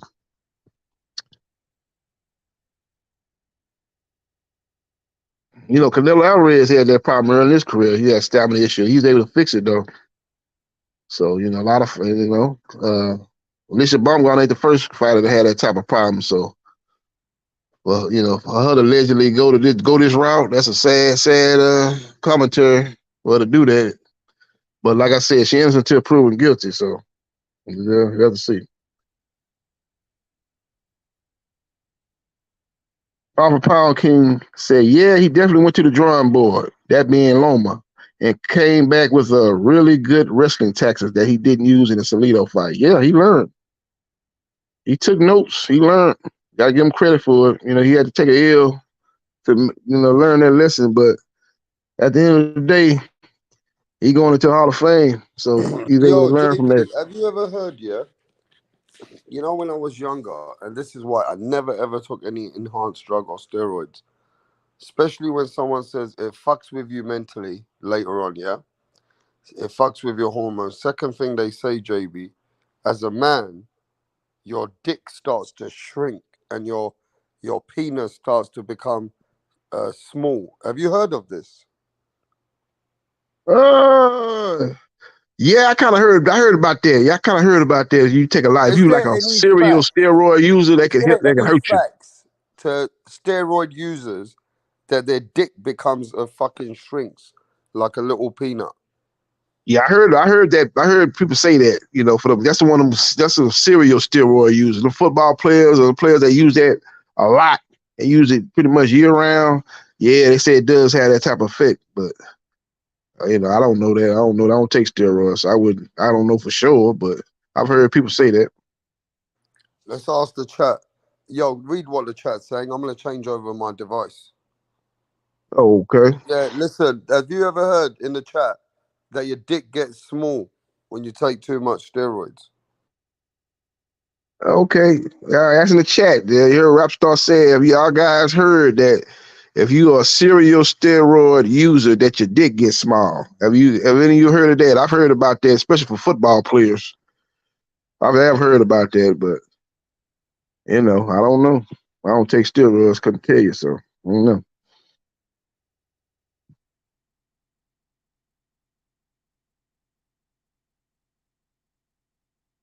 The boxing signs say Canelo never popped for anabolic steroids, JB. Quit comparing this to the accidental contamination that happened to Canelo. Now, I'm saying Canelo had problems with stamina. Remember early in his career, he had problems with stamina, fading in fights. Even in the first Triple G fight, he had problems with fading in fights. Now, he got caught with that clenbuterol, right? He blamed it on some contaminated meat. That's what he said.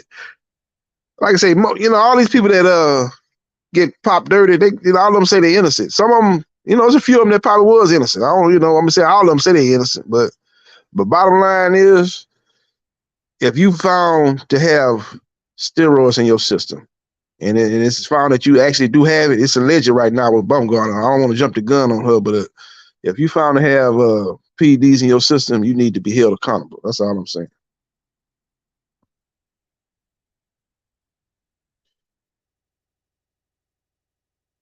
Powerful Pound King say, Matan, yeah, Conte is always preaching to Eddie to sign up all his fighters to some VADA program that's fully paid by VADA. Yep. That's another thing. I'm going to tell you right now what Baumgardner team going to do, since this is such a no-name testing company that came out with this test that's saying that she was positive for anabolic steroids. It's called drug-free testing. It's not VADA. It's not USADA. They're going to try to say, how can you trust this no-name Johnny-come-lately testing company? Why would y'all trust what they got to say? I'm clean. See, if it was VADA or USADA, they got much more credibility than this. That's the first time I ever heard of this company. I don't know nothing about these people, man. That's the first time I ever heard of it. Some company that Matchroom hired. I don't know why Matchroom didn't go with VADA or USADA. Why would they go to this no name, first time I ever heard of drug-free testing company? Now, I'm not saying that they ain't legit, but I'm just saying you giving these people, you giving Baumgardner and her team, you giving them some stuff to come out with to kind of counter that test. Say, hey man, y'all gonna trust these people? These people, who are these people? Have y'all heard of these people? Never heard of these people. Y'all gonna trust what they got to say? We can't trust these people, man. Who are they? We ain't never heard of these people, so they don't have no credibility. Is basically what I'm saying. They might be legitimate. They might even be better than USADA, VADA for all we know, but we don't know these people, man. That's all I'm saying. We don't know them. Never heard of these people. I don't know how legit they are or not. So That's one of the things I think Baumgardner team gonna say.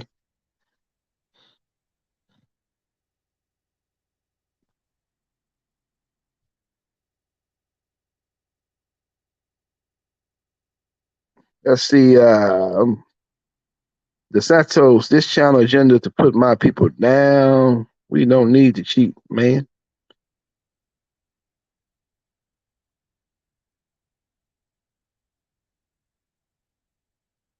Pound King, see, they always going back and forth on it. Twitter, content makes out.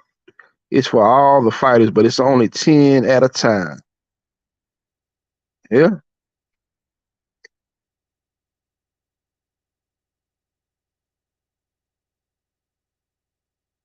Yeah, it's just sad situation, man. Sad situation, man. Sad situation. Hopefully, the truth will come out and we'll find out what's this really. Is this legit or is it not legit? You know, it looks bad right now. I got to tell you that it looks What's bad. the percentages, JB, that do you think, and let's ask the chat, what's the percentages that you think are people that's used enhanced drugs in this industry? Performance enhancing drugs, it's probably at least 50%. So a lot of these people ain't get caught because they got they got their head of the test. You know, they probably smart enough to whatever they taking that's not on the list right now. It might be on the list in 6 months, it's not on the list right now. So I'm gonna take it right now and take advantage of the situation right now. So a lot of people know how to stay ahead of the test. I don't know how regularly they updating these tests, but like I said, the chemist's gonna always be ahead of the test. So we got a lot of people out here, they doing some illegal things and they ain't been caught yet. But it's probably at least 50% is that who actually are using PEDs or former PEDs. You got some fighters out here clean. You got some fighters out here really clean, doing everything by the book. But you got a lot of fighters out here that were clean and want to do everything by the book, but they know what type of atmosphere they in right now, and they know the other fighters are using. So they like, okay, if you're gonna use, I gotta use. I'm not finna get in the ring with you and you juicing and I'm not juicing, and you put my life on the line and it's not a level playing field. So I'm gonna juice too, and I know if I'm juicing, you juicing, and actually I got more talent than you, then I'm gonna win the fight. But if I got more talent than you, but you juicing, you still might have the advantage over me. So a lot of these fighters probably are juicing because they have no choice. The atmosphere they in right now, they're forcing them to juice because they know that half of the fighters, or more than half of the fighters, are juicing. So they got to get in where they fit in. They trying to make a living. They trying to feed their family. They trying to be successful in the sport. So they say, I got to do what I got to do. I know what time it is in this situation. I see people out here doing these type of things. Okay, cool. I'm gonna do what I'm gonna do. I'm gonna get in where I fit in. So it's a sad situation. But that's what I'm saying. We need to get a commission that regulate this type of stuff, man. And it should be a severe penalty for these people that's caught with these PEDs in the system. And that'll go a long way in cleaning up the sport. Let's say 6 months to 1 year, that ain't enough of a deterrent. But like I said, a lot of these fighters ain't fighting but once or twice a year. So you just basically costing them maybe one fight, one paycheck. They'll take that chance.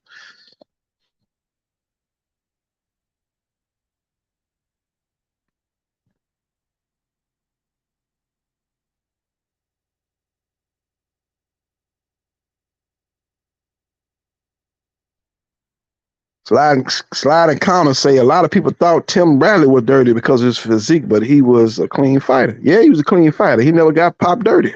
That's one thing we ain't gonna do on this show. We ain't finna say this fighter look like this and this fighter dirty. If he ain't failed no test, we can't say he dirty. A lot of fighters look a lot of ways, but we ain't gonna get up here. Like, I hate they did that to Pacquiao. Oh man, Pacquiao dirty. Pacquiao this, that, dirty. Pacquiao moved up 8 divisions and he was knocking guys out at the high waist and he was at the low waist. What sense does that make? Okay, yeah, that's a good circumstantial evidence, but we don't have no proof. The man ain't failed no test. So the man is a clean fighter. End of story,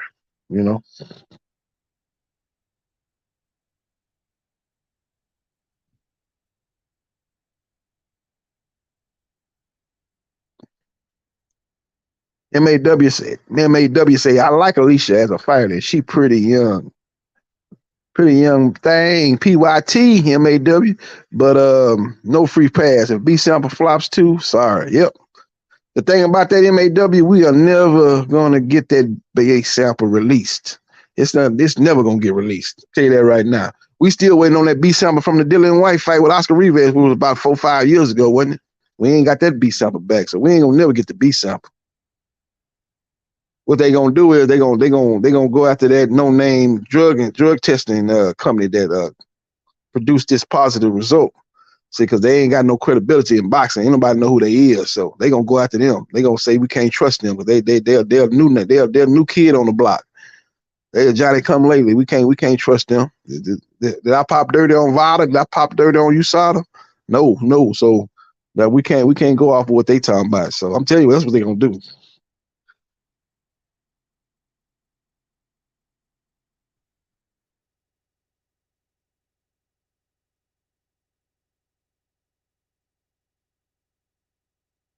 John McSmith say, who is this on the pound? That's JB Sports, John McSmith, the man, the myth, the legend.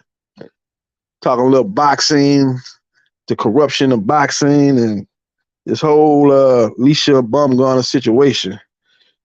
And hopefully we'll find out the true facts of this alleged positive PED test that came out today.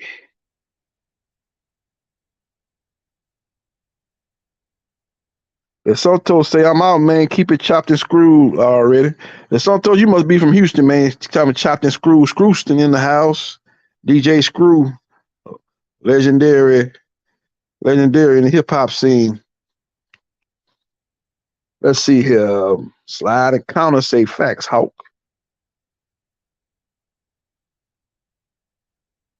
The boxing scientists say Tim Bradley didn't need steroids, just corrupt judges to give him decisions victories. Yeah, you talking about the first Pacquiao fight. That was corrupt. I actually had that fight a draw, but I had Tim Bradley rattling in the last 2 or 3 rounds. He was down in the first half of the fight. I had it like 6-3. I think Pacquiao, I maybe gave Bradley the last 3 rounds to get a draw, but he definitely didn't win the fight. He got the decision. He got the win. That's what was so crazy. He definitely didn't win the fight.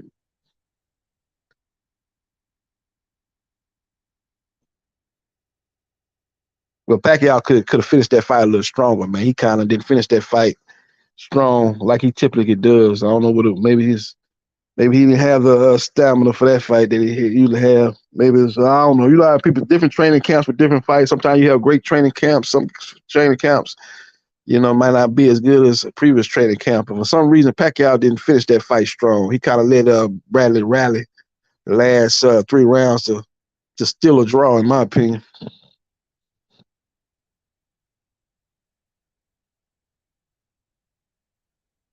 The boxing scientists say Provocanikov got robbed versus Bradley too. That was a split decision for Bradley. That was a good fight. I thought Bradley, even though he got dropped in that fight and he got hurt multiple times, but he was in bad shape. He was concussed bad in that fight. I thought he just a little bit more, landed a little bit more punches, landed more punches than Provocanikov. Provocanikov probably landed the hardest shots, but I just thought Bradley overall was more busier. And I landed Provocanikov over the 12 rounds to get a decision. It was a close fight though. Split decision, I think it was for Bradley. So I had him maybe 7-5, something like that. Bradley 8-4. Bradley. It was the knockdown that made it close.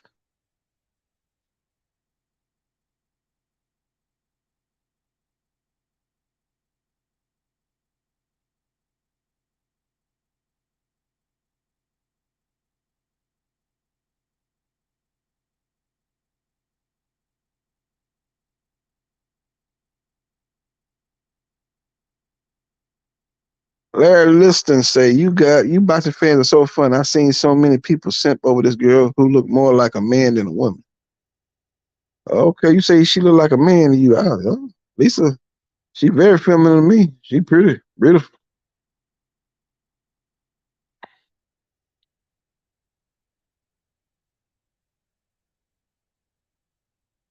Yeah. As far as boxing goes, we got a quiet week of boxing coming up. Ain't no real big fights coming up. I know DAZN got a few shows and a couple of these other small channels have a couple of fights lined up, but it's no major fight. Now, this was supposed to be the weekend we were supposed to get Arthur Beterbiev versus Callum Smith, but that fight got postponed because Arthur Beterbiev got hurt. That's one thing people don't talk about a lot. Beterbiev, he showed be getting hurt, man. He showed get a lot of fights postponed. A lot of people don't talk about that, man, but Beterbiev, he showed get a lot of fights postponed. I think his last couple of fights got postponed for different reasons, injuries, or this, that, and the third. So this is another fight that got postponed because he got injured. Now he got rescheduled for January 13th for 2024. So we didn't missed out on this fight for 2023. So we got to wait till 2024 for see Arthur Beterbiev versus Callum Smith. Now, what Dimitri Bivol gonna do in the meantime? You talk about somebody that failed to capitalize off of the biggest victory of his career. He beat Canelo Alvarez, who at the time was #1 pound-for-pound fighter and face of boxing. And he ain't capitalized at all off this. Isaac Cruz capitalized in a loss more off the Tank Davis fight than he did off a win over Canelo Alvarez. I don't know. He need to get away from matchroom boxing, man. He need to get these people signed with the wrong people, man. He should be in demand, man. He should be I know he had another fight after that. He fought the Spanish guy, the Cowboy. He fought him over there in Saudi Arabia and got a win, but he just did not get the bounce that I thought he was gonna get after the Canelo fight. So he definitely need to get in the ring, stay active. He can't get Beterbiev right now. Beterbiev is locked up with Callum Smith. And they ain't fighting to 2024, so he definitely need to get a fight in.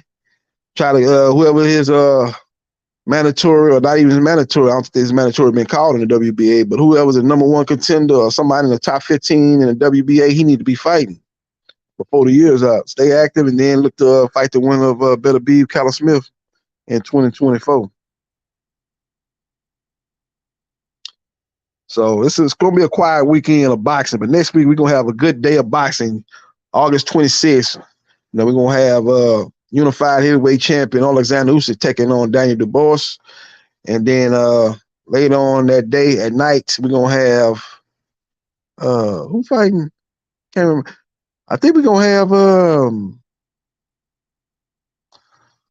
they will have Big Baby Anderson, if I'm not mistaken. Big Baby Anderson, he's coming back. Quick bounce back from the Charles Martin win.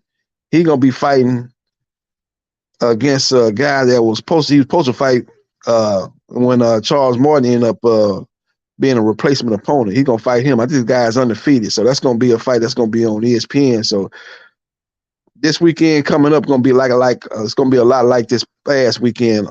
What was it? August 12th when we had fights on all day. We had Anthony Joshua versus Robert Elanius during the day. And then on nighttime, we had Emmanuel Navarrete versus Oscar Valdez. We're going to have the same scenario at play for August 26th. We have boxing on all day. So it's going to be good. Some good fights coming up next weekend. But this weekend's quiet. Nothing going on too much outside of a few small time DAZN shows going on.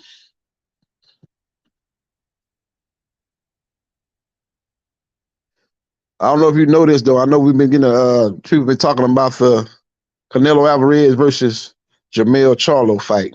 They're going to have a good co-main event for that fight. You got Jesus Ramos taking on Erickson Lubin. That's going to be the co-main event. So that card is shaping up very strong. And I think they had another fight that got announced today. A couple of Latino fighters. I think they're going to open up the pay-per-view card. And that's two guys. One guy is undefeated, the other guy got one loss. One of the guys beat Jerry Swift Hurd, busted his lip, beat him. They ended up stopping the fight on cuts, and they went to the judge's card, and he beat Swift unanimous decision. He fighting on a pay-per-view opener. He fighting against this other guy that's undefeated. Both of them guys' name escaped me, but they're Latino fighters. It's a good fight, though. That card shaping it to be a strong card. As we know, David Benavidez is in negotiations with Demetrius Boo Andrade. They're nearing a deal, and that fight's probably going to take place either in October or November. But I heard a lot. I heard some stuff about that on the call for that fight too. I'm hearing Sebastian Fundora versus Brian Mendoza, the rematch. I'm hearing that that's going to be the co-main event for David Benavidez versus Demetrius Boo Boo Andrade. So that's a good co-main event. See, the PBC doing things. They're doing big things. That's when you got those two strong co-main events. Jesus Ramos, Erickson Lubin, co-main to Canelo Alvarez versus Jamel Charlo. And then we're going to have Sebastian Fedor versus Brian Mendoza 2, co-main event for David Benavidez versus Demetrius Boo Boo Andrade. Man, them two strong co-main events. Them them fights could really be main events in their own right. Put them on regular Showtime. They could be main event fights.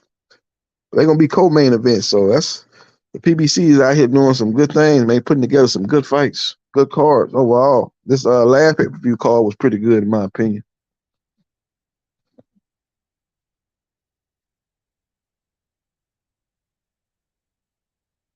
So basically, the PBC they finna have some pay-per-views on for the rest of the year. At least one pay-per-view on per month. The rest of 2023. We got Canelo, Jamel Charlo in September 3rd to be exact.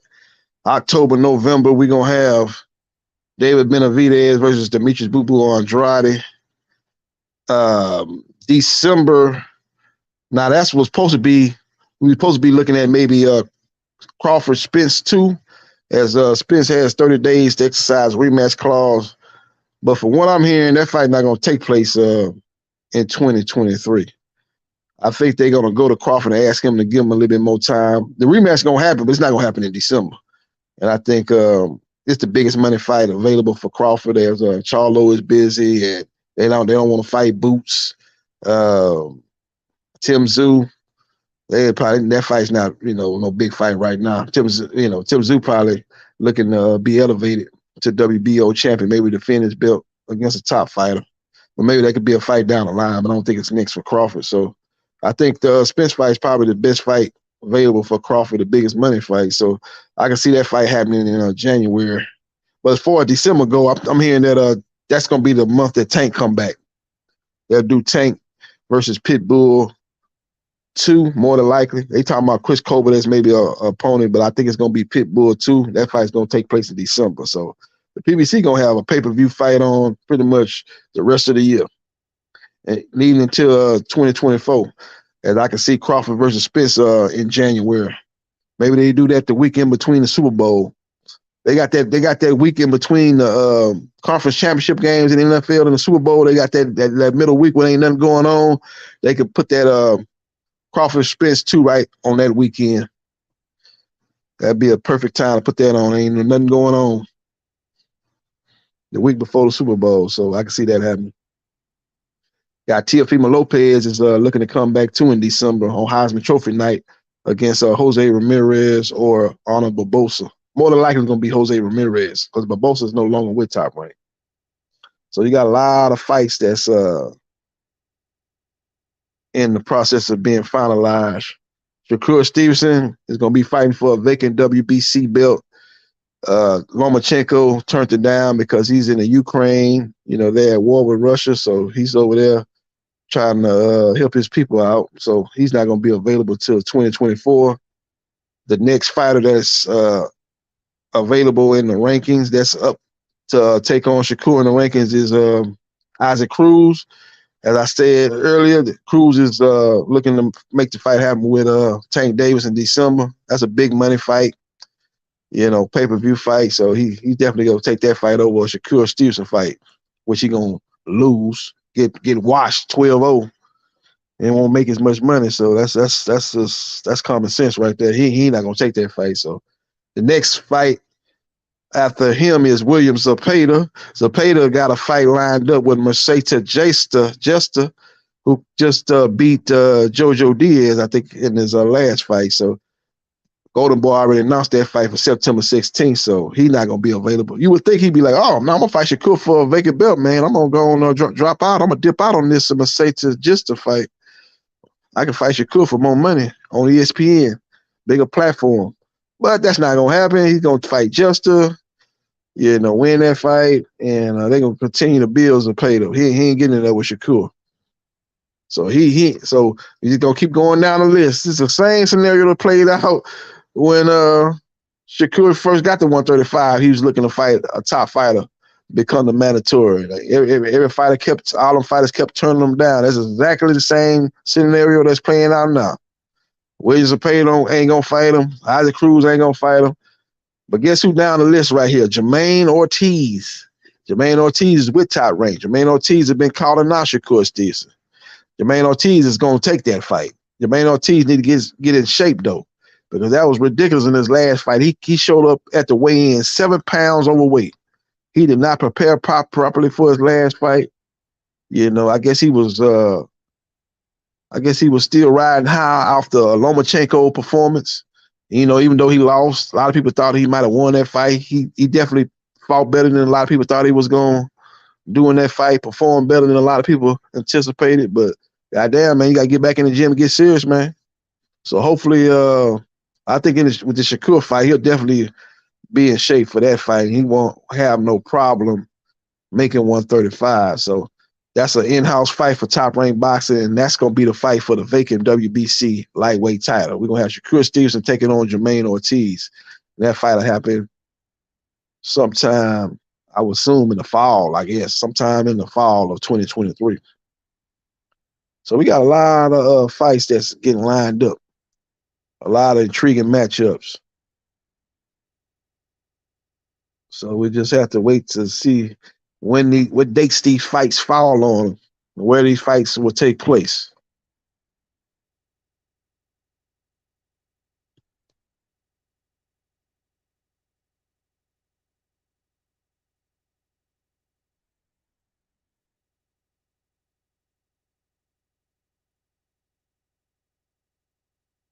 Back on the chat, though, they still talking about the Alycia Baumgardner. Baumgardner situation is really a hot topic in the sport of boxing. She's one of the big names in women boxing. You know, you talk about the top names in women boxing. You know, you got Clarissa Shields and Savannah Marshall, Michaela Mayer, and Alycia Baumgardner. They're probably the top 4 names in women boxing. So she's definitely a big name. And this failed drug test that came out today is really got the boxing world talking. So we just have to wait and see what comes of all this. What will be the result? What will be the finding? They do investigations. Hopefully her and her team will meet with the boxing commission and they'll look over all this and find out what would be the best course of action.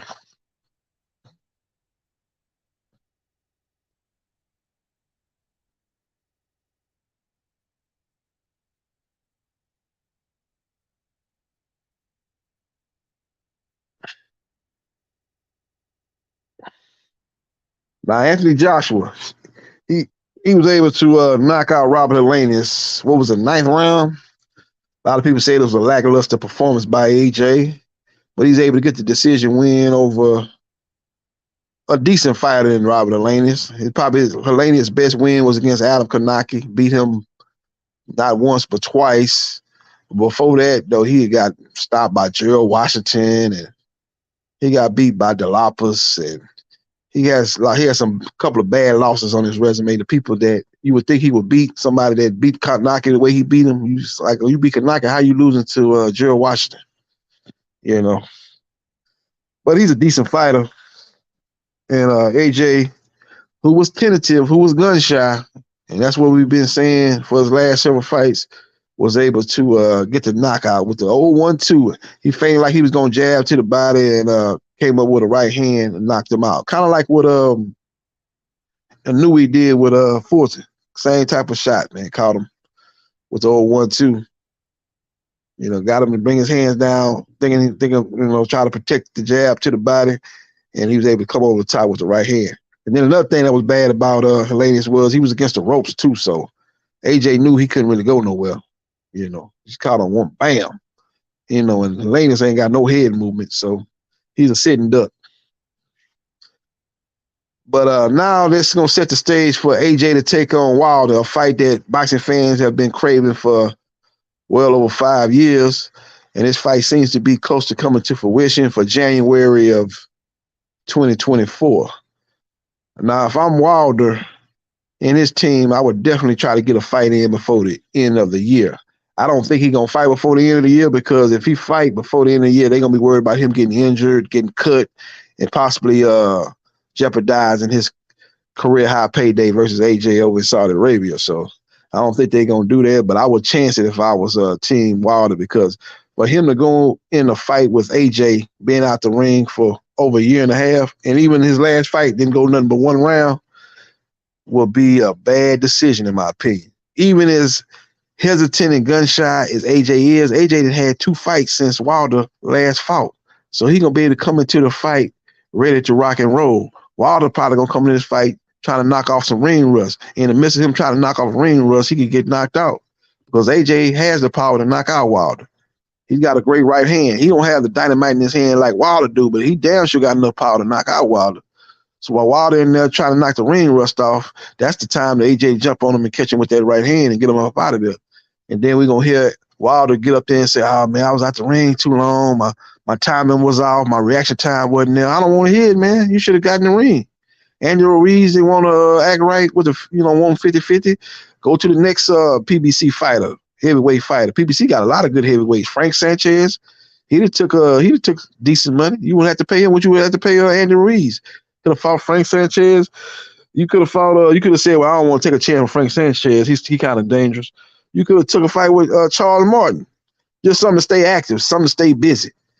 Knock the ring rust off so you can go into the AJ fight 100%. You can't go in the AJ fight, ain't been in a real fight in over a year and a half. Really over 2 years, because that Hellenius fight really wasn't no real fight. You knocked the dude out in the first round. That wasn't nothing. That wasn't, you really didn't, and before the Hellenius fight, you had been out the ring for a long time. So you've been hella inactive. So I just think it's a bad decision for not to take an interim fight before the AJ fight in January, but it seems like that's the road they going to travel down. That's the chance they're going to take. I would still think Wilder is a slight favorite, but AJ has a real good chance, a much better chance he would have had if Wilder had got him an interim fight in. Got him a fight in before they fight in January. At first I probably would have say 70-30 Wilder, but due to the inactivity by Wilder, I'd probably say it's more 55-45. Well, that's a slight advantage for Wilder, because he does have that right hand, and AJ don't move his head either. AJ comes straight in a straight line. He dare to be hit with that right hand, and he's he tailor made for that right hand. But I just think he can land the right hand of his own and knock Wilder out. And Wilder, like I said, Wilder ain't been fighting. He been hella inactive. So it's a very intriguing fight, man. Heavyweights, one punch can change everything. So it's gonna be a fight that boxing fans gonna definitely be excited for. So it's supposed to be happening in January down in the Middle East. So we'll see what happens.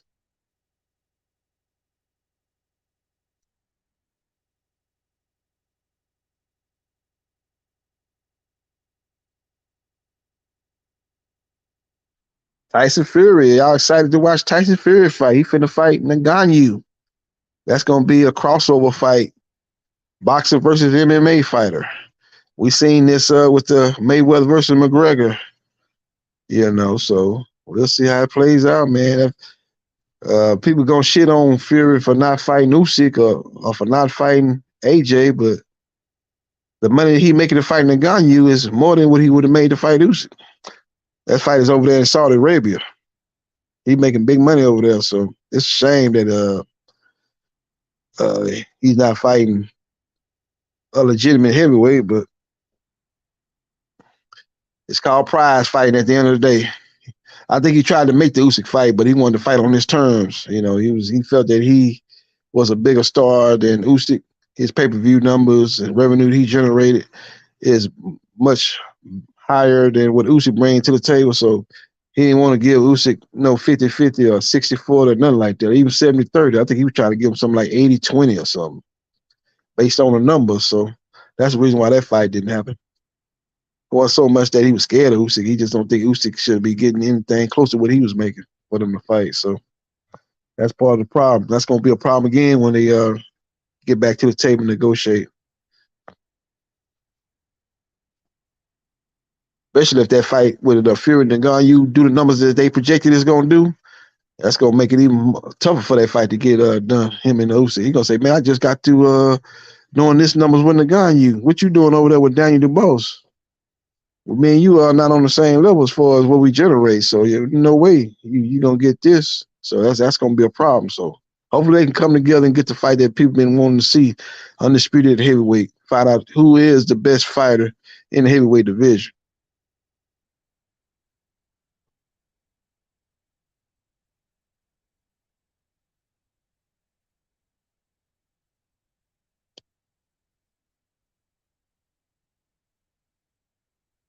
Pound for pound, King say, is Haney still fighting Regis? Yeah, I believe that's going to be the fight that happens next for Haney. Regis has been doing these videos saying that he ain't going to wait on Haney. Haney need to hurry up and sign the contract because he signed his part of the contract, and Haney trying to change the date, and he ain't with all that. So he doing a lot of talking, but I asked Regis this, man, who you going to fight? Well, there ain't a lot of great fighters available, man. You talking about you going to fight Adrian Broner. Adrian Broner, man, you don't know. You can't rely on Adrian Broner, man. Adrian Broner got him a fight in. He might take the rest of the year off, man. He made him look some money, a couple of $100,000, whatever he made for that last fight he fought. He good for probably at least to the end of the year. Then he gonna have to come back and fight because he gonna be ran out of money. But he good for at least the rest of the year. You probably ain't gonna see AB. So I don't even know why you and then again, AB is with DK. He with Don King. So I don't think Eddie Hearn is in any rush to work with Don King. So that one thing about Eddie Hearn, he ain't trying to get overshadowed. He want to be all in the video. The Puff Daddy of boxing promoters. That's what I call Eddie Hearn. Always in the video. Don King gonna be trying to get some of that video time. You know, Don King gonna be up there talking with the American flag and talking and promoting the fight. Eddie Hearn don't want that to happen. Eddie Hearn want to be the star. He want to be the lead guy, but. So I don't see that. I don't see that happening. So I don't know who Regis gonna fight. You know, he could fight his mandatory Sandor Martin, but what you gonna fight Sandor Martin for half the money that you would make fighting Haney in a fight that you can very well lose? You had problems with this other guy you just fought. This other guy not even good as Sandor Martin. You couldn't cut the ring off on him. It looked bad in that fight, actually. Couldn't cut the ring off. You probably didn't even land 50 punches in the whole fight. The other guy you fought probably didn't land 30 punches. So it was that type of fight where wasn't nobody really doing nothing, but you couldn't cut the ring off. You gonna get in there with Sandor Martin? He fight the same style, but more effective in that style. So that's a bad decision if you do that. You might as well fight Haney for more money. Haney is a slick fighter too now. His style is kind of similar too, but Haney more aggressive. Haney will come forward. Haney let his hands go. Haney will give you more opportunity to land because he's gonna be throwing the punches. But if you can't cut the ring off, Haney gonna box your ears off too, though. Don't get it twisted. But at least you're gonna make some money, more money than you will fighting Sandor Martin. Low risk, high reward type of fighter there. You ain't learn. You ain't see what happened with Michael Garcia when he fought Sandor Martin. He got beat. You ain't see what happened with Teofimo Lopez when he fought Sandor Martin. A lot of people thought he lost that fight. You don't fight no guy like that, man, unless this is mandatory. He ain't no mandatory. I heard you say he was your mandatory, but that fight ain't been mandated. If that was the case, you couldn't be fighting Haney. He's number one in the WBC, but he's not the mandatory. So you don't fight him until you have to. You take care of business with Haney. If they call the mandatory, then you get in there and fight him. If you beat Haney.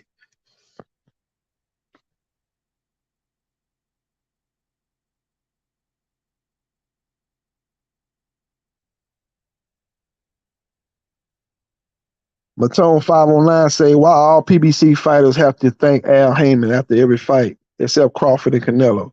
I think it's in the contract, Matone 509. I think it's in the contract. If it ain't in the contract, you just let you know Al Heyman do right by all his fighters. The fighters don't never have nothing bad to say about Al Heyman. He treat them all well. He give them a lot of advice outside of boxing. And tell them to make a lot of smart investments. And tell them, I think he gives them a lot of avenues into putting that money into projects that's gonna make them money, that's gonna double their money. I think he do a good job of doing that for his fighters. So a lot of them have a lot of good things to say about Al. And look at the top fighters in boxing coming over there to the PBC. Crawford over there with the PBC and Canelo over there with the PBC. You know, a lot of people out here, oh, it's only a 2-fight deal. Crawford only signed a 2-fight deal. I guarantee you, after he fight Spence or whoever he fighting this second fight of this 2-fight deal, his third fight gonna be with the PBC. He ain't going nowhere else. Crawford is at the pinnacle of his career. He on these morning shows, these national morning shows, talking about his victory over Spence. He's doing these shows on ESPN that really don't never talk about boxing. He's on there talking about the Spence fight. Crawford brand and blew up since he got with the PBC, thanks to the victory over Spence. He ain't going nowhere. He gonna be with the PBC the rest of his career. I guarantee you. Unless some other promotion come and get like a real big name fighter where he can maybe come over there, but you don't see that in the welterweight or the junior middleweight division. I don't see that happening. So, and Canelo over here for 3 fights. You know, fighting on Showtime pay-per-view, a much better and bigger platform than the Zone pay-per-view, which a lot of people was complaining about that, the broadcast and the overall production of the fight on there. It's just not the same as Showtime. Showtime is more known here in the U.S. than the Zone. But Tone 509 say he's not with the PBC. His last fight was on the PBC. His next fight will be on the PBC. So, you know, we can play with the words, but bottom line is he ain't fighting on ESPN. He ain't fighting on the Zone. He fighting on Showtime pay-per-view in his next fight.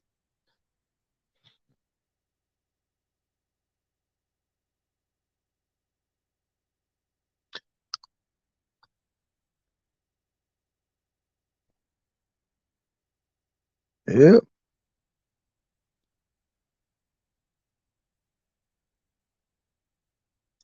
Yeah, Pound for Pound King he said the best promotional companies today are Canelo Promotion and the PBC. Yep. He know what it is. His best numbers was over there with when he did the Caleb Plant fight. He did 800,000 pay-per-view buys with Caleb Plant. Then he went over there with a Matchroom and started fighting on the Zone.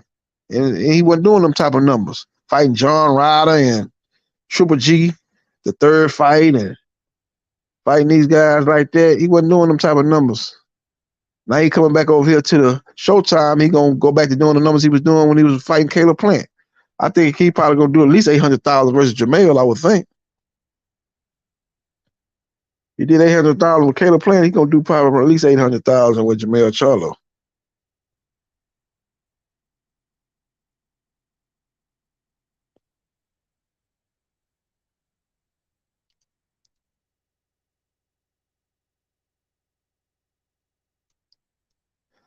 I know there's been a lot of speculation out here saying that Teofimo Lopez might end up fighting Ryan Garcia.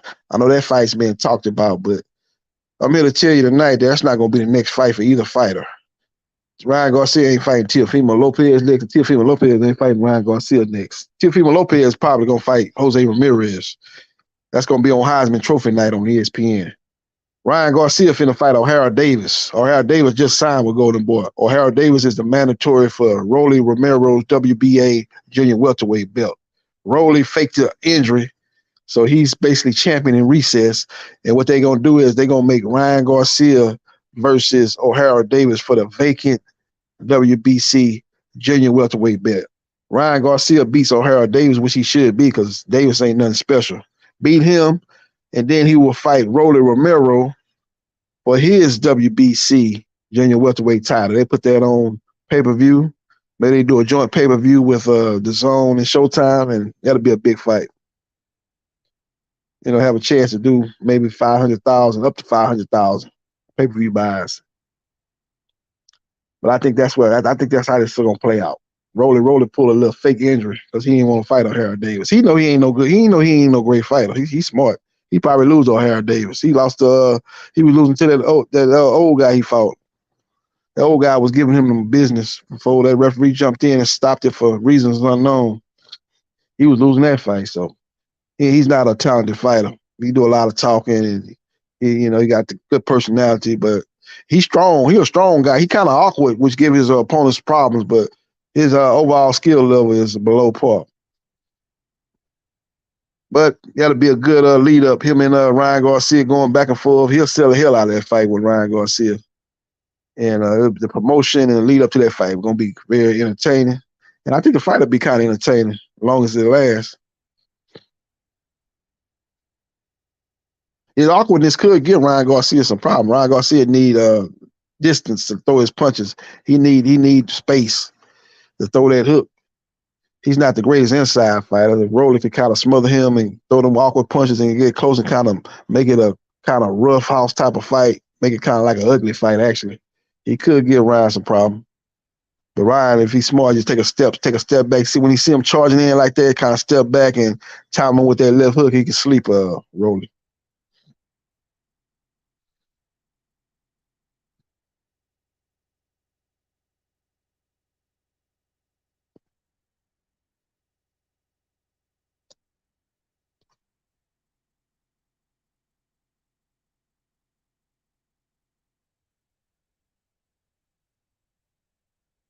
Matone 509 say versus who? Ryan lost a lot of fans after he gave up. Yeah, he did wave that white flag. He got hit with that shot right below the rib cage, and he looked at the referee and basically looked at the referee and said, I don't know why you count, man. I ain't getting up until you do count. That's when I'm gonna get up. And right after he got through counting, he said 10. He jumped up like he leave out the arena and go get him something to eat. Now, let me get on up here, man. I'm hungry. He got up right after 10. He could at least played it off. That would made it look so bad. He got up right after 10. So as soon as that referee counted 10, he jumped right up real quick, like ain't nothing happened. I said, damn, man, at least play it off. Should have stayed down, man, and played hurt and call your corner. Tell me, hey man, help me to my corner. And let them like pick you up and help you to your corner. You know, sit on your stool, holding your rib cage like it's hurt. You got to play that off, man. I don't know, your acting skills ain't up to par, Ryan. That was ridiculous, man. As soon as 10 here, you jumped up. You got to play it off, man. So people couldn't say nothing. People like, damn, he hurt, man. You got to help him to the corner. But still, 5 minutes later, he still should have been grabbing his rib cage. Like, damn, yeah, man. During the interview, the post-fight interview, he should have been grabbing his rib cage. Like, damn, man, yeah, man. He hit me with a good shot, man. I couldn't recuperate, man. I think my rib might be broke, man. We're gonna go to the hospital and get the X-rays to check it out, man. Hopefully I ain't got no broken ribs, man. But yeah, man, it was a good shot, man. It debilitated me. That's how you play it off. Nobody can't say nothing then. But for you to jump up right after 10, yeah, man, you waved that white flag, man. You knew you was gonna get knocked out, so you know you quit though. You did quit.